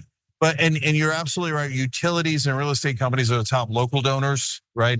National level, it's drug companies. But at the local level, the utilities and the local energy companies dominate local politics. The fossil fuel industry, literally the big oil, big gas. I mean, you're talking about something approximating 40% of the money going into the Republican super PACs, funding that part. That is a giant number. Yeah, it's like 37%. It's massive. Yeah. It's massive. And that's why Republicans never, ever move on it. That's why they do the propaganda about climate change. That's why they drill, baby, drill. Exactly. Because they're literally paid to say that. Yes. Okay, so last thing then about the convention. Yeah. So, with Biden, it felt a little moribund, right? People were starting to lose some hope. Now all of a sudden, explosion of hope. So what's your take on the transition and what's happened now? Again, I've known Kamala Harris for 20 years. I knew her when she was a crusading, courageous prosecutor who was literally expanding the circle of justice in San Francisco in an inspiring way. I partnered with her when I was a foundation president out there for a few years, took a break from the East Coast, flew out there to run a foundation. And she as DA, what inspired me was she was picking up the phone to call individual employers to get jobs for individual defendants who are in there for a first-time nonviolent offense, like a drug dealing offense, to give them a set-aside sentence and they just go get a job. But she got them the job, but she got them the training. And so we said, well, let's give you some money to help you get some social workers to help you do this because you're doing it as a prosecutor. And when I got to know Kamala, I got to know her mentor. Her mentor is Felton Henderson. Felton Henderson is one of the most progressive justices in America, period. He's in the federal courts in California. He was the second Black hired as a prosecutor by the U.S. Department of Justice. He got fired from DOJ for lending Dr. King his car when Dr. King was broke down the side of the road and he saw him and he's like, oh no, we got to get you out of Alabama. Rev, take my car. I'll get yours fixed and you can get my car back tomorrow. Well, the Sovereignty Commission got a photo of Dr. King driving a DOJ car and Felton got canned. And he found young Kamala Harris, who then was at Hastings Law School, I believe, and said to her, I bet you're planning on becoming a defense attorney or a civil rights lawyer. So, think about your daughter, a civil rights activist. So, what's better than fighting the power, having the power? So, if you're a prosecutor, you get to decide if they get charged, what they get charged with. And that shifted her mindset. And I believe that opened the door that led right to here. So, excited about the future? I am excited about the future. And you know what? I know you're carrying a lot of pain right now about what's happening in the world. Yeah. One of the beautiful things that's happened this summer, right? Because Joe Biden's a workaholic, right? So right now he doesn't have to campaign. You know what he's focused on? Working with Egypt, working with Qatar. I was in the Oval Office with him last week. And he was doing this thing that he apparently nobody's seen any other president do. Is like, if you're in there, he wants to like, look, you have a great experience. I mean, this man, probably no politician became president who had their eyes set on being president longer, more decades than Joe Biden. And he's finally there, and he treasures it. He wants you to understand, like, you know, the painting of Lincoln, understand what's happening. He goes into historian mode. And his staff comes in and says, Mr. Biden, we need to cut this short. He says, why is that? He said, because we have Qatar on one line, we have Egypt on the other line, and only you can, you know, get this over the goal line. He said, I'm on it. You know, and so I think that there's a lot of good things happening right now because this is happening here. And I got to tell you, you and I have both talked about this before. So often, like the Democrat slogan seems to be, we're fighting to try not to lose. You know what I'm saying? And this time it feels like we're playing to win, and that feels good. Yeah, you're a little bit more hopeful about the peace deal and Biden, et cetera. But I do feel hope in this building. Yes. And what I love is the exact point you made at the end there. Now they got placards out there, Ben, that says, when we fight, we win. Yes. And we've been trying to get them to fight this entire time, right? And now finally they're fighting. So that's a beautiful thing. Yeah, absolutely. All right. Ben Jealous, Sierra Club. Everybody, of course, go help the Sierra Club. Yes. Thank you for joining us, brother. Love and appreciate you. Thank you. We'll be right back.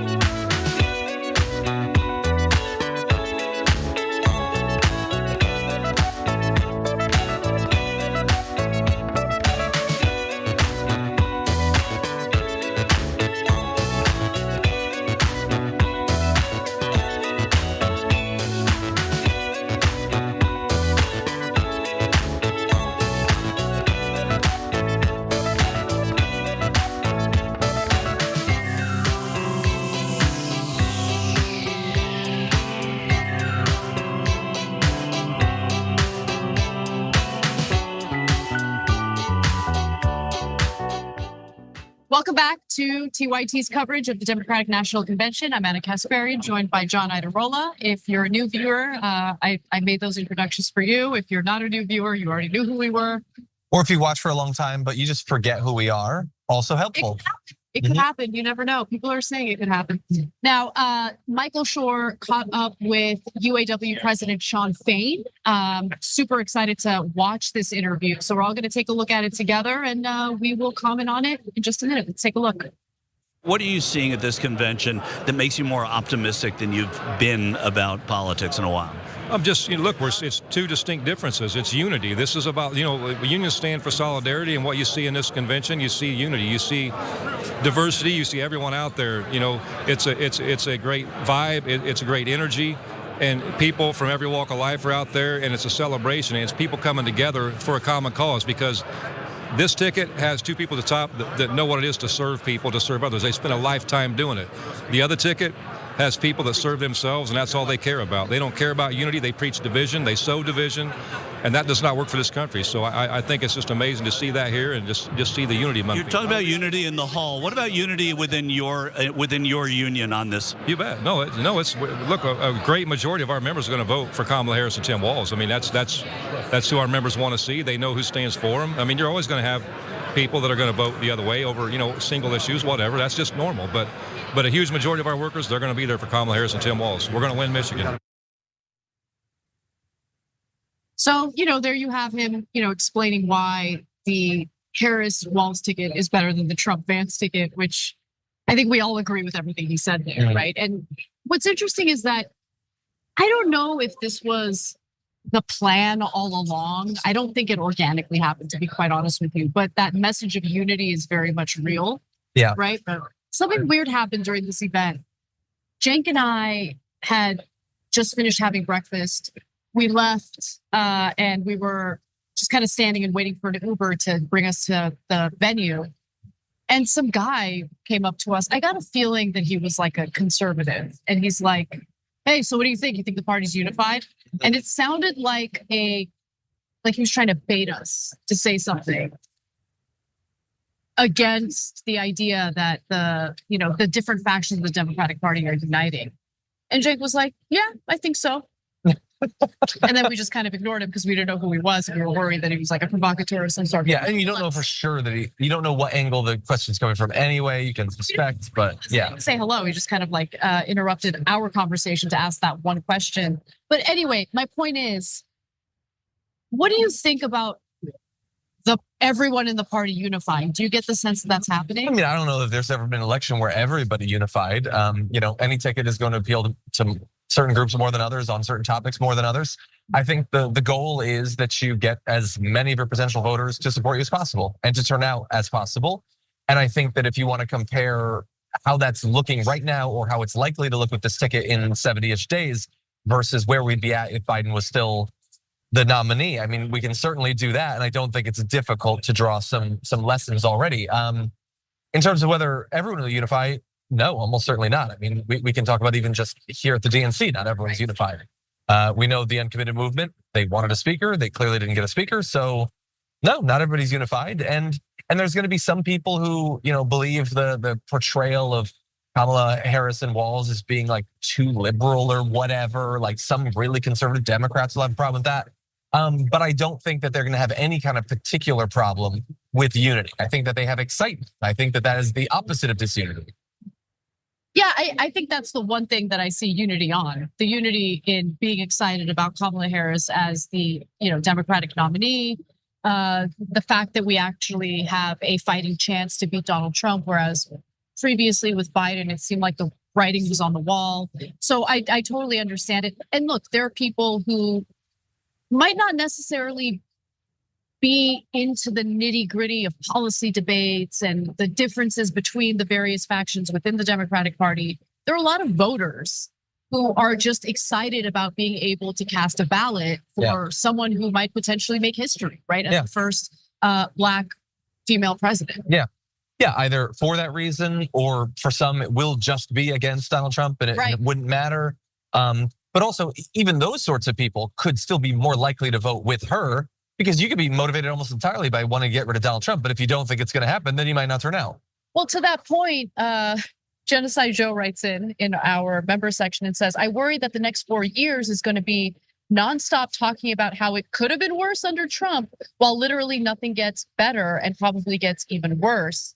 And look, I sympathize with that perspective, and it's not like that perspective is just cynical for no reason.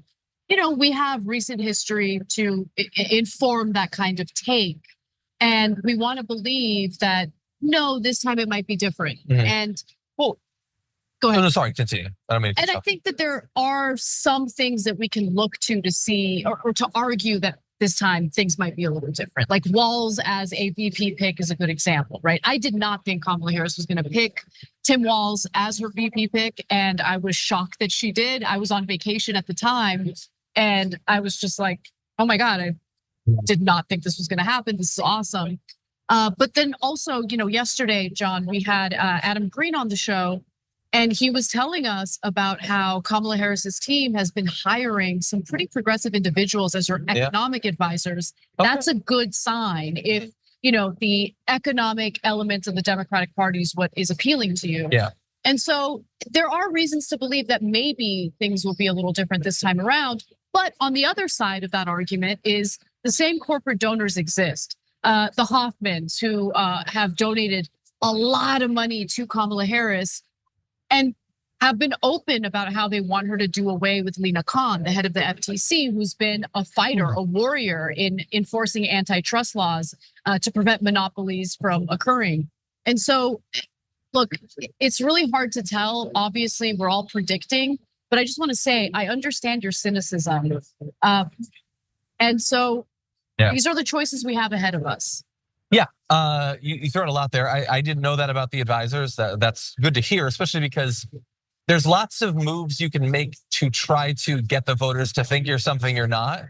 Hiring advisors is a little bit inside baseball for it to be cover, really. Totally, yeah. I mean, it could be theoretically, or maybe you're trying to win over other people who are more tapped into what's going on. But I buy that more than just a statement. I also think, look, in terms of just being told, shut up, it could be worse, Donald Trump could be president, I don't feel like that's how the last 4 years were. I feel like people criticized Joe Biden. I don't think they were generally told, shut up, it could have been better. Yeah.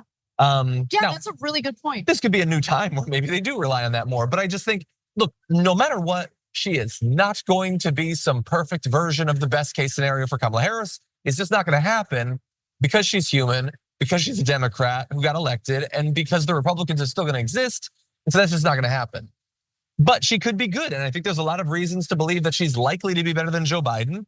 And that's even before we get to the economic proposals that she's already put out, the choosing Tim Walz.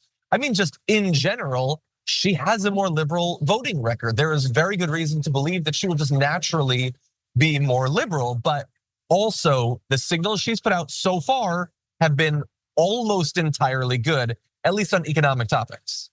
So in other big news, Beyonce's performing at the DNC. So that's guaranteed, or is that happening right now? Yeah, that's been announced. I don't know if it's already happening. I'll be back. There's been like a lot going on. Like there's a bit of a raver type atmosphere going on, and I'm a little irritated that I can't partake. I know. I just, whenever there's a big crowd that goes by, I want to be like, what? Who is it? Because Dave Chappelle just walked by recently. Glow sticks, guys. I didn't see that. Glow sticks.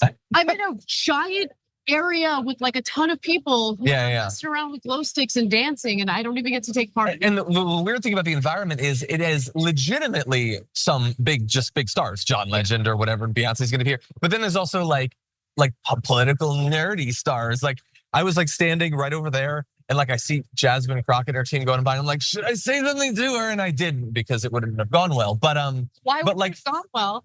She seems very business. I don't think she doesn't know who I am. She doesn't want me interrupting her or whatever. But you just see a lot of cool people. Yeah. Like the interview clip we showed you. I've often wondered, like, how did these interviews happen? Well, that one happened because I saw Sean Fain and I was like, Michael, Sean Fain.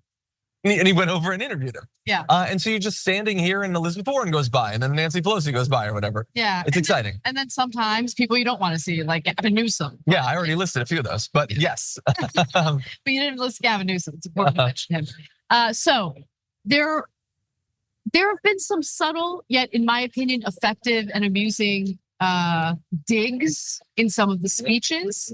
And so one of those digs came in the form of Senator Elizabeth Warren's speech. And so I haven't seen this. I've heard a lot about it. Let's take a look. And there it is. Groceries, gas, housing, healthcare, taxes, abortion. Trust Donald Trump and JD Vance to look out for your family? Shoot, I wouldn't let those guys, I wouldn't trust them to move my couch.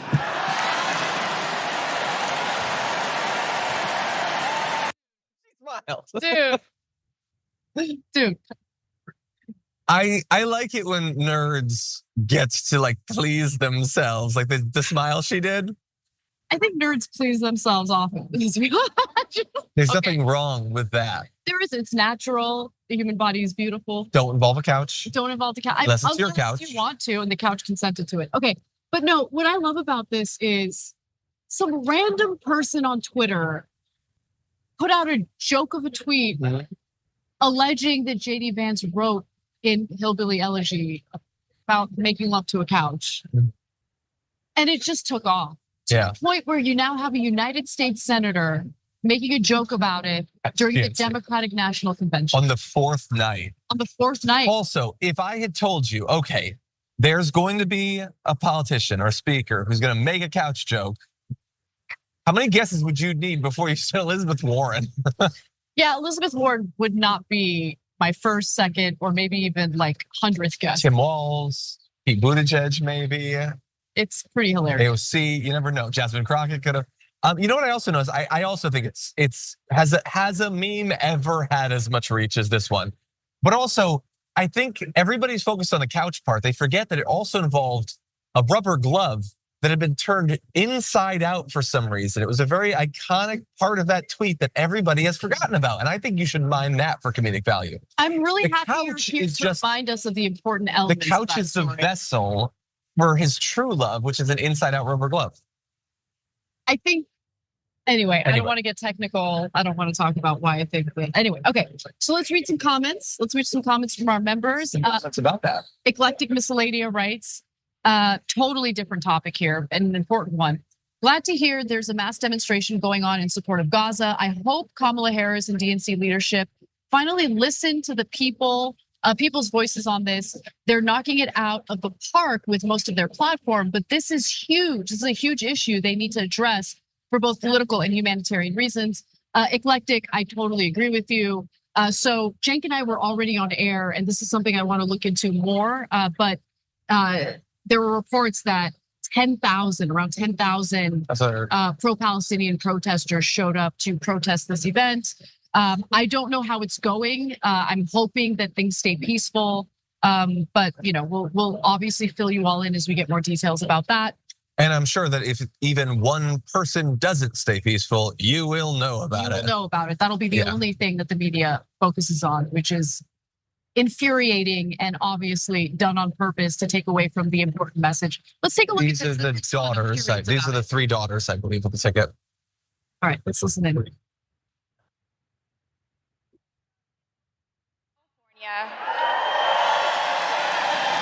In a house full of extraordinary women. My mom, my grandma, and my auntie, who showed me the meaning of service. Helping her sister, a 17-year-old single mom, fighting for justice for the American people, and still cooking Sunday family dinner. She guided me, now she's guiding my own children, and I know she'll guide our country forward. Kamala came into my life when I was 14. Famously a very easy time for a teenager. Like a lot of young people, I didn't always understand what I was feeling. But no matter what, Kamala was there for me. She was patient, caring, and always took me seriously. She's never stopped listening to me, and she's not gonna stop listening to all of us.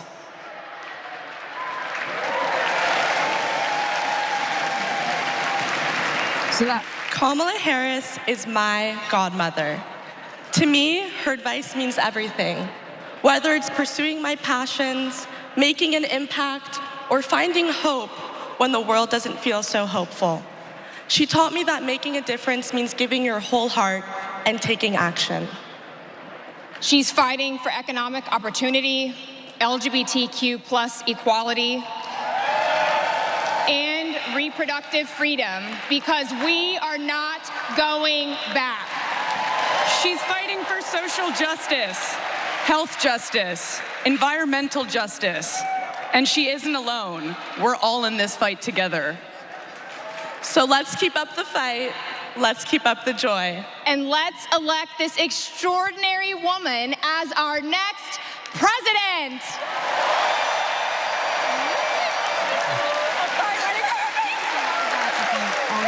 Obviously, Harris and Trump are very different, but these types of speeches are meant to like humanize the candidate, show a more personal side of the candidate. I totally get it. Yes, and there's an added bit of context to this particular one. True. Because women, including her, have been told, if you don't have kids, you are worse than dirt and your voice doesn't matter. So just a little reminder, if that's important to you, she has children. All right, let's listen to this.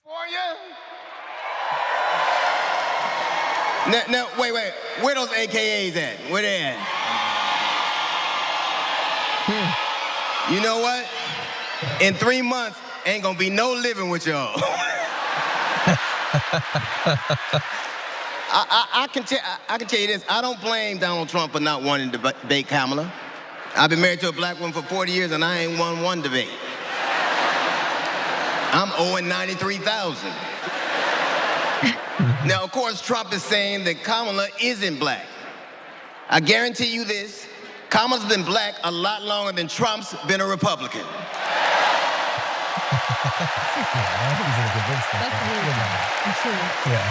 And if he keeps sliding in the polls the way he is, the only way he can keep Kamala out of the White House is if he buys it and refuses to rent it to her.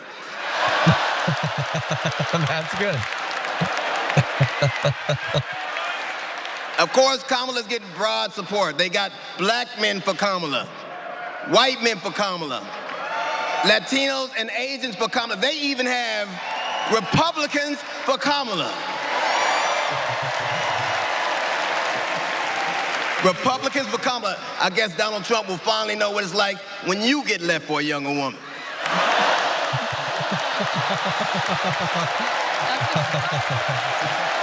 That's Tennessee 3, I forget that one. But seriously, like Kamala knows the truth about the American dream, that hard work is not enough. Hard work alone is not enough to succeed. That you need access and information and opportunity.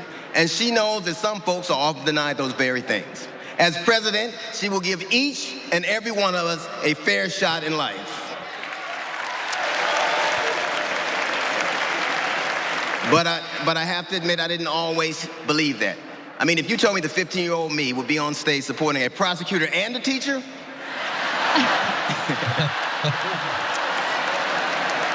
there is no way that I would have believed you. But because of that, I made assumptions about Kamala's record. And I often repeated them to a lot of people. Then one day, Kamala invited me to her house.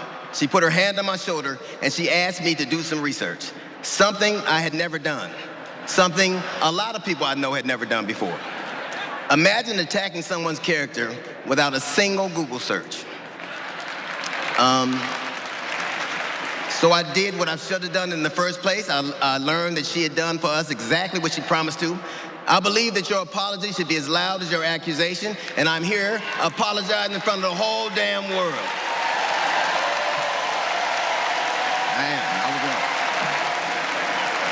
I was wrong, and I'm so very glad I was wrong because, Kamala, you give me hope for the future, a future where my grandchildren, Nola and Stevie, had the freedom to control their own bodies, where they have the opportunity to go as far as their wits and their talents would take them. That future, ladies and gentlemen, is possible, but only if we elect Kamala Harris as the 47th President of the United States of America. About Kamala Harris, I will say this to you. The best piece of advice I've ever gotten in my entire life is you don't have to know what you will do, just know what you won't. And we won't go back.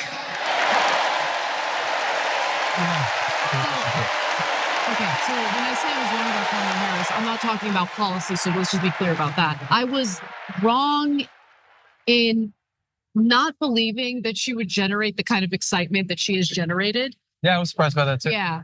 Oh, it's Kerry Washington. Oh my God! I randomly thought about what if Kerry Washington came, and I didn't think she was going In to. the coming weeks, I want us to find ways to maintain this energy and this joy and this commitment, because there will be days when the work ahead seems impossible. And when that happens, I know what I do. You're not wrong. I get involved. I get engaged. I ask myself, how can I be of service to my community? Because community is why we do this. Am I right? Yes, we do this for our children, for our parents, for our teachers and care workers who treat our loved ones like their own.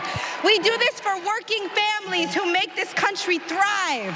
We do this for the planet and for each other. We do this for justice and for peace and for democracy. And as we are about to hear, we do this for the safety of our communities. So Kerry is hosting the late speech section. Okay, I guess introducing people. Yeah. Yeah.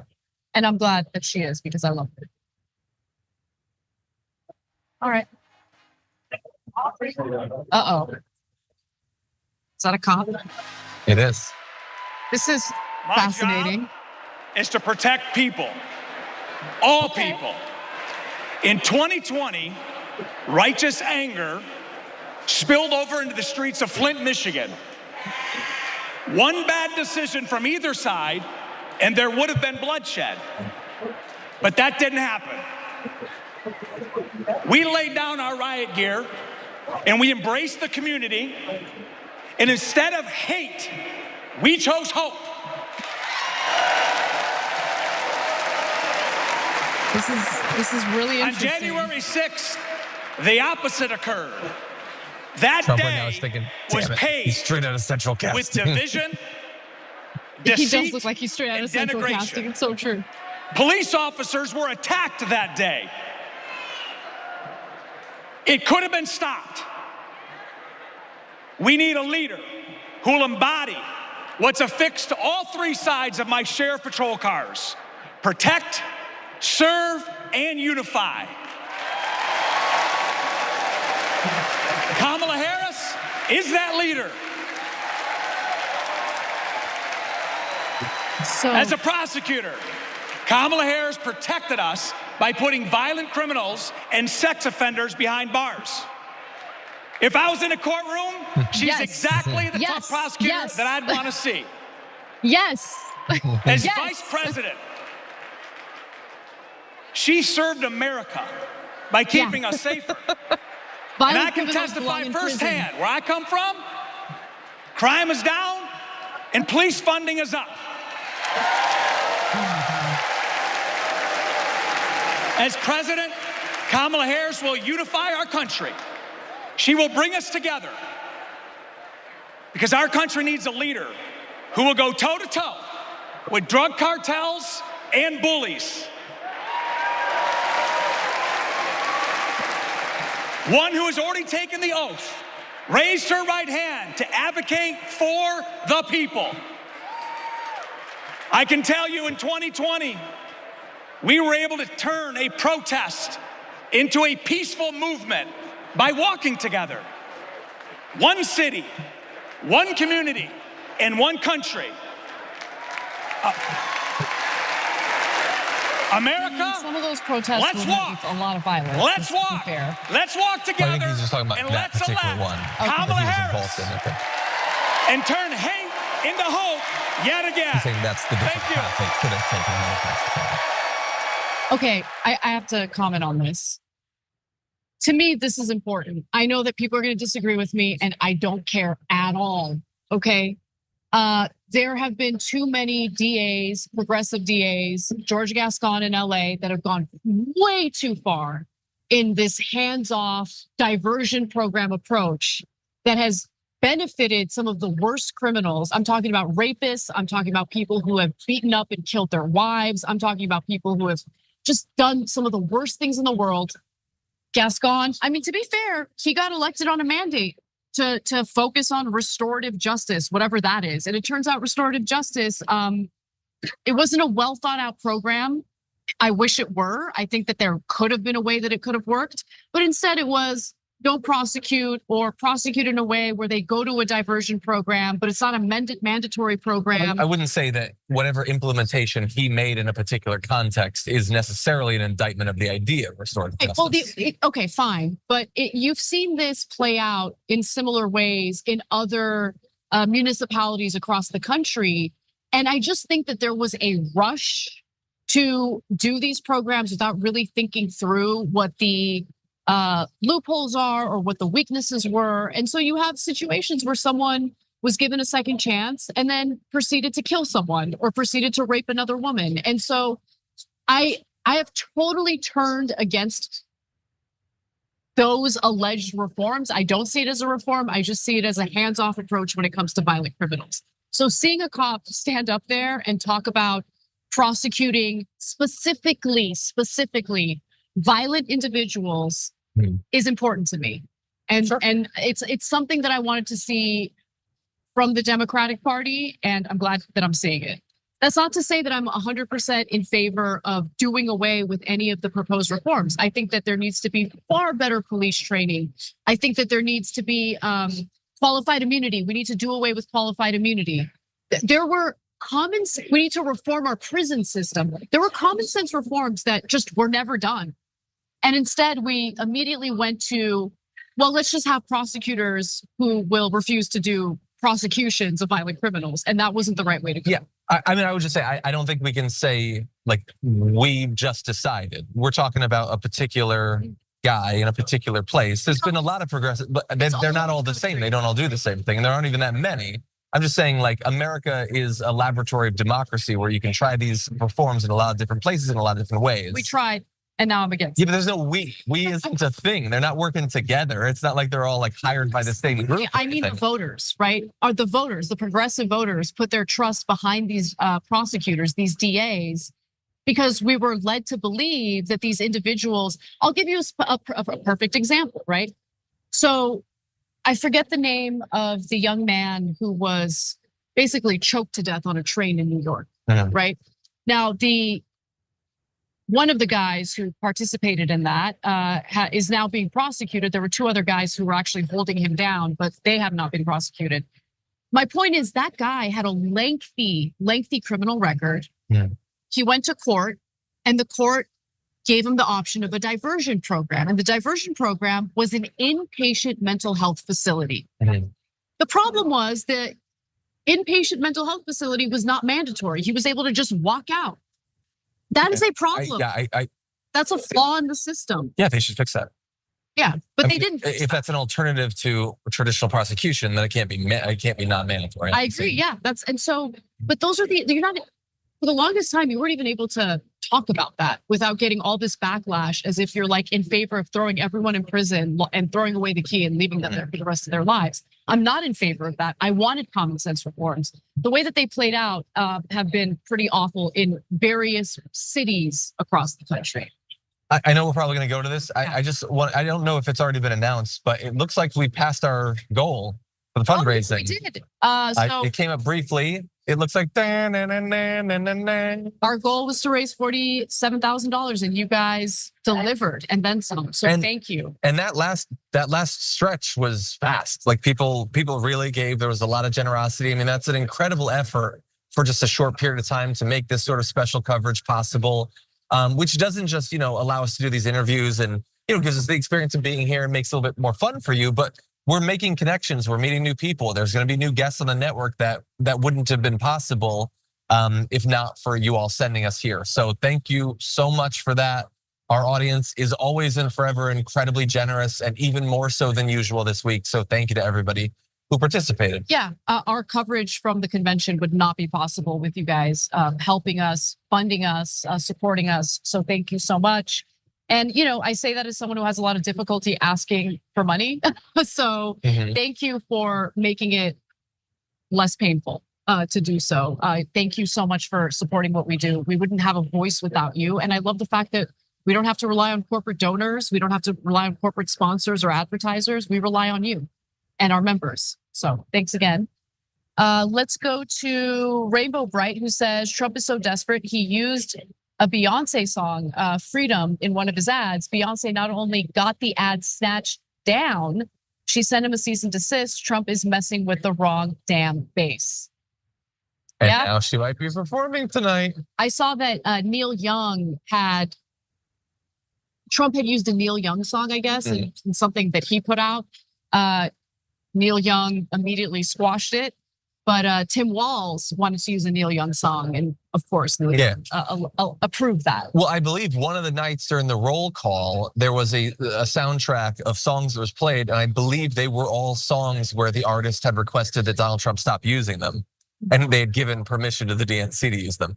Because the vast majority of these creative, thoughtful people, like conservatives, demonize them. They're not a part of that. And then they still want to be able to use the creative output of people that they demonize. Yeah, totally. By the way, since we've hit our goal, I wanted to thank some of the individuals who have contributed to us. That includes Nasama, who made a contribution. Thank you. Muggle Reject, which is a fun handle. Abba Monet, Kat Balu, A Total Rogue, Claw 22, Grown Old Soul, M Nathan or M Stanan 2. Sorry, I know I'm butchering some of these handles. I'm doing my best. R Peterson 2205, Quantum Tangled, and Rafael De La Rosa. Thank you so much for your contributions. Again, seriously, we would not be able to do this without you. Zaphod Beeblebrox says, I might not be physically sexy, but apparently I'm spiritually sexy. And thank you to Peter Oak, who made a contribution. And Suck It Brenda, a young lady who rejected my sophomore year of college, is the comment that some wounds never heal. I mean, I get it. I too will hold a grudge if it's worth holding on to. But sometimes let it go. Let it go. All right, let's see. Bad Hombre writes in and says, Cenk, if Trump loses, what happens? Does he just keep doing this until he's 90? What do you think? I think that's a reference to Deadpool and Wolverine, actually. But what do you think? I find it hard to believe that Trump would run again, but crazier things have happened. What else would he do? Watch as other Republicans draw all of the attention and crowds and headlines? Just let them replace him? Yeah. Why would he do that? Honestly, he might try to run again, depending on how the criminal cases are being prosecuted, right? So we haven't even talked about that. Like, that's the other potential upside of Kamala winning, which is that will allow for the prosecution for his fake elector scheme to move forward. Because if he wins and he's president, well then honestly, those cases are gonna just go away. He's gonna pardon himself. The federal ones, definitely. And for me, the most important case is the fake elector scheme. I think that he needs to be held accountable for that. Yeah. And so we'll see what happens. But I mean, it's also possible that Harris wins, but he's so protected by the SCOTUS decision that nothing happens. Right. That's Gabby Giffords. She was a victim of gun violence. Go ahead. 100%. Yeah, I think we need to take a break. Okay. I think for a little bit. And I think Cenk's gonna be coming back in, but you're going to be back for the speech, the most important speeches of the night. Yeah. So I'll be back later tonight. Jaco's gonna come in. Just stick around. We'll be right back.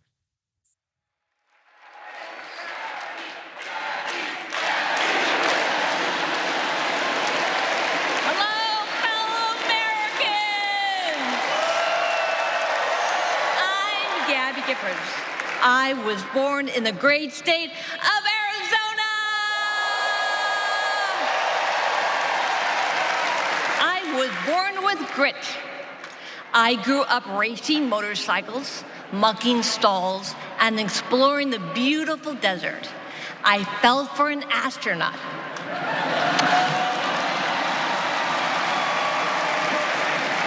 For 5 years, I served in Congress from a swing district. Everybody called me a rising star. Then on January 8th, 2011, a man tried to assassinate me. He shot 19 people. He killed 6. Terrible, terrible day. I almost died, but I fought for my life and I survived.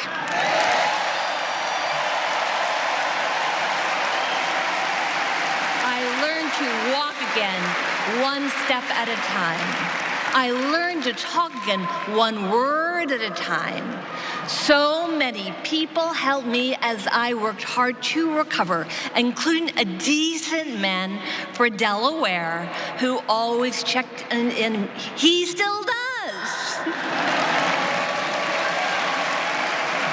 Thank you, Joe Biden. Thank you for everything. Joe is a great president. My friend Kamala will be a great president. She is tough. She has grit.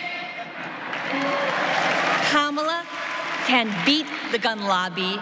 She can fight gun trafficking. Kamala stood up to Wall Street and the drug company. She will protect abortion access. She will defend our freedom. She saved lives. Join me in voting for Kamala Harris. Bravo! Thank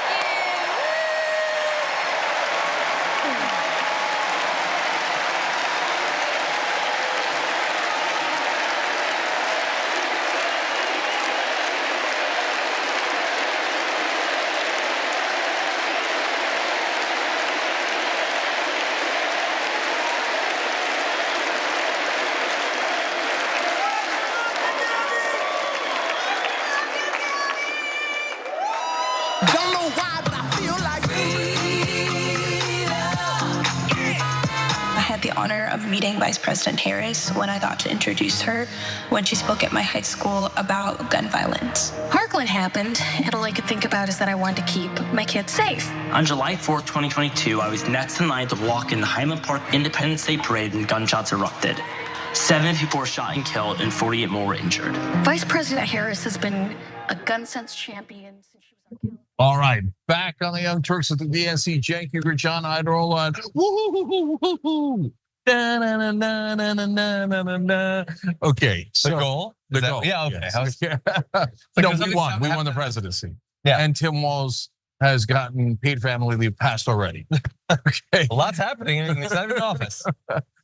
No, seriously, guys, thank you so much. Can I see 50,000? Seriously, look, guys, you think it's only 47? But thank you. That's 110% of what I want to say. The other 5% is, can I see 50K? Okay, let's keep it going. Every dollar helps.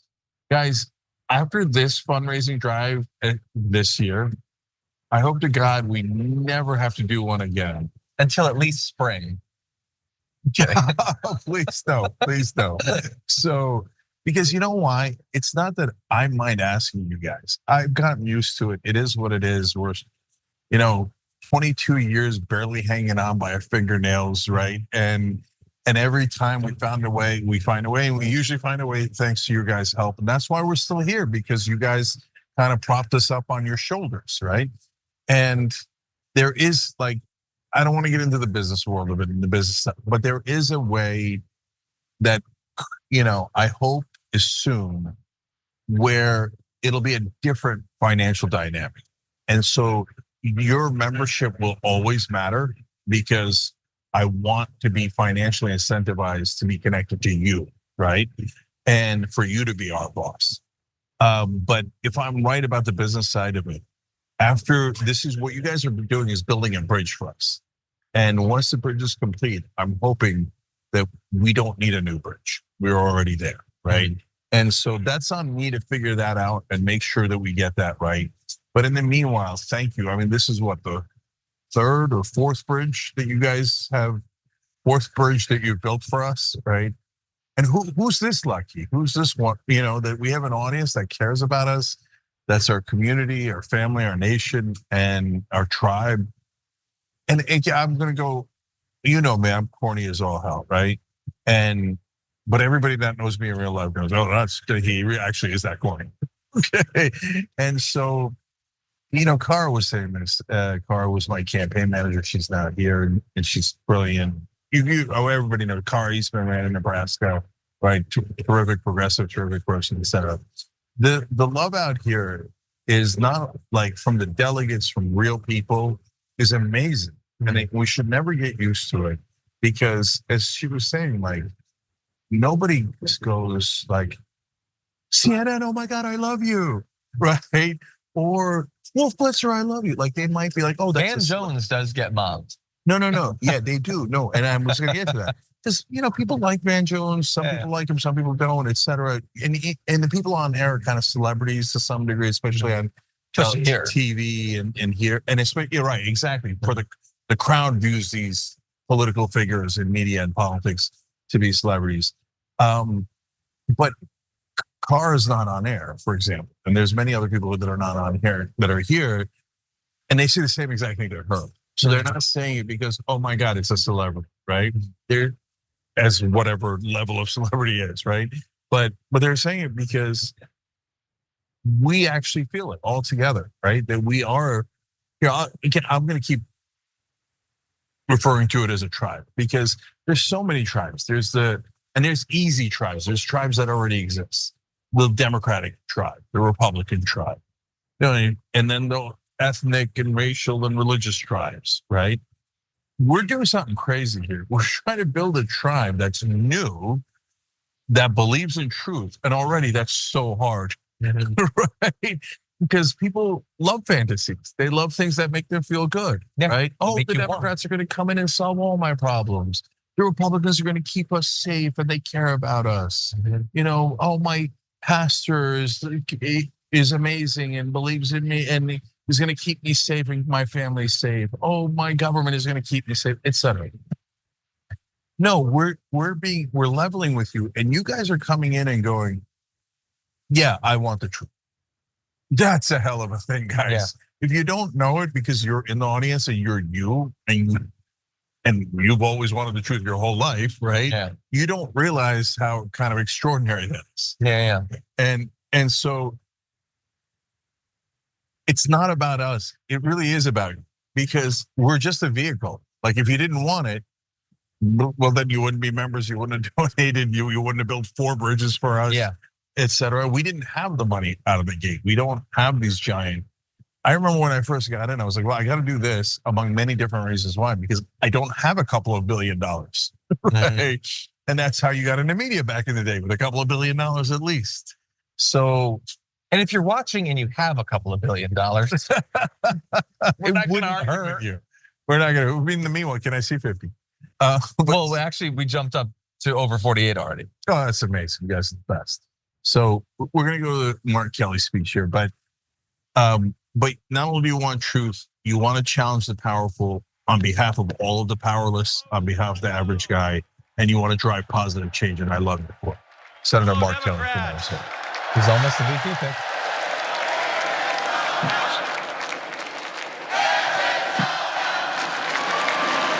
Whenever it goes silent, that's because the crowd is roaring. I mean, it's ironic in our coverage, but President Obama had to follow Michelle. I had to follow Gabby and Pink. Gabby amazes me every single day. She was able to walk out and address you tonight because she's a fighter. And thanks to a team of doctors, nurses, and especially her speech therapist. We all need a team. I've flown into space 4 times. That's crazy. I've flown into combat nearly 40 times.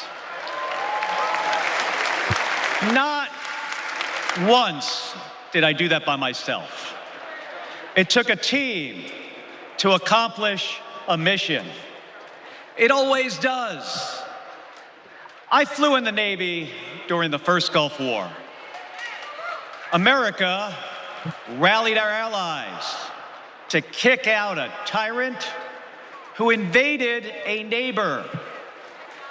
Today, Vladimir Putin is testing whether we're still that strong.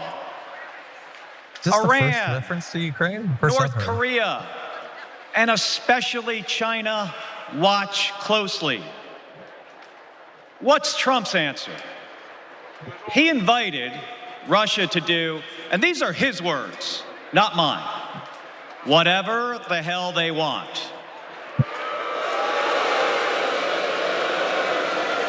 Vice President Harris has always championed America's support for NATO, for Ukraine,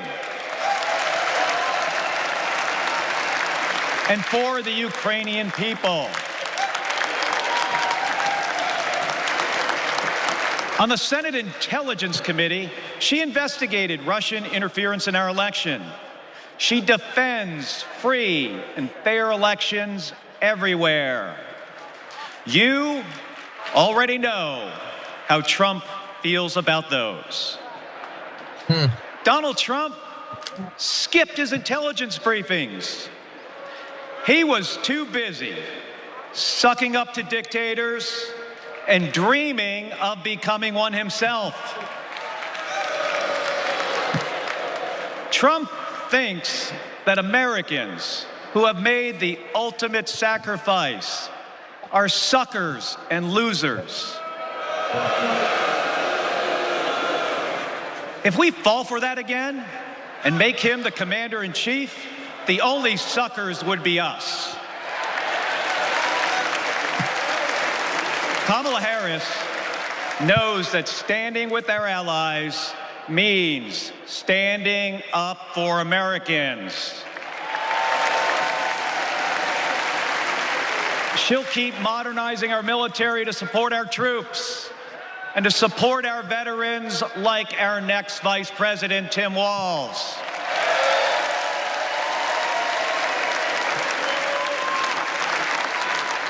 The world laughs at Trump, literally. But folks, it is not funny. When he was president, that meant the world was laughing at us. The threats we face are too serious. The sacrifices our service members make are too sacred. The alliances we've spent decades building are too critical. That's what's at stake now. And the choice isn't even close. But in Arizona and nationwide, this election will be. Always been focused on. Not a dynamic. We'll win in the same way we launch rockets into space and land fighter jets on an aircraft carrier as one team on one mission. State by state, voter by voter, coming together. No country is better than ours at solving big problems.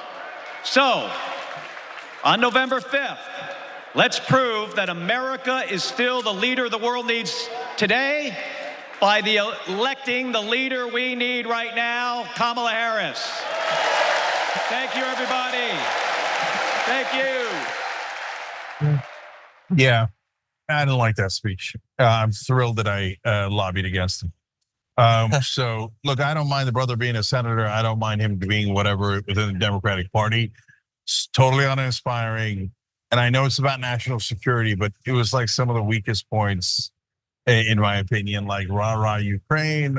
Yeah, I agree, but it's not that compelling for the average voter. Or Leon Panetta, probably going to give a worse speech. Proud to have served in the Army, the Congress, the White House, Chief of Staff, CIA Director, and Secretary of Defense.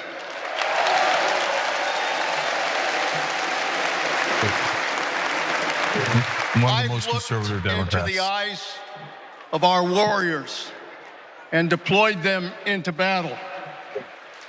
I gave the order directing our special operations forces to fly 2 helicopters 150 miles into Abbottabad at night.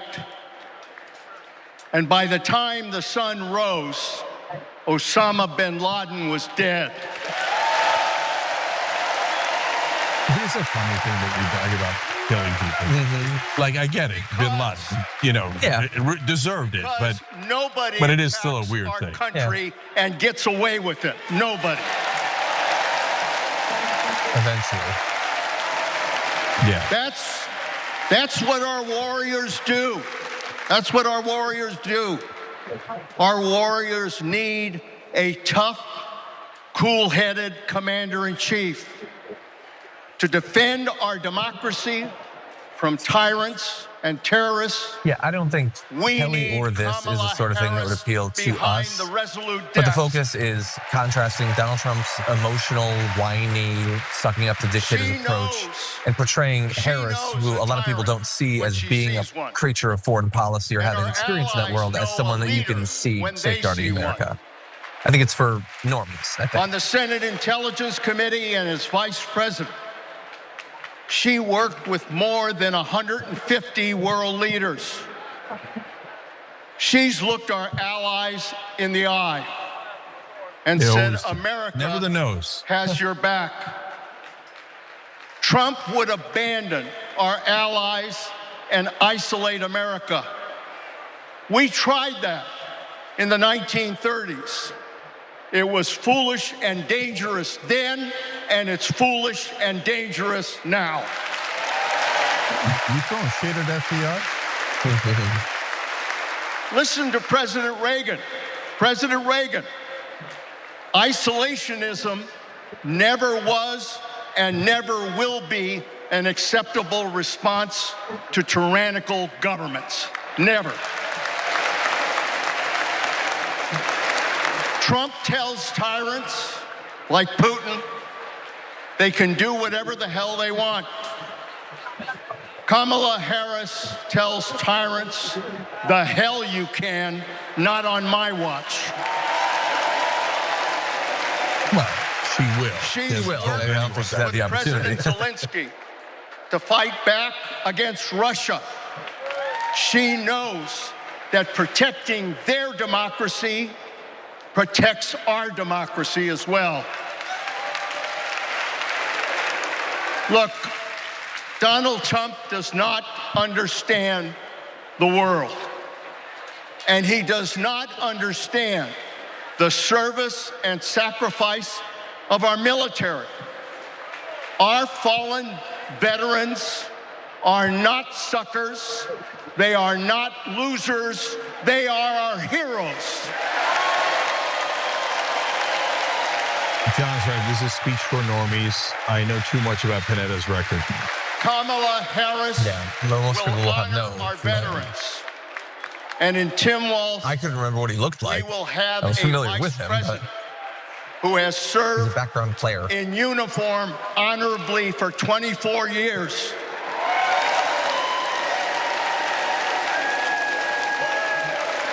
Kamala Harris understands this moment.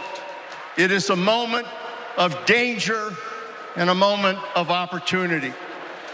She'll keep America's military the strongest in the world, the strongest ever known.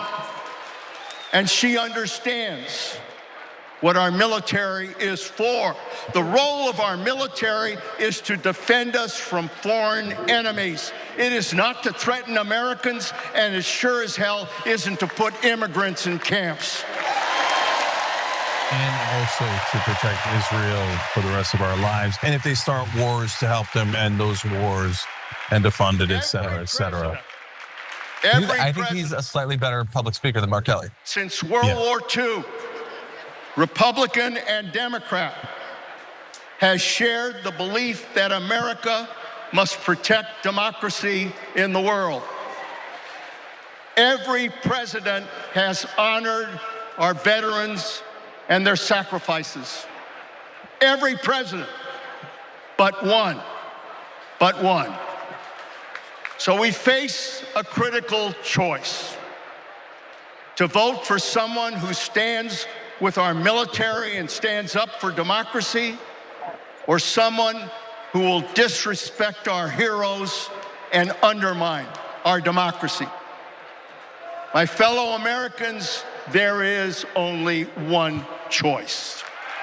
One choice. And let me tell you something. When she takes her oath of office, as she will this January,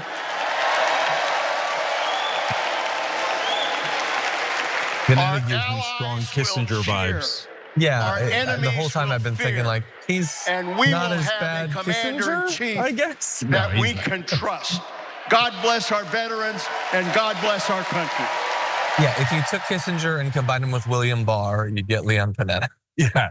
No, I feel bad because Kissinger killed a ton of people. Oh yeah, no. Right? And Panetta's there are not few that historic bad. figures like Kissinger. Yeah, that's right. I mean, that's like comparing him to Attila the Hun. But he did covered up abuses. Or to Hannibal Lecter. Yeah, covered up abuses at the CIA. Very conservative Democrat.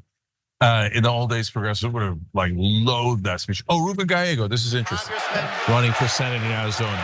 And the proudest Arizonan you'll ever meet. But I am even prouder to be a Marine. Wait, I'm not a My mom raised us alone on a secretary's salary. They're close. I slept on the floor. I worked every job I could. Meat packing, construction, making pizzas. I made it to Harvard with no money or connections. Other kids were happy because they were at Harvard. I was happy because I finally had a mattress. Jesus. Then I enlisted, fought alongside my brothers with Lima 325 in Iraq. They called us Lucky Lima, but our luck ran out. We saw some of the heaviest combat of the war. And when we got home, the government failed to help us readjust. We have a duty to care for our patriots who serve our nation.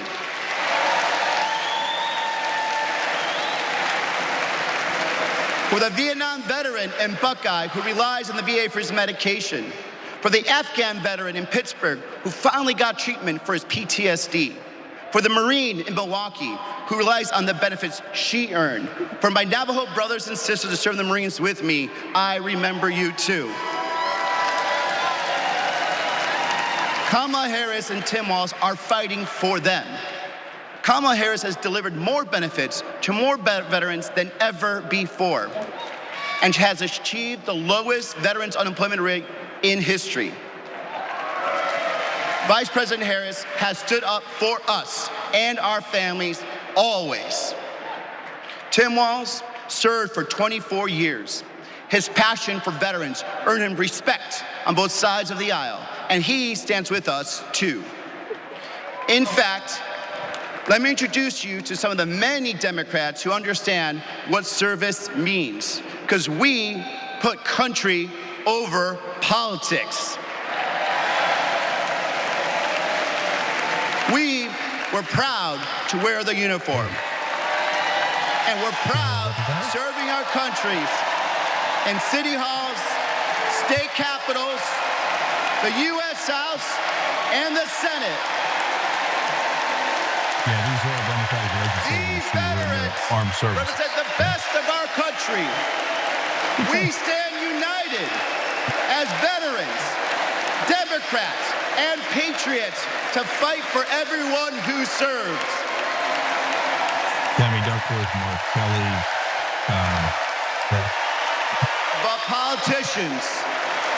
But politicians like Donald Trump, they don't stand with us. They call patriots like Senator McCain losers. John McCain was an American hero. Show some respect. Roseanne Barr.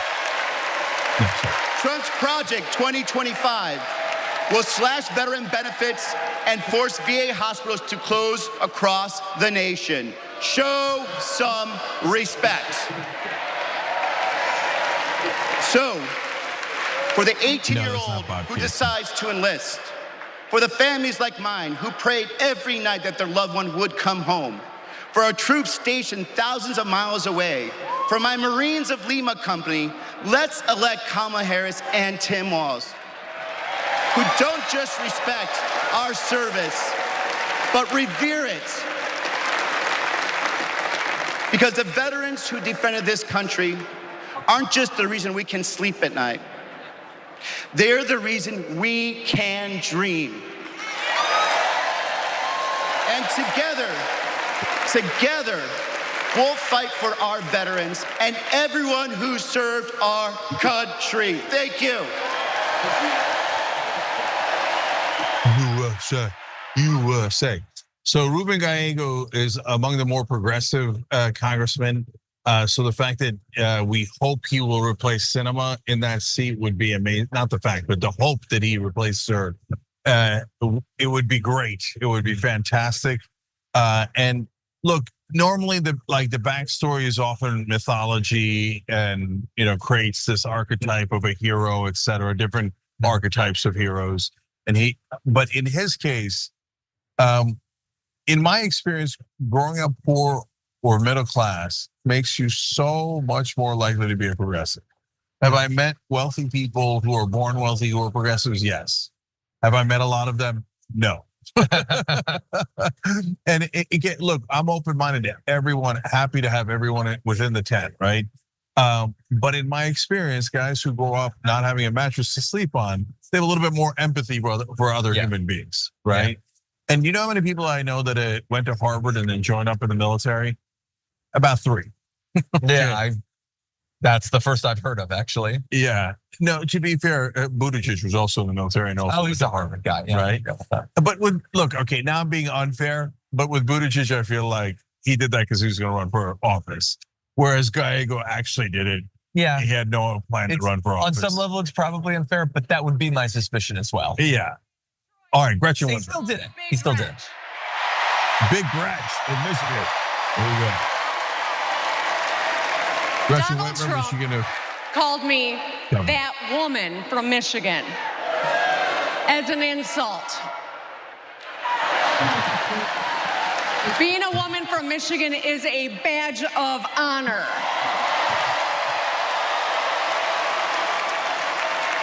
Like women across America, we just GSD.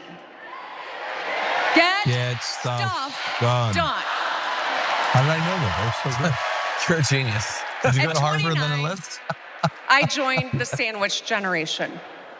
Sandwiched between working and raising my newborn and caring for my mom, who was dying from brain cancer. It was hard, but not extraordinary. It's life. Those nights reminded me who I was fighting for. People just trying to make it. Kamala Harris knows who she's fighting for too. She took care of her mom, who also battled cancer. As president, she'll fight to lower the cost of health care and elder care for every family. She's lived a life like ours. She knows us. Donald Trump doesn't know you at all. You think he understands that when your car breaks down, you can't get to work? No. His first word was probably chauffeur. Speaking of rich you people think who he's have no ever empathy. had to take items out of the cart before checking out? Hell, you think he's ever been to a grocery store? Yeah. That's what the chauffeur is for. How much could a grocery store cost? $10? But Kamala Harris, she gets us. She sees us. She is us.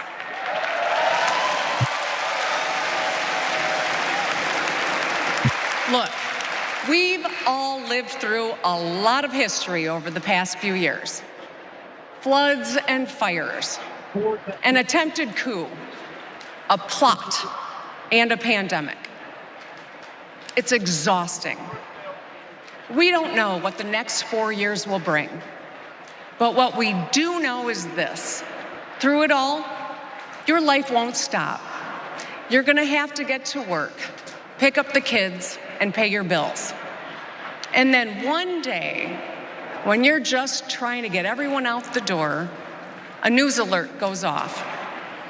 Something happened. Something hit the fan. You'll ask, is my family gonna be okay? And then you'll ask, who the hell is in charge? What if it's him?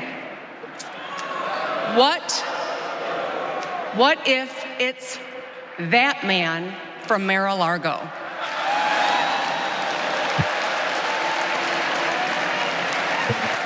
I know, in a crisis, we need someone strong enough to come up with a plan, to tell the truth, and to bring people together. Right now, before the crisis, is when we get to choose. Why wouldn't we choose the leader who's tough, tested, and a total badass? She's feisty. I know who I want as our commander-in-chief. America, let's choose Kamala Harris. Oh, okay, that's it. All right, I figured it out. She's brunette Gina Davis. I've been trying to figure it out the whole time, ever since I've ever seen Gretchen Whitmer. Yeah, I can see. I'm like, she's somebody. She's somebody. She looks like somebody. Gina Davis. That's it. Finally. How long was that speech? Not that long. Why? She's like a big star. I thought she would be on for 15 minutes or something. I felt like that was like a 4-minute speech. Yeah. By the way, Eva Longoria had almost as many DNCs as Bill Clinton. Yeah.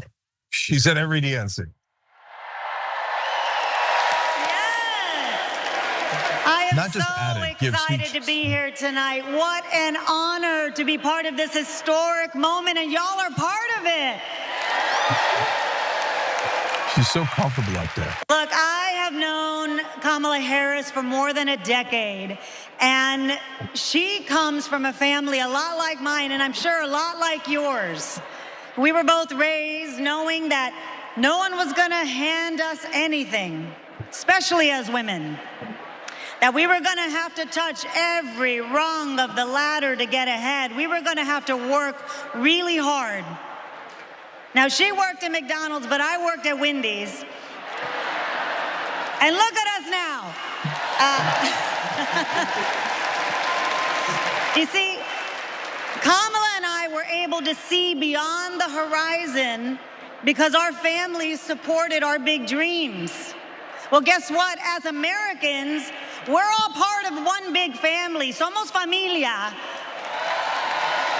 I know what that means. And as familia, we have to have each other's back. We have to support each other's dreams because Kamala's success is our success. And she supports us to dream big too. So let me tell you, in the Latino community, in our community, we have a saying, "Sí se puede," which means yes. Yes. It means yes, we can. But tonight, I heard that. I'm here to tell you, yes, she can. So we're going to say, "She se puede." So when someone asks you, is she ready to lead this country forward? We're going to say, "She se puede." When somebody says, is she qualified for the job? We're going to say, "She se puede." When somebody asks, is she going to be the first female president of the United States? We're going to say, "She se puede." Our voices, our vote, we're going to decide this election. And let me tell you, the energy tonight isn't just here in Chicago, it's all across the country. People are gathered at watch parties everywhere to celebrate Kamala Harris. Say hello.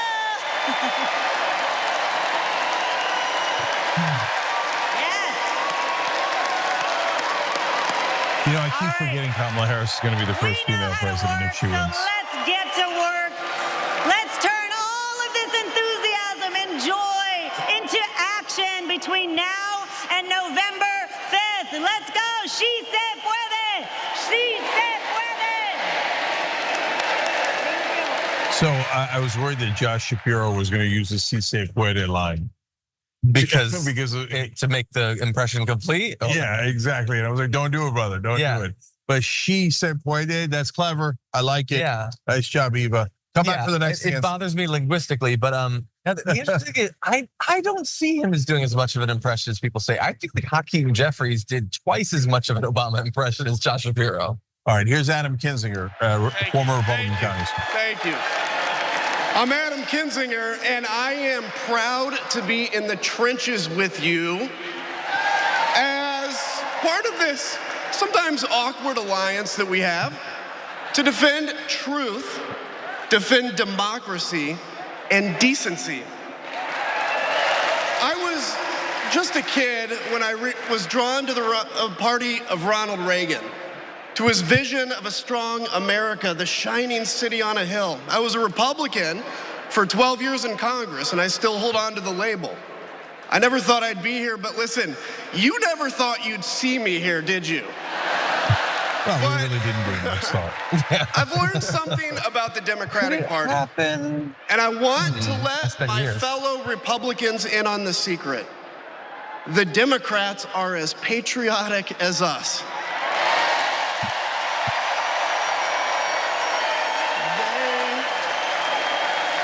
They love this country just as much as we do. It's not good for the Democratic Party historically that they have to clarify that.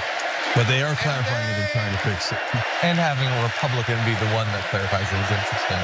Yeah. And they are as eager to defend American values at home and abroad as we conservatives have ever been. I was relieved to discover that because I've learned something about my party too. Something I couldn't ignore. The Republican Party is no longer conservative.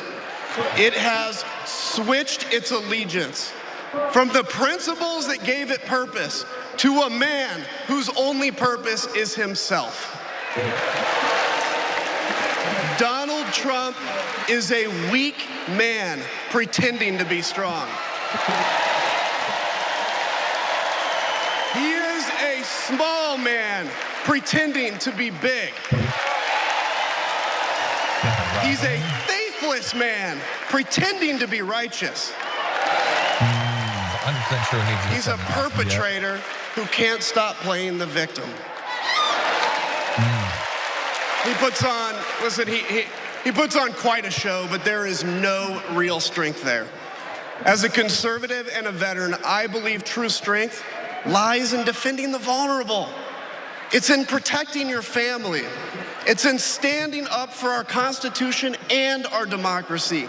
That is the soul of being a conservative. It used to be the soul of being a Republican, but Donald Trump has suffocated the soul of the Republican Party. They can't breathe. Good line. Yep. His fundamental weakness has coursed through my party like an illness, sapping our strength, softening our spine, whipping us into a fever that has untethered us from our values. Our democracy was frayed by the events of January 6th, as Donald Trump's deceit and dishonor led to a siege on the United States Capitol. That day, I stood witness to a profound sorrow, the desecration of our sacred tradition of peaceful transition of power, tarnished by a man too fragile, too vain, and too weak to accept defeat.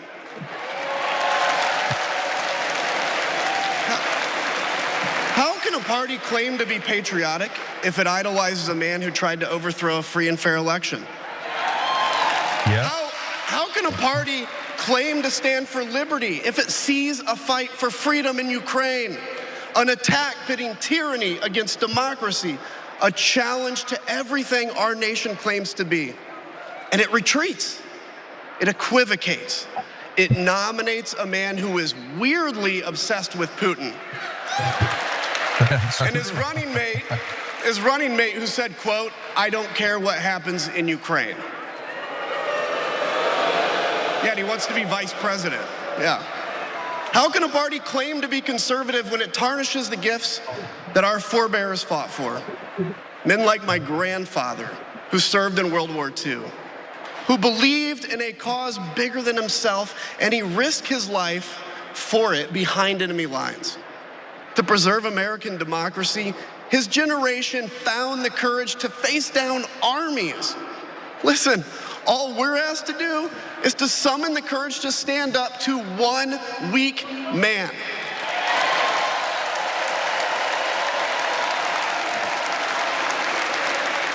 This is a good speech. Some have questioned why I've taken the stand I have. The answer is really simple, ladies and gentlemen. We must put country first. And tonight, as a Republican speaking before you, I'm putting our country first.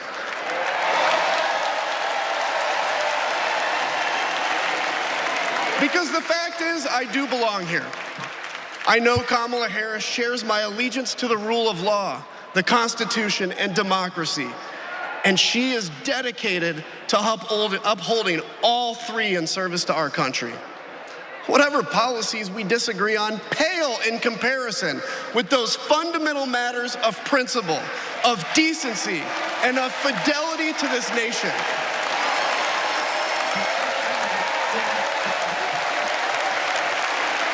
Listen,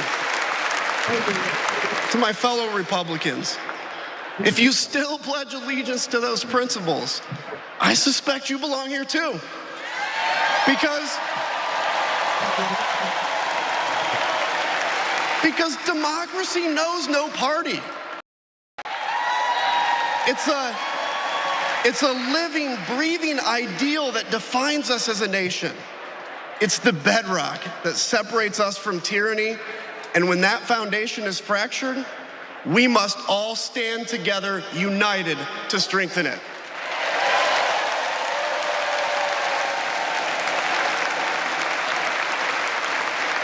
If you think those principles are worth defending, then I urge you, make the right choice. You know, Sean Astin can play Kinzinger in a movie. Vote for our bedrock values and vote for Kamala Harris. God bless you. He was actually voted 50 most beautiful people on Capitol Hill. Okay. You ready for this? Anna, listen to this. Adam Kinzinger was voted a Wisconsin Red Cross Hero of the Year because he saw a woman get her throat sliced in front of him. He jumped in to defend her, even though he had no weapon and the other guy had a knife. He wrestled the knife away from him, and saved her life. I did not know that. Damn, Adam Kinzinger. How has that never come up? I know, isn't that amazing? So this brother's a hero in a couple of different ways. Wow. Okay, let's I think Trump would do that. The only country she'd ever known to chart her own path in America. She came here to pursue an education, but she stayed here to build a life. Her name was Dr. Shamala Gopalan Harris.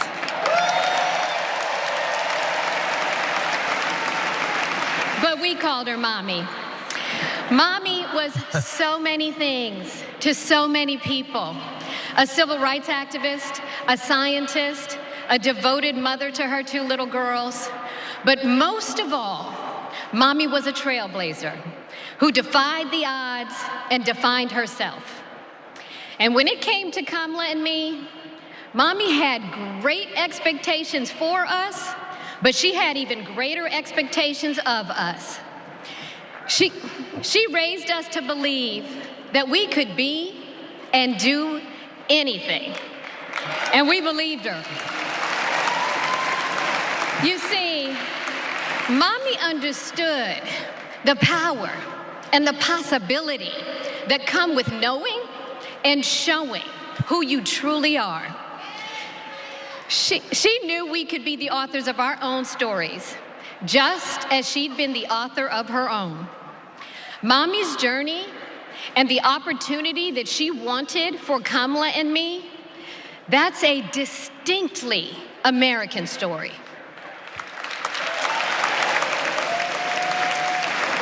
We may the same all mannerisms have as Kamala, the way different she shifts her weight.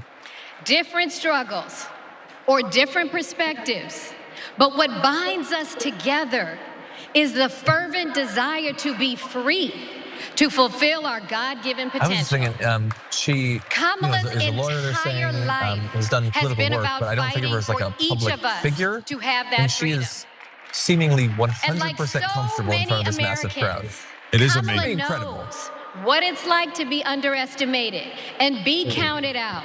She knows what it's like to be the underdog and yet still beat the odds. And now she has created so much electricity, so much optimism, so much joy throughout the nation, and it is why we need her leadership in this historic moment.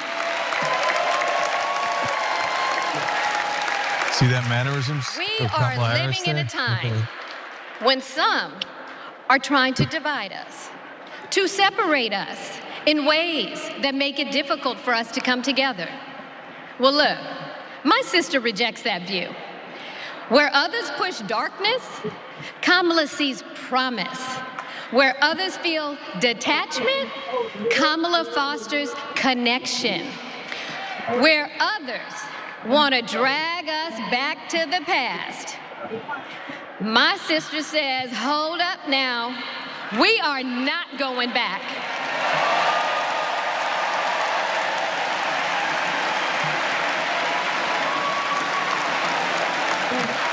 Yeah, I decided that. Because Kamala understands we have so much more in common than what separates us. She knows the measure of our success isn't just winning an election. It's about who we bring along and lift up in the process.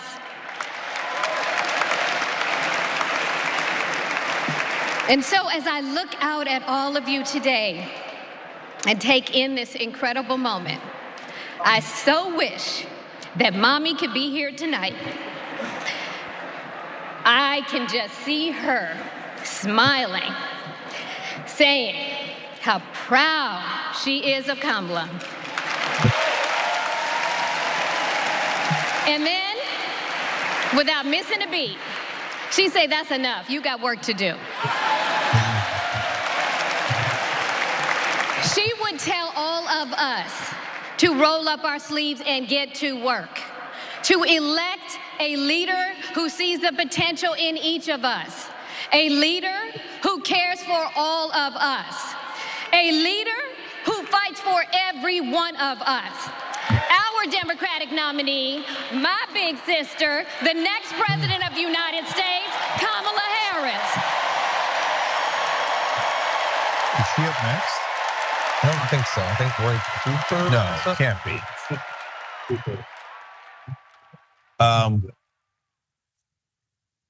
So you're right, John. I've been on the floor many times at these conventions, and it is daunting. It's a lot of people. It's a giant number of people. The fact that folks like that step up and are not that nervous is amazing and unbelievable. Or that if she is, she covers it very well. I mean, she's a lawyer, she's worked on campaigns and stuff, but still directly addressing a massive crowd like this that's difficult stuff.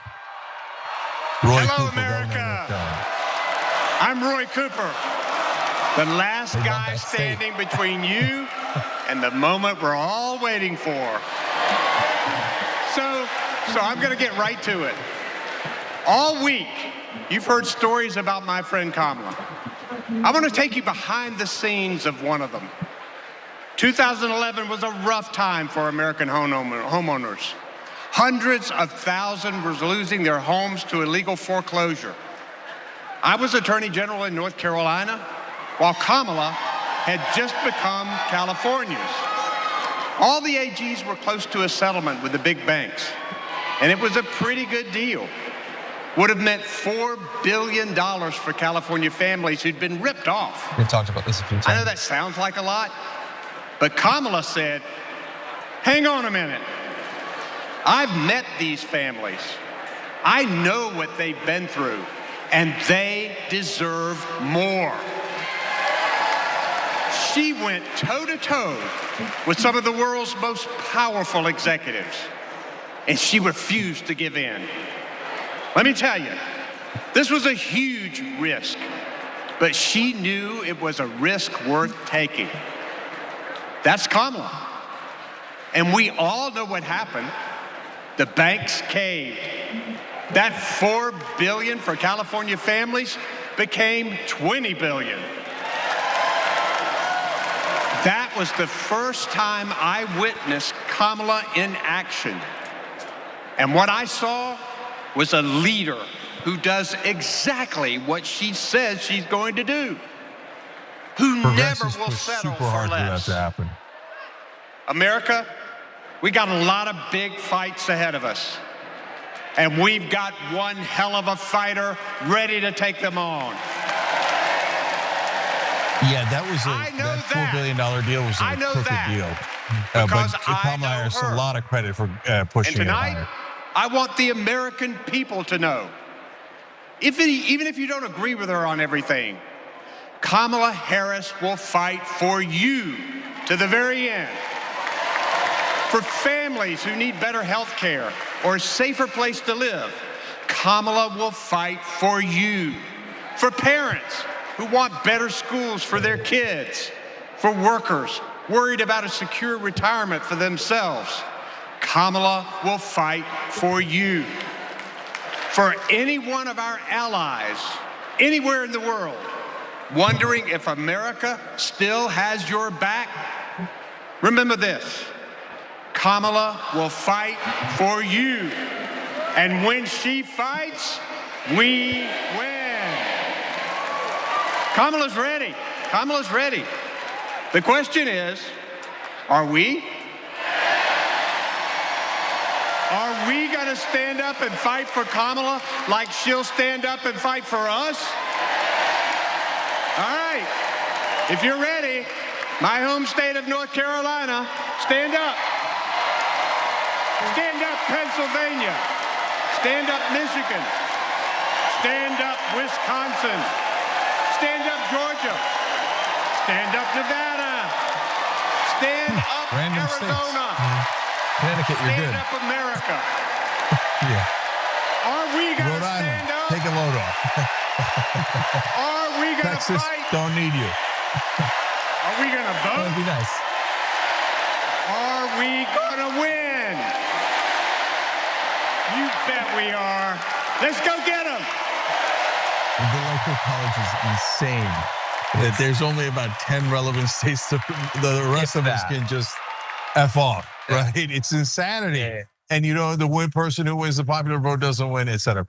Anyway, among the vice presidential candidates that we had, I think that I would rank, now that we've listened to all of them in this context, I think Tim Walz was the number one best pick after, not just because he's a progressive, but after watching them, seeing how they perform, et cetera, Tim Walz was definitely the correct pick, both because of the progressive thing and because of how good he is. Yeah. So then I say Gretchen Whitmer was pretty good. Josh Shapiro was pretty good. Josh Shapiro got the crowd going nuts.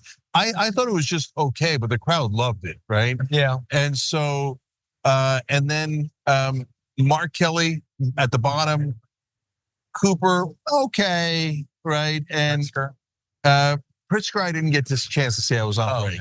Yeah. And then Bashir was okay, not bad, but Buttigieg was okay. Buttigieg was okay, but I would have hated him for other reasons. But he was in the middle of the pack in terms of the speeches. The other guy who was super interesting and really good and dynamic, and I'm looking forward to the rest of his career, is Wes Moore. I knew you. Yeah. Yeah. Well, was he being talked about as a possibility? Yeah, I didn't see it in any of the final lists. So barely, they weren't going to pick him. They had him and Warnock theoretically on the list, but they weren't going to pick two black folks. And I know it's getting absurd now that we're going white, black, white, et cetera, for the Democratic Party. But nevertheless, we are. And yeah, he was good. Yeah.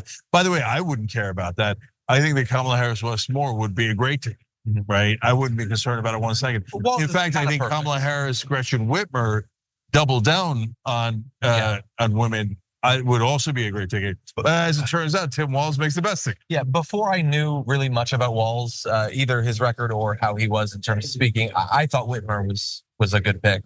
And I think she'd still be good, but I think Walz is just a great compliment. I think their chemistry is really good. I love the signal it sends to progressives. I think it's a good pick in a lot of ways. Yeah, and it's a good contrast too. You know, that you can go the same, Whitmer, Kamala Harris, or you can go contrast. And he's kind of a perfect contrast /, compliment to what she's got to offer. Okay, real quick, guys. So we watched the Tim Walz video because there's a lot we didn't know about Tim Walz. They're on the Kamala Harris video. They're going over everything we've covered on the Young Turks, right? So let me read some names real quick, and then I want to come back to make some important points about the speeches we just saw. But GT Buzzsaw, Dragon Got Baked, Austin Ryan, Fideliot, Skelly, The Stallion, Jay Jesper 82. You guys are amazing. TYT.com/DNC. Trying to now get to 50. Nice round number. That would be terrific. We appreciate you guys. And I say that I'm gonna try to call everyone who's given over $100. So make sure you include your phone number if you want to call. And by the way, guys, I don't just call people that gave over $100. I do some random calls for folks under 100 too. So you guys are gonna keep me busy for days and days calling you guys. So, and I appreciate that, and I love it, and I look forward to talking to all of you. TYT.com/DNC. Thank you for sending us here and making all this possible. And we're above 49,000. Yeah, so almost there. So Fernie Buns, thank you for the donation, appreciate it. Let me do a shout out for the new YouTube members. Jean-Philippe Lacour, Sneaky Dog Incorporated, which is hilarious. C. Kurs 48, Art Vanderlei, Jennifer Selvig, and Peace Be On You. Get it? Peace be upon you, but it's pawn. Okay, love it. Thank you guys. Hit the join button below. Become a Young Turks member. Be part of this nation that believes in truth, positive change, and for God's sakes, let's challenge power a little bit. So that's why we love Tim Walz, because he seems to have challenged power out of nowhere. Here comes this teacher and runs for office, wins in a red district, and you know what? Thank God Tim Walz was in a red district, because he was dirt poor. If he lived in a blue district or even a purple district, the Democratic Party wouldn't have let him run. They would have swapped. They would have swapped him out for someone who was wealthy, who they always look for. He has one of the things they always look for. Number one thing they look for is wealthy. Number two is veteran, and he's a veteran. Okay, and so because they like the optics of it. Yeah. But there's a couple of things that they look for, but number one by a landslide is wealthy or knows a lot of other wealthy people. Or ideally both. Yeah. So is Anna coming in? Yeah. So guys, check this out as Kamala Harris is coming in. Obviously, we're gonna leave her up. We'll be right back. It's the next president.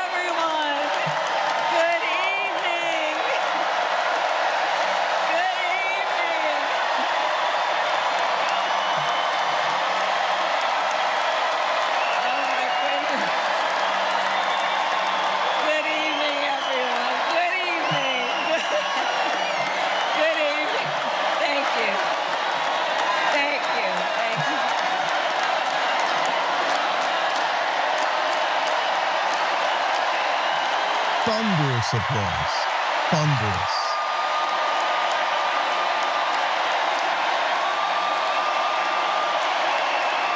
It's kind of nice to have. I like this. This is a tribe getting together. Thank you, everyone. I think I've seen excitement like this. In my opinion, since 2008. Yeah. Right? It's like similar energy. I mean, Joe Biden did electrify the country, but thank you all. This is a different level. We got to get to some business. Okay. Thank you all. Okay. Thank you.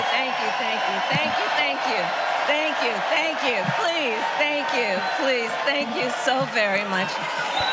Thank you, everyone. Thank you. Okay, let's get to business. All right. So let me start by thanking my most incredible husband, Doug, for being an incredible partner to me, an incredible father to Cole and Ella, and happy anniversary, Dougie. Doug I love you so very now much. known as me. To our President Joe Biden. When I think about the path that we have traveled together, Joe, I am filled with gratitude. Your record is extraordinary, as history will show, and your character is inspiring. And Doug and I love you and Jill and are forever thankful to you both. Especially because you know. No, but seriously, that's a nice moment, of course. Tim Walz. Well, Big Walls Energy, shop TYT.com. To be an incredible vice president. And to the delegates and everyone who has put your faith in our campaign, your support is humbling. So, America, the path that led me here in recent weeks was no doubt unexpected. But I'm no stranger to unlikely journeys. So, my mother, our mother, Shamala Harris, had one of her own. And I miss her every day, and especially right now. And I know she's looking down smiling. I know that. So my mother was 19 when she crossed the world alone, traveling from India to California with an unshakable dream to be the scientist who would cure breast cancer. When she finished school, she was supposed to return home to a traditional arranged marriage. But as fate would have it, she met my father, Donald Harris, a student from Jamaica. They fell in love and got married, and that act of self-determination made my sister Maya and me.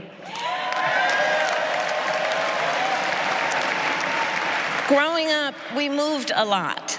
I will always remember that big Mayflower truck packed with all our belongings, ready to go to Illinois, to Wisconsin, and wherever our parents' jobs took us. My early memories of our parents together are very joyful ones. A home filled with laughter and music, Aretha, Coltrane, and Miles. At the park, my mother would say, "Stay close." But my father would say, as he smiled, "Run, Kamala, run. Don't be afraid. Don't let anything stop you." Run, Kamala, run. I get it. From my earliest years, he taught me to be fearless. But the harmony between my parents did not last. When I was in elementary school, they split up. And it was mostly my mother who raised us. Before she could finally afford to buy a home, she rented a small apartment in the East Bay. In the Bay, you either live in the or the Flatlands, we lived in the Flats, a beautiful working-class neighborhood of firefighters, nurses, and construction workers, all who tended their lawns with pride. My mother, she worked long hours, and like many working parents, she leaned on a trusted circle to help raise us.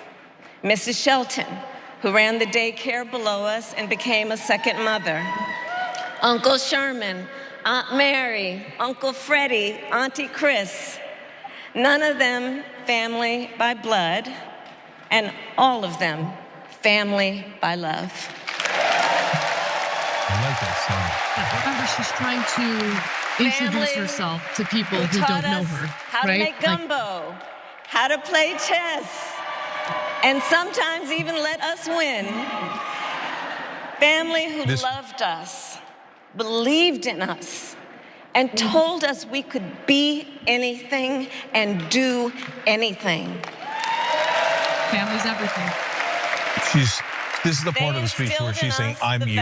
I'm middle class. I'm just like you. Community, faith, and the importance of treating others as you would want to be treated, with kindness, respect, and compassion. My mother was a brilliant, 5-foot-tall, brown woman with an accent. And as the eldest child, I saw how the world would sometimes treat her. But my mother never lost her cool. She was tough, courageous, a trailblazer in the fight for women's health, and she taught Maya and me a lesson that Michelle mentioned the other night. She taught us to never complain about injustice, but do something about it. Do something about it. Good. That was my love her mother. mom. And she taught us, and she also taught us, and never do anything half-assed. And that is a direct quote. No, all the stories I've heard about her mother, it's a classic immigrant story. Yeah. Loves this country, works hard, love. Civil rights movement. My parents had met at a civil rights gathering, and they made sure that we learned about civil rights leaders, including the lawyers like Thurgood Marshall and Constance Baker Motley. Those who battled in the courtroom to make real the promise of America. So at a young age, I decided I wanted to do that work. I wanted to be a lawyer. And when it came time to choose the type of law I would pursue, I reflected on a pivotal moment in my life. You see, when I was in high school, I started to notice something about my best friend, Wanda. She was sad at school, and there were times she didn't want to go home. So one day I asked if everything was all right, and she confided in me that she was being sexually abused by her stepfather. And I immediately told her she had to come stay with us, and she did. This is one of the reasons I became a prosecutor, to protect people like Wanda. Yes, because I believe everyone has a right to safety, to dignity, and to justice. Yes. As a prosecutor, when I had a case, I charged it not in the name of the victim, but in the name of the people. For a simple reason. Kamala Harris for the people. In our system of justice, a harm against any one of us is a harm against all of us. Yes. And I would often explain this to console survivors of crime, to remind them no one should be made to fight alone. We are all in this together. And every day, in the courtroom, I stood proudly before a judge and I said 5 words: Kamala Harris for the people. So the Democrats always emphasize doing this together. And to be clear, Trump almost never emphasizes that. And to be clear, He says, my I alone can entire fix it. career, I've only had one client, the people. And so, on behalf of the people, on behalf of every American, regardless of party, race, gender, or the language your grandmother speaks, on behalf of my mother and everyone who has ever set out on their own unlikely journey, on behalf of Americans like the people I grew up with, people who work hard, chase their dreams, and look out for one another, on behalf of everyone whose story could only be written in the greatest nation on earth, I accept your nomination to be President of the United States of America. Tim Walz is like the most enthusiastic VP pick of all time. Yeah. Meanwhile, his son's like, that's my dad's boss. We love that kid, and you know the conservatives are attacking him today. I know. They're the worst. Disgusting. And with this election, our nation with this election has a precious, fleeting opportunity to move past the bitterness, cynicism, and divisive battles of the past, a chance to chart a new way forward. Not as members of any one party or faction, but as Americans. I like that. And let me say, I know there are people of various political views watching tonight, and I want you to know, I promise to be a president for all Americans. You can always trust me to put country above party and self, to hold sacred America's fundamental principles, from the rule of law to free and fair elections to the peaceful transfer of power. So far, her speech has been a positive message as opposed to a message of fear, a message of, trashing the other guy. I mean, around our in a highest way, aspirations, free and fair elections. a president You're going who after leads Trump, but in a good way. and listens, who is realistic, practical, and has common sense, and always fights for the American people. From the courthouse to the White House, that has been my life's work. From the courthouse to the White House. Where's As Jesse a young courtroom prosecutor in Oakland, California, I stood up for women and children against predators who abuse them. As Attorney General of California, I took on the big banks, delivered $20 billion for middle-class families who faced foreclosure, and helped pass a homeowner bill of rights, one of the first of its kind in the nation. I stood up for veterans and students being scammed by big for-profit colleges. For workers who are being cheated out of their wages, the wages they were due. For seniors facing elder abuse. I fought against the cartels who traffic in guns and drugs and human beings. More of that. Who threaten the security of our border and the safety of our communities. And I will tell you, these fights were not easy. And neither were the elections that put me in those offices. We were underestimated at practically every turn, but we never gave up. Because the future is always worth fighting for. And that's the fight we are in right now, a fight for America's future.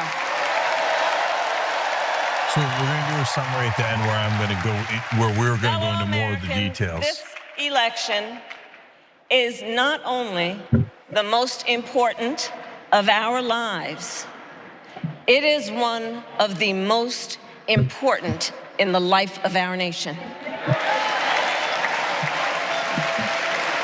In many ways, Donald Trump is an unserious man. But the consequences of putting Donald Trump back in the White House are extremely serious. Consider not only the chaos and calamity when he was in office, but also the gravity of what has happened since he lost the last election.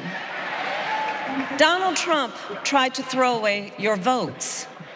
When he failed, he sent an armed mob to the United States Capitol where they assaulted law enforcement officers. When politicians in his own party begged him to call off the mob and send help, he did the opposite. He fanned the flames. And now, for an entirely different set of crimes, he was found guilty of fraud by a jury of everyday Americans and separately found liable for committing sexual abuse. And consider what he intends to do if we give him power again. Consider his explicit intent to set free violent extremists who assaulted those law enforcement officers at the Capitol. His explicit intent to jail journalists, political opponents, and anyone he sees as the enemy. His explicit intent to deploy our active duty military against our own citizens. Consider the power he will have, especially after the United States Supreme Court just ruled that he would be immune from criminal prosecution. Just imagine Donald Trump with no guardrails. And how he would use the immense powers of the presidency of the United States. Not to improve your life, not to strengthen our national security, but to serve the only client he has ever had, himself. It's so true, though.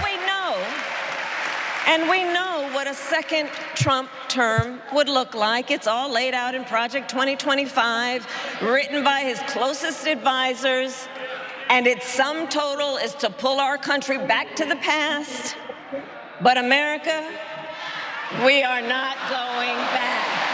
We are not going back. Damn right. We are not going back. I'm liking the speech.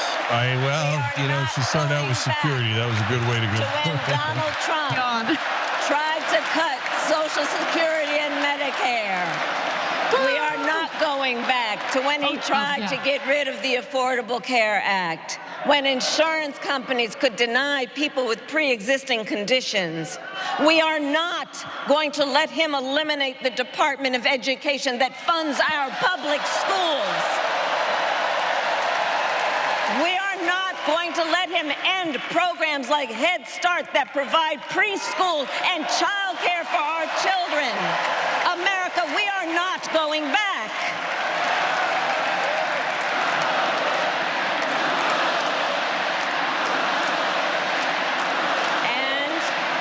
There's two things actually said that I think could be a model for how we hold her accountable later. Talk about it in the summer. Way forward. Forward. To a future with a strong and growing middle class, because we know a strong middle class has always been critical to America's success. And building that middle class will be a defining goal of my presidency. You know, people haven't talked about the middle class in so long. It's refreshing to hear. This is personal for me. Yeah. The middle class is where I come from. Yep. My mother kept a strict budget. We lived within our means, yet we wanted for little. And she expected us to make the most of the opportunities that were available to us and to be grateful for them. Because as she taught us, opportunity is not available to everyone. That's why we will create what I call an opportunity economy where everyone has the chance to compete and a chance to succeed. You know, she's hitting every right now. You live in a rural area, small town, or big city. And as president, I will bring together labor and workers and small business owners and entrepreneurs and American companies to create jobs, to grow our economy, and to lower the cost of everyday needs like health care and housing and groceries. We will provide access to capital for small business owners and entrepreneurs and founders. And we will end America's housing shortage and build those protect houses. Social Security and Medicare. Now compare that to Donald Trump, because I think everyone here knows he doesn't actually fight for the middle class. He doesn't actually fight for the middle class. Instead, he fights for himself and his billionaire friends. And he will give them another round of tax breaks that will add up to $5 trillion to the national debt. And all the while, he intends to enact what in effect is a national sales tax, call it a Trump tax, that would raise prices on middle-class families by almost $4,000 a year. Well, instead of a Trump tax hike, we will pass a middle-class tax cut that will benefit more than 100 million Americans.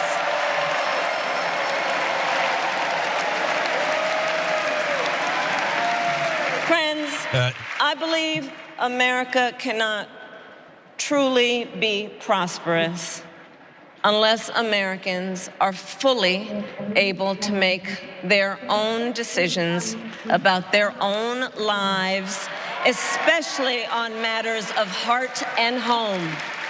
Yes. But tonight, in America, too many women are not able to make those decisions. And let's be clear about how we got here. Donald Trump handpicked members of the United States Supreme Court to take away reproductive freedom. And now he brags about it. In his words, quote, "I did it and I'm proud to have done it," end quote. Boo! Well, I'll tell you, over the past 2 years, I've traveled across our country, and women have told me their stories. Husbands and fathers have shared theirs. Stories of women miscarrying in a parking lot, developing sepsis, losing the ability to ever again have children, all because doctors are afraid they may go to jail for caring for their patients. Couples just trying to grow their family, cut off in the middle of IVF treatments. Children who have survived sexual assault, potentially being forced to carry a pregnancy to term. This is what's happening in our country because of Donald Trump. And understand, he is not done. As a part of his agenda, He and his allies would limit access to birth control, ban medication abortion, and enact a nationwide abortion ban with or without Congress. And get this, he plans to create a national anti-abortion coordinator and force states to report on women's miscarriages and abortions. Simply put, they are out of their minds. Yeah. It's true. Yeah, we're going to look that up and verify it for you guys. But if they're really asking people to report their miscarriages throughout the country to a national database, that alone will lose the election for them. That they don't trust women? Well, we trust women. We trust women. And when Congress passes a bill to restore reproductive freedom, as President of the United States, I will proudly sign it into law. That would be great if we had a female president who signed into law, a national law to guarantee abortion rights and reproductive rights. That would be amazing. Many other fundamental freedoms are at stake. The freedom to live safe from gun violence in our schools, communities, and places of worship. The freedom to love who you love openly and with pride.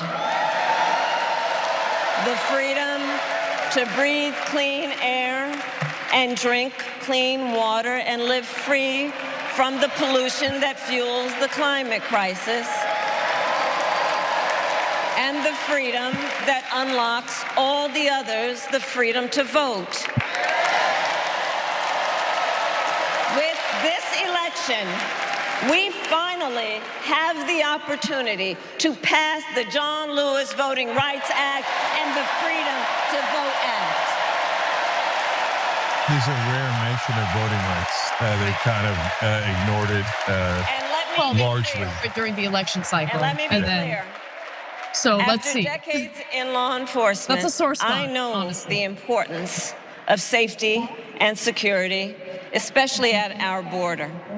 Last year, Joe and I brought together Democrats and conservative Republicans to write the strongest border bill in decades. The Border Patrol endorsed it. But Donald Trump believes a border deal would hurt his campaign. So he ordered his allies in Congress to kill the deal.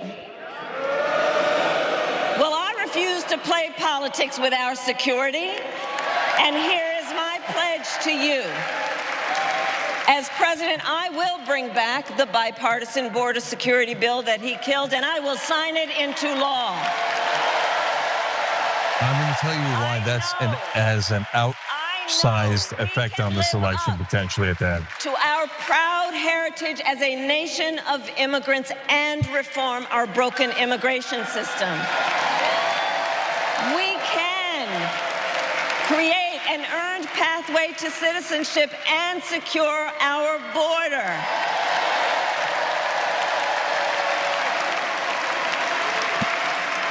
And America, we must also be steadfast in advancing our security and values abroad. As Vice President, I have confronted threats to our security, negotiated with foreign leaders, strengthened our alliances, and engaged with our brave troops overseas. As Commander-in-Chief, I will ensure America always has the strongest, most lethal fighting force in the world. And I will fulfill our sacred obligation to care for our troops and their families, and I will always honor and never disparage their service and their sacrifice. Look, as a person who has a daughter, it would be very cool to see a woman in charge of the country. So I wouldn't vote based on that. They have to have the right policies, but it would be cool.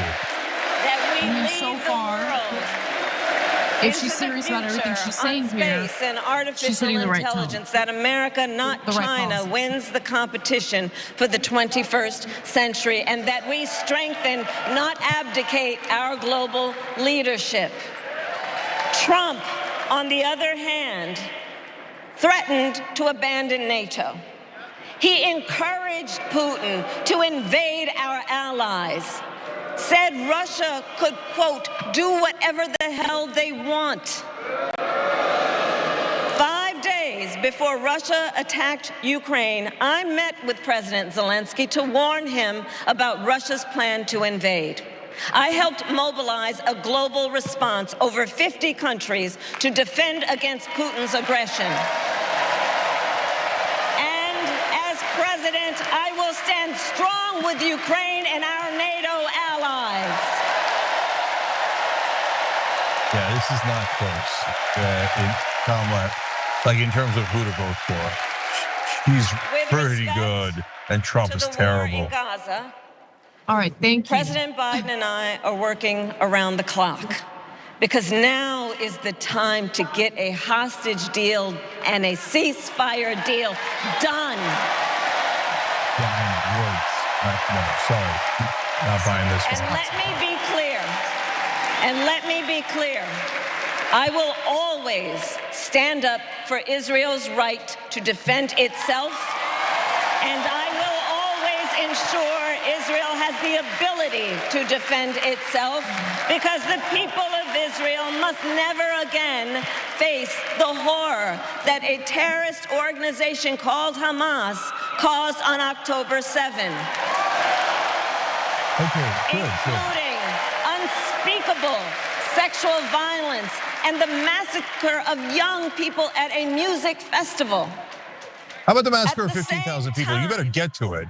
What has happened in Gaza over the past 10 months kids. is devastating. So many innocent lives lost.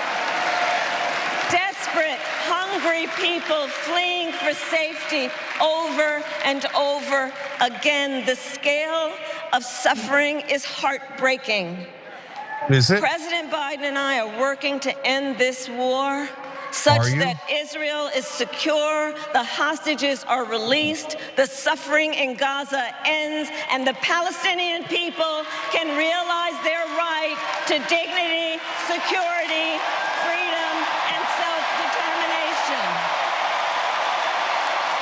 Yeah, cut the funding and it'll happen tomorrow. Their lack of action, it disgusts me. So this is just words. I mean, look, the fact that she says self-determination is good, but that's already our policy. Necessary to defend our forces and our interests against Iran and Iran-backed terrorists. I will not cozy up to tyrants and dictators like Kim Jong-un, who are rooting for Trump.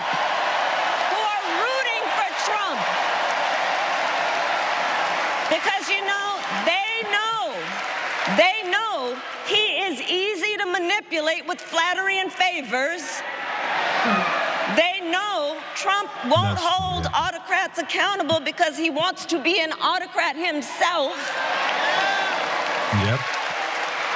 And as president, I will never waver in defense of America's security and ideals, because in the enduring struggle between democracy and tyranny, I know where I stand and I know where the United States belongs.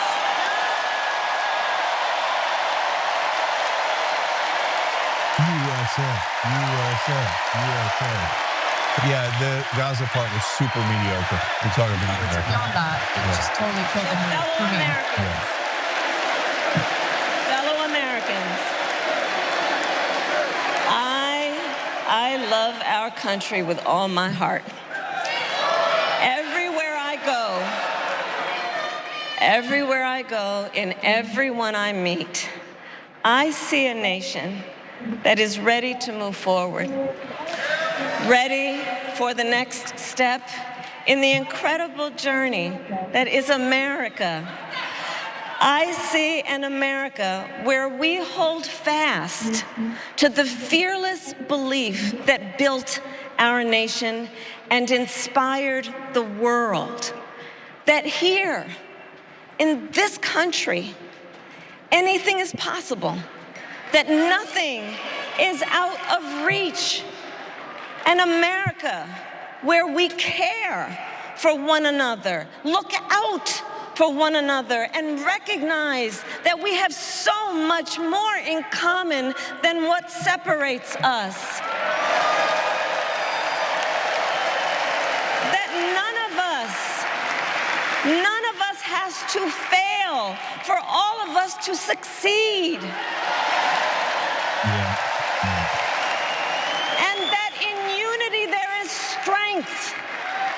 You know, our opponents in this race are out there every day denigrating America, talking about how terrible everything is. Well, my mother had another lesson she used to teach. Never let anyone tell you who you are. You show them who you are. America, let us show each other and the world who we are and what we stand for. Freedom, opportunity, compassion, dignity, fairness, and endless possibilities.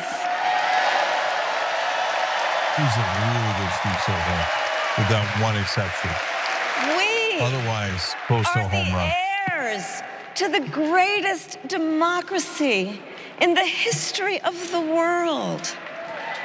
And on behalf of our children and our grandchildren and all those who sacrificed so dearly for our freedom and liberty, we must be worthy of this moment. It is now our turn to do what generations before us have done, guided by optimism and faith, to fight for this country we love, to fight for the ideals we cherish, and to uphold the awesome responsibility that comes with the greatest privilege on earth, the privilege and pride of being an American. Proud to be an American. So let's get out there. Let's fight for it. Anthony with his brother. Let's get out there. Let's vote for it. And together, let us write the next great chapter in the most extraordinary story ever told. Thank you. God bless you, and may God bless the United States of America. Thank you all. All right. Wow. Nicely done. Okay. And pretty relatively short. Yeah. You know, well delivered. The crowd's going nuts. She hit almost all the right notes. Almost. Yeah. So let's begin this up. Yeah. Okay. So Before we begin this up, Donald Trump has already responded to her speech, believe it or not. Rapid fire. Is she talking about me? that's what he wrote in all caps. Is she talking about? Yeah. Yeah. Yeah. That's kind of how it works. She's also talking about a vision for the country's future, which is important in these speeches, you know? Anyway, Yeah. go ahead. All right. So, guys, Kamala Harris just gave the closing speech of the DNC this year, and it was close to a home run. The Gaza part was a little mediocre. We'll explain that in a minute. Maybe less than mediocre, but maybe it's an inside the ballpark home run. And so every other part of the speech was nearly pitch perfect. So we're going to break it down for you guys. First of all, a lot of politicians give hokey speeches about only in America, etc. But the fact that she lived that life makes it so much more real, right? So when Bill Clinton says only in America, and yeah, he was poor and grew up poor in Arkansas, etc. There's truth to that. There's reality to that, right? When Donald Trump says only in America, you're like, well, no, actually you could be born incredibly rich in Malaysia, in France, in so many other countries, and then you'll have the same exact advantages, right? But when your mom comes from India and your dad comes from Jamaica, and then you're middle class here, and you grow up to run for president, become vice president, and run for president of the United States, it goes to the strength and the beauty of this country. That's why my family came, because you go to any other country, you ain't gonna be president. You ain't gonna be their leader, okay? Maybe you could get by, maybe you could do a lot of things, but you can't do that. And that's what's awesome about America, and that's what Trump and the Republicans don't understand. This country isn't great because of the particular people that happen to be born here at any different time. It's great because the whole world believes in it. The whole world believes in the American dream and the opportunity, and they send the best of us, right, throughout the world here, and then get to a situation like that. And she delivered that story really effectively and made people believe, and made me believe, and because it's true that that's the life that she lived, and that's why she loves this country and wants to stick up for this country. And her story is the one that shows, among others, that anything is possible because it just happened for her family. Okay, now when she talked about different experiences that she had in her life, she was a prosecutor. Now you could say, hey, you know what? She was a tough prosecutor in a lot of ways, went after a lot of bad guys and had very harsh sentences for people who committed significant crimes, Good. right? Yeah. And then she did some reforms, and people can look at that and go, oh, she's trying to have it both ways. And she's a politician trying to put her finger in the wind and, oh, is it going this way, is it going that way? I'll give you a little bit of this or a little bit of that. Or you could look at it and go, well, that's kind of balanced. That's what you should do. You should throw the book at the people who are terrible people and bad guys, et cetera, keep everybody safe. And then for the people who had minor offenses, she like minor drug offenses, she would bring them into rehab. And she made a strong effort to bring them into rehab and demanded that there be money to bring them into rehab. Yep. There's an excellent case to be made that that's balanced. I remember specifically noting that I wanted her to lean into her past as a prosecutor, because I feel that it is important as a national level leader to talk about the importance of public safety and prosecuting specifically violent criminals, rapists, okay, sexual predators, people who commit murder.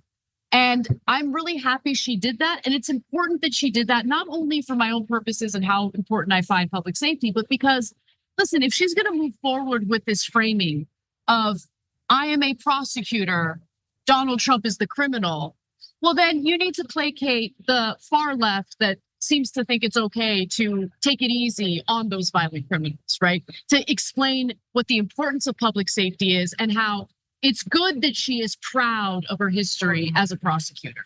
Yeah, and I thought she did that really effectively. She did. Right? I liked it, she didn't just say I'm tough on crime generically. She explained why she was tough on crime to protect the victims. And the story that she had of her friend who was sexually abused.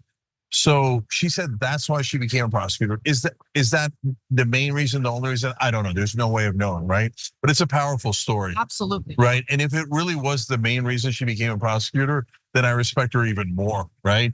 I've got to protect people like this friend of mine that my family took into our house because she was being sexually abused by her stepfather. So that's protecting us. That's what you do. Look, a lot of people said in their speeches throughout the DNC, there's that line of that every prosecutor says when they step up in the beginning of a case, Kamala Harris for the people, right? But in her case, number one, she actually proved it through the different cases that she explained and why she got it. Second of all, she made a good point. Whether you're work as a district attorney general or as a politician, her only client in her entire career has been the people.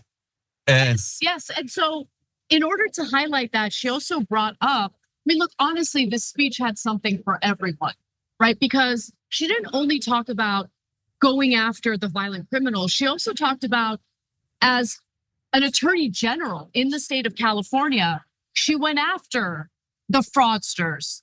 She pursued a homeowner's bill of rights. She went after the big banks. She went after the for-profit colleges that were defrauding students. She went after wage theft.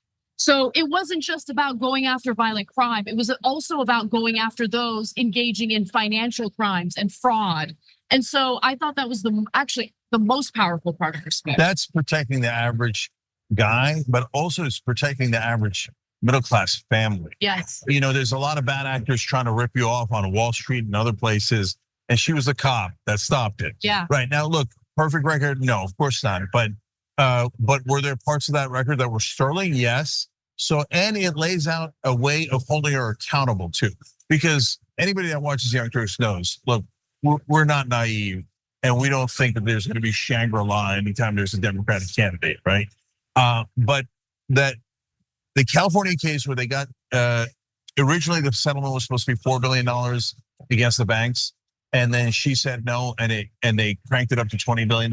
If you don't know the backstory to that, what happened was that $4 billion settlement was ridiculous, and it was actually the banks getting off scot-free because of all the donations they'd given to both Republican and Democratic politicians, and progressives went ballistic over that settlement. And it created a lot of political pressure.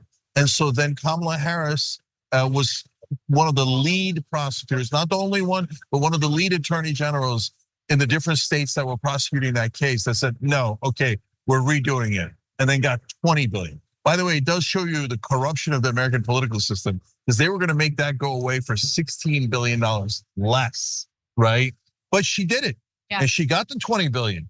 Credit where credit is due, and that's huge credit. But that also gives you a roadmap, guys, for when she's president.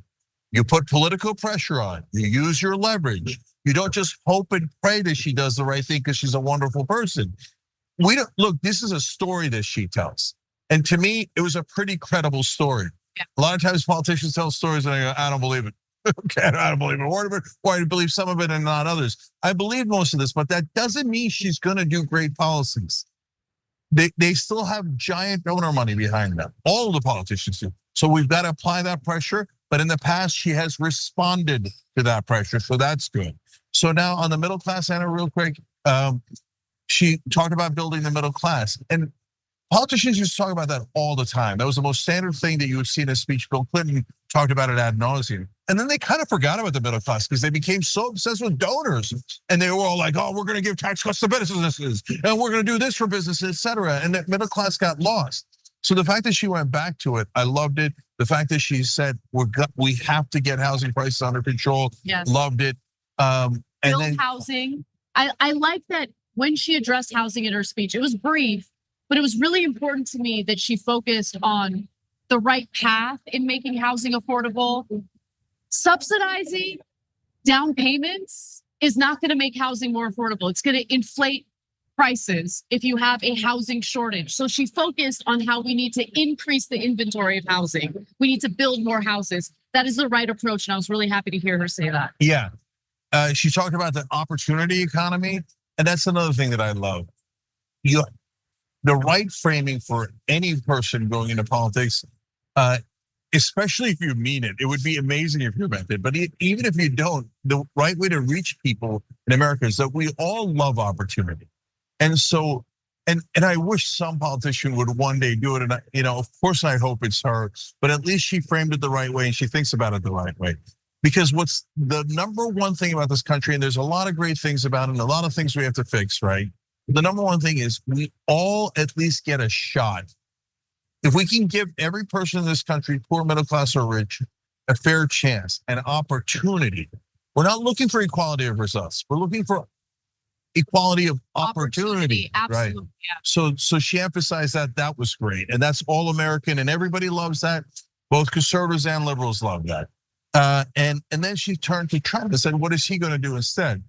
And I think Trump has made two massive policy errors in this campaign, and I don't think that when he does this normally, the Democrats have been terrible in pointing it out and taking advantage of it and letting people know why it's so bad. But in this speech, she did a pretty effective job of it. She said, what's the one thing that he's proposed so far in economic policy? Another giant corporate tax cut that's gonna cost us $5 trillion. And then we have to pay the $5 trillion.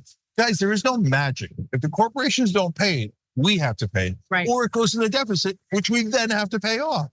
Or then what they're gonna do is they're gonna cut our Social Security and Medicare to pay it off, okay? So we can't take another $5 trillion and give it to the richest people on earth. So that is a massive political mistake by Donald Trump. And thank God she's finally pointing it out effectively, North. We're gonna deliver something for you. He's gonna deliver something for his rich buddies. And that is enormously true. Then she talked about the tariffs. Look, they have a number that says those tariffs, because they're so sky high, are gonna cost the average American $4,000 a year, okay? And they're saying that's a tax on the middle class. I don't know that it's gonna be $4,000, and those things are hard to estimate, but the tariff he's proposing is gigantic. And it does then add to the cost of consumer goods. You could view it as inflation, you could view it as a middle class tax, but whether the number is 4,000, 3,000, 4,500, whatever the number is, it's a big number and you're gonna have to pay for it. But meanwhile, again, the corporations get $5 trillion and then you've got to pay extra because of the tariff. So it was good rhetoric, good policy, and true. Now, when you turn to social issues like freedom and control over your own body, the entire convention, they've been emphasizing freedom, freedom, freedom. Right. And they're regaining that word. And USA, regaining patriotism, etc. I love that. Yeah, but she makes freedom a little bit more real in the speech, not generic. Like everybody loves to say freedom. Yeah, but brother, what do you mean? What does that mean? Exactly. Yeah. So she, and other speakers also did a good job of this throughout the convention. One of the things that freedom means is the freedom to control your own body. If you don't have control over your own body, do you really have freedom? No, and by the way, not having control over your own body, not having control over when you have children, or whether or not you can take advantage of medical advancements and fertility treatments to have children, that's not freedom. Like what Republicans have done with reproductive rights is not freedom, and it's not just about establishing a family, it's also about economic freedom for women, Yeah. And so I love the fact that she touched on that. I love the fact that she framed it as a freedom issue. I would have liked her to connect the dots to economic freedom, like how reproductive rights translate to economic freedom for women. It's okay, it's a small nitpicky thing. But overall, I thought that was a really strong message. And to your point, Cenk, she was specific, right? This nebulous, like, ooh, freedom thing that we've been hearing from Republicans. I mean, you can scratch beneath the surface and figure out that they're not talking about genuine freedom for ordinary Americans. They're talking about freedom for companies and corporations to do as they please, to pollute our air and water, to not have to deal with certain regulations that might cut into their bottom line. That's the kind of freedom they're talking about. Yeah. The kind of freedom she's talking about is freedom that on a very, very personal level impacts us. Yes, and another speaker did a great job pointing that out, saying when they say freedom, they mean freedom from regulation for corporations. Right. So they don't have to protect their workers, they don't have to protect their community. That's not real freedom for the American people.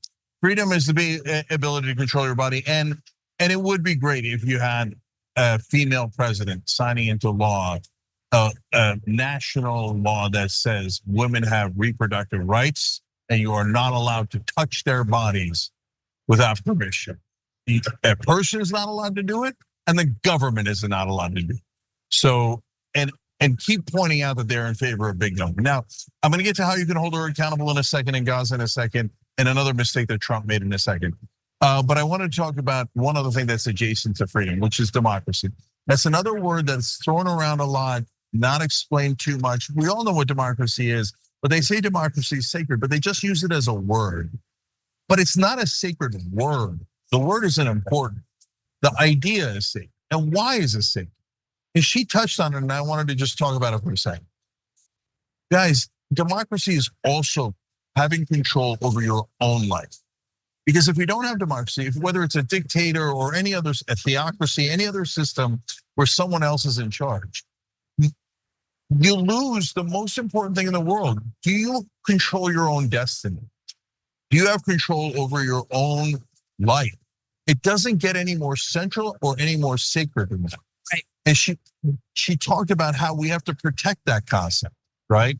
And so it isn't just like, oh, Donald Trump doesn't believe in democracy, he tried to kill democracy. Oh, you have to vote for me, otherwise it's going to kill democracy. We've heard that thousands of times.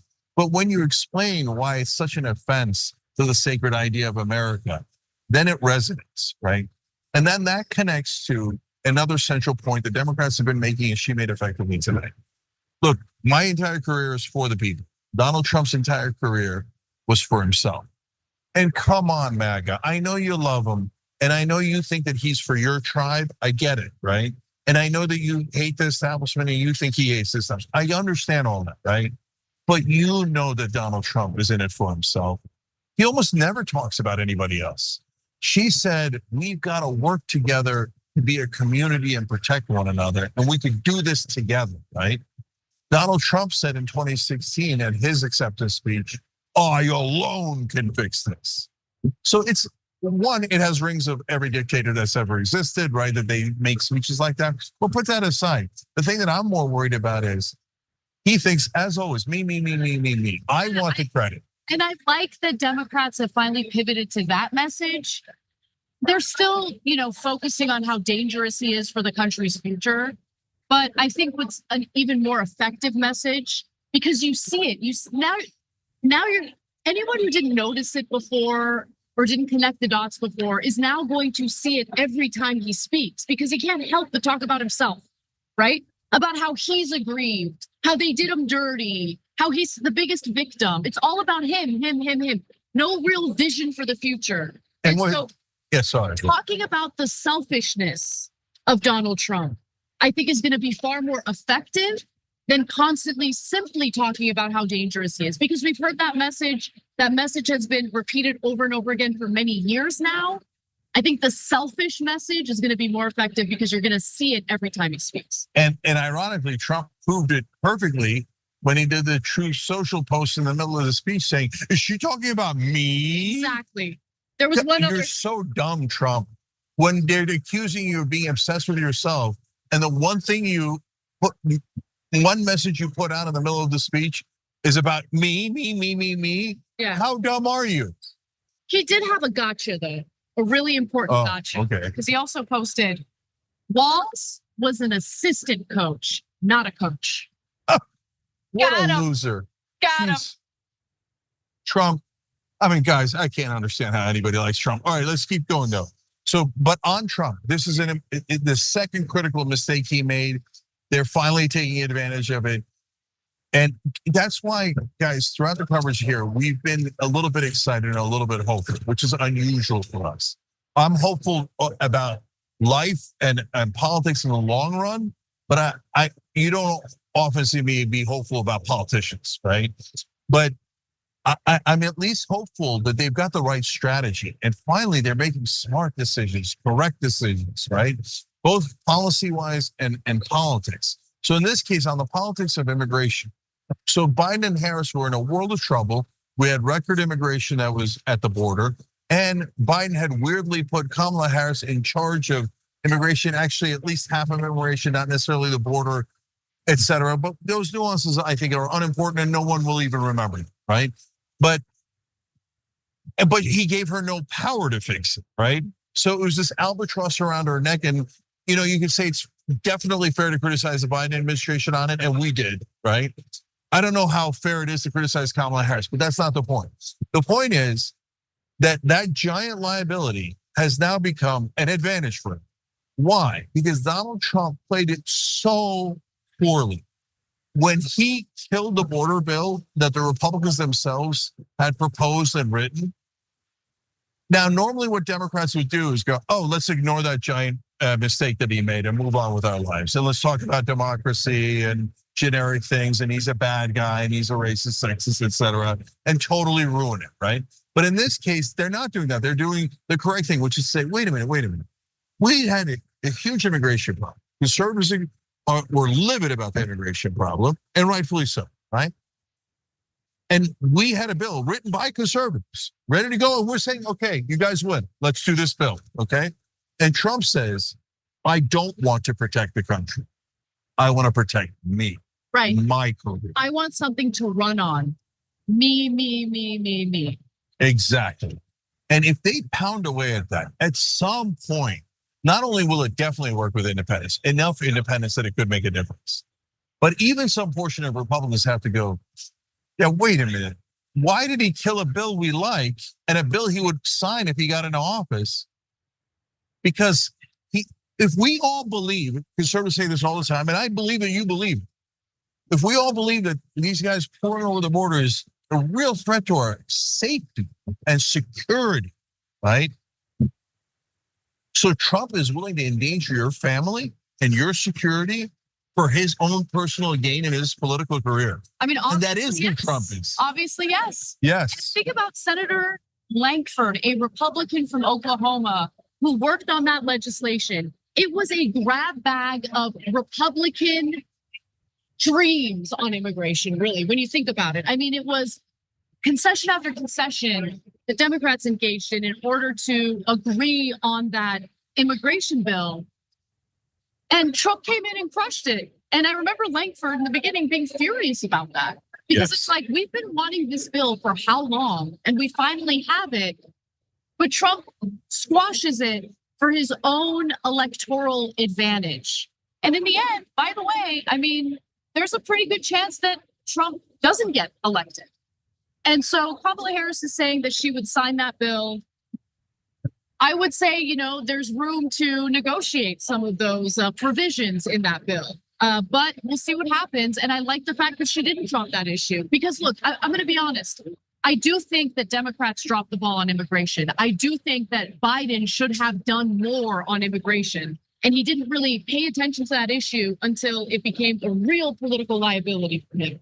And so they can't let that issue go. Our immigration system is in fact broken. There is a loophole that is really difficult to deal with considering the lack of judges, the lack of personnel we have at the border. We need to fix that issue. And I hope that Democrats do so should she get elected.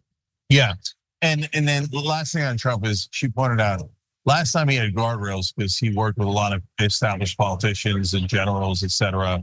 And now this time there'll be no guardrails. And if you thought last time was chaotic, wait till you get a load of this time. And I agree with that. But now let's move to our weakness.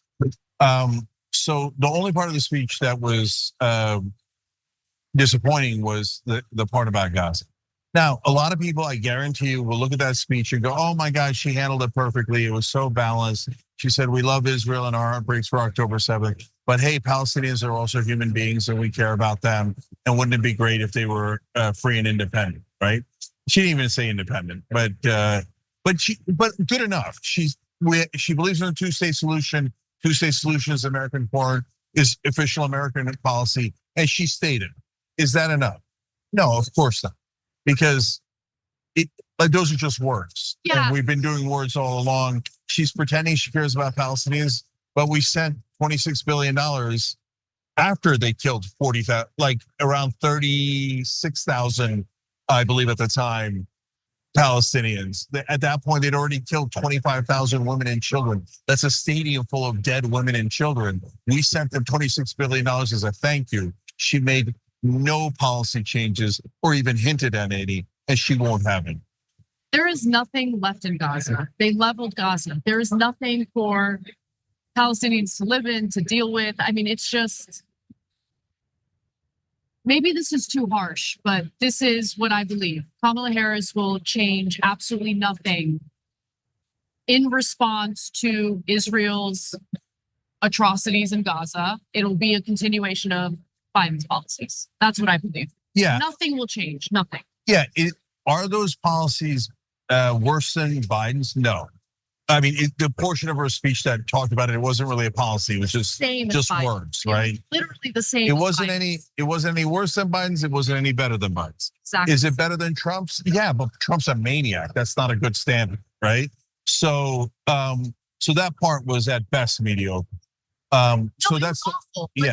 Mediocre is not harsh enough. It was awful. It was a continuation of Biden's disastrous failed policies that are brutalizing and killing tens of thousands of innocent people, likely more at this point. We're gonna find out after the rubble is cleared and we see all of those dead bodies, carcasses underneath that rubble. It's disgusting. Okay, so that totally killed the excitement I felt about her speech. I'm just going to keep it honest. I know, but Anna, you know so much more than the average person, right? The average person is going to see that part of the speech and go, that seems balanced. She cares about Israelis. She cares about Palestinians. That's why that seems lovely. That's why I'm here to explain that no, it wasn't lovely and it wasn't balanced. It is a continuation of our government taking our money and funneling it to a far-right government that is committing atrocities against innocent people in Gaza and the West Bank.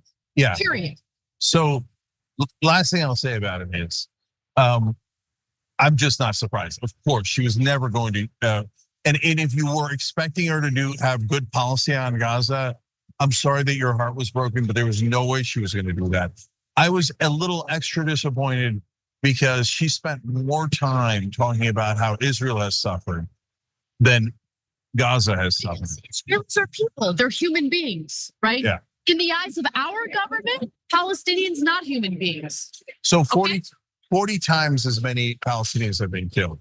If you were going to be proportionate and balanced, you would have spent 40 times the amount of time on the suffering of the Palestinians and the Israelis. There's nothing wrong with saying the Israelis have suffered. They did, right? But of course, she's not going to spend 40 times more, but at least give us a sense of proportionality.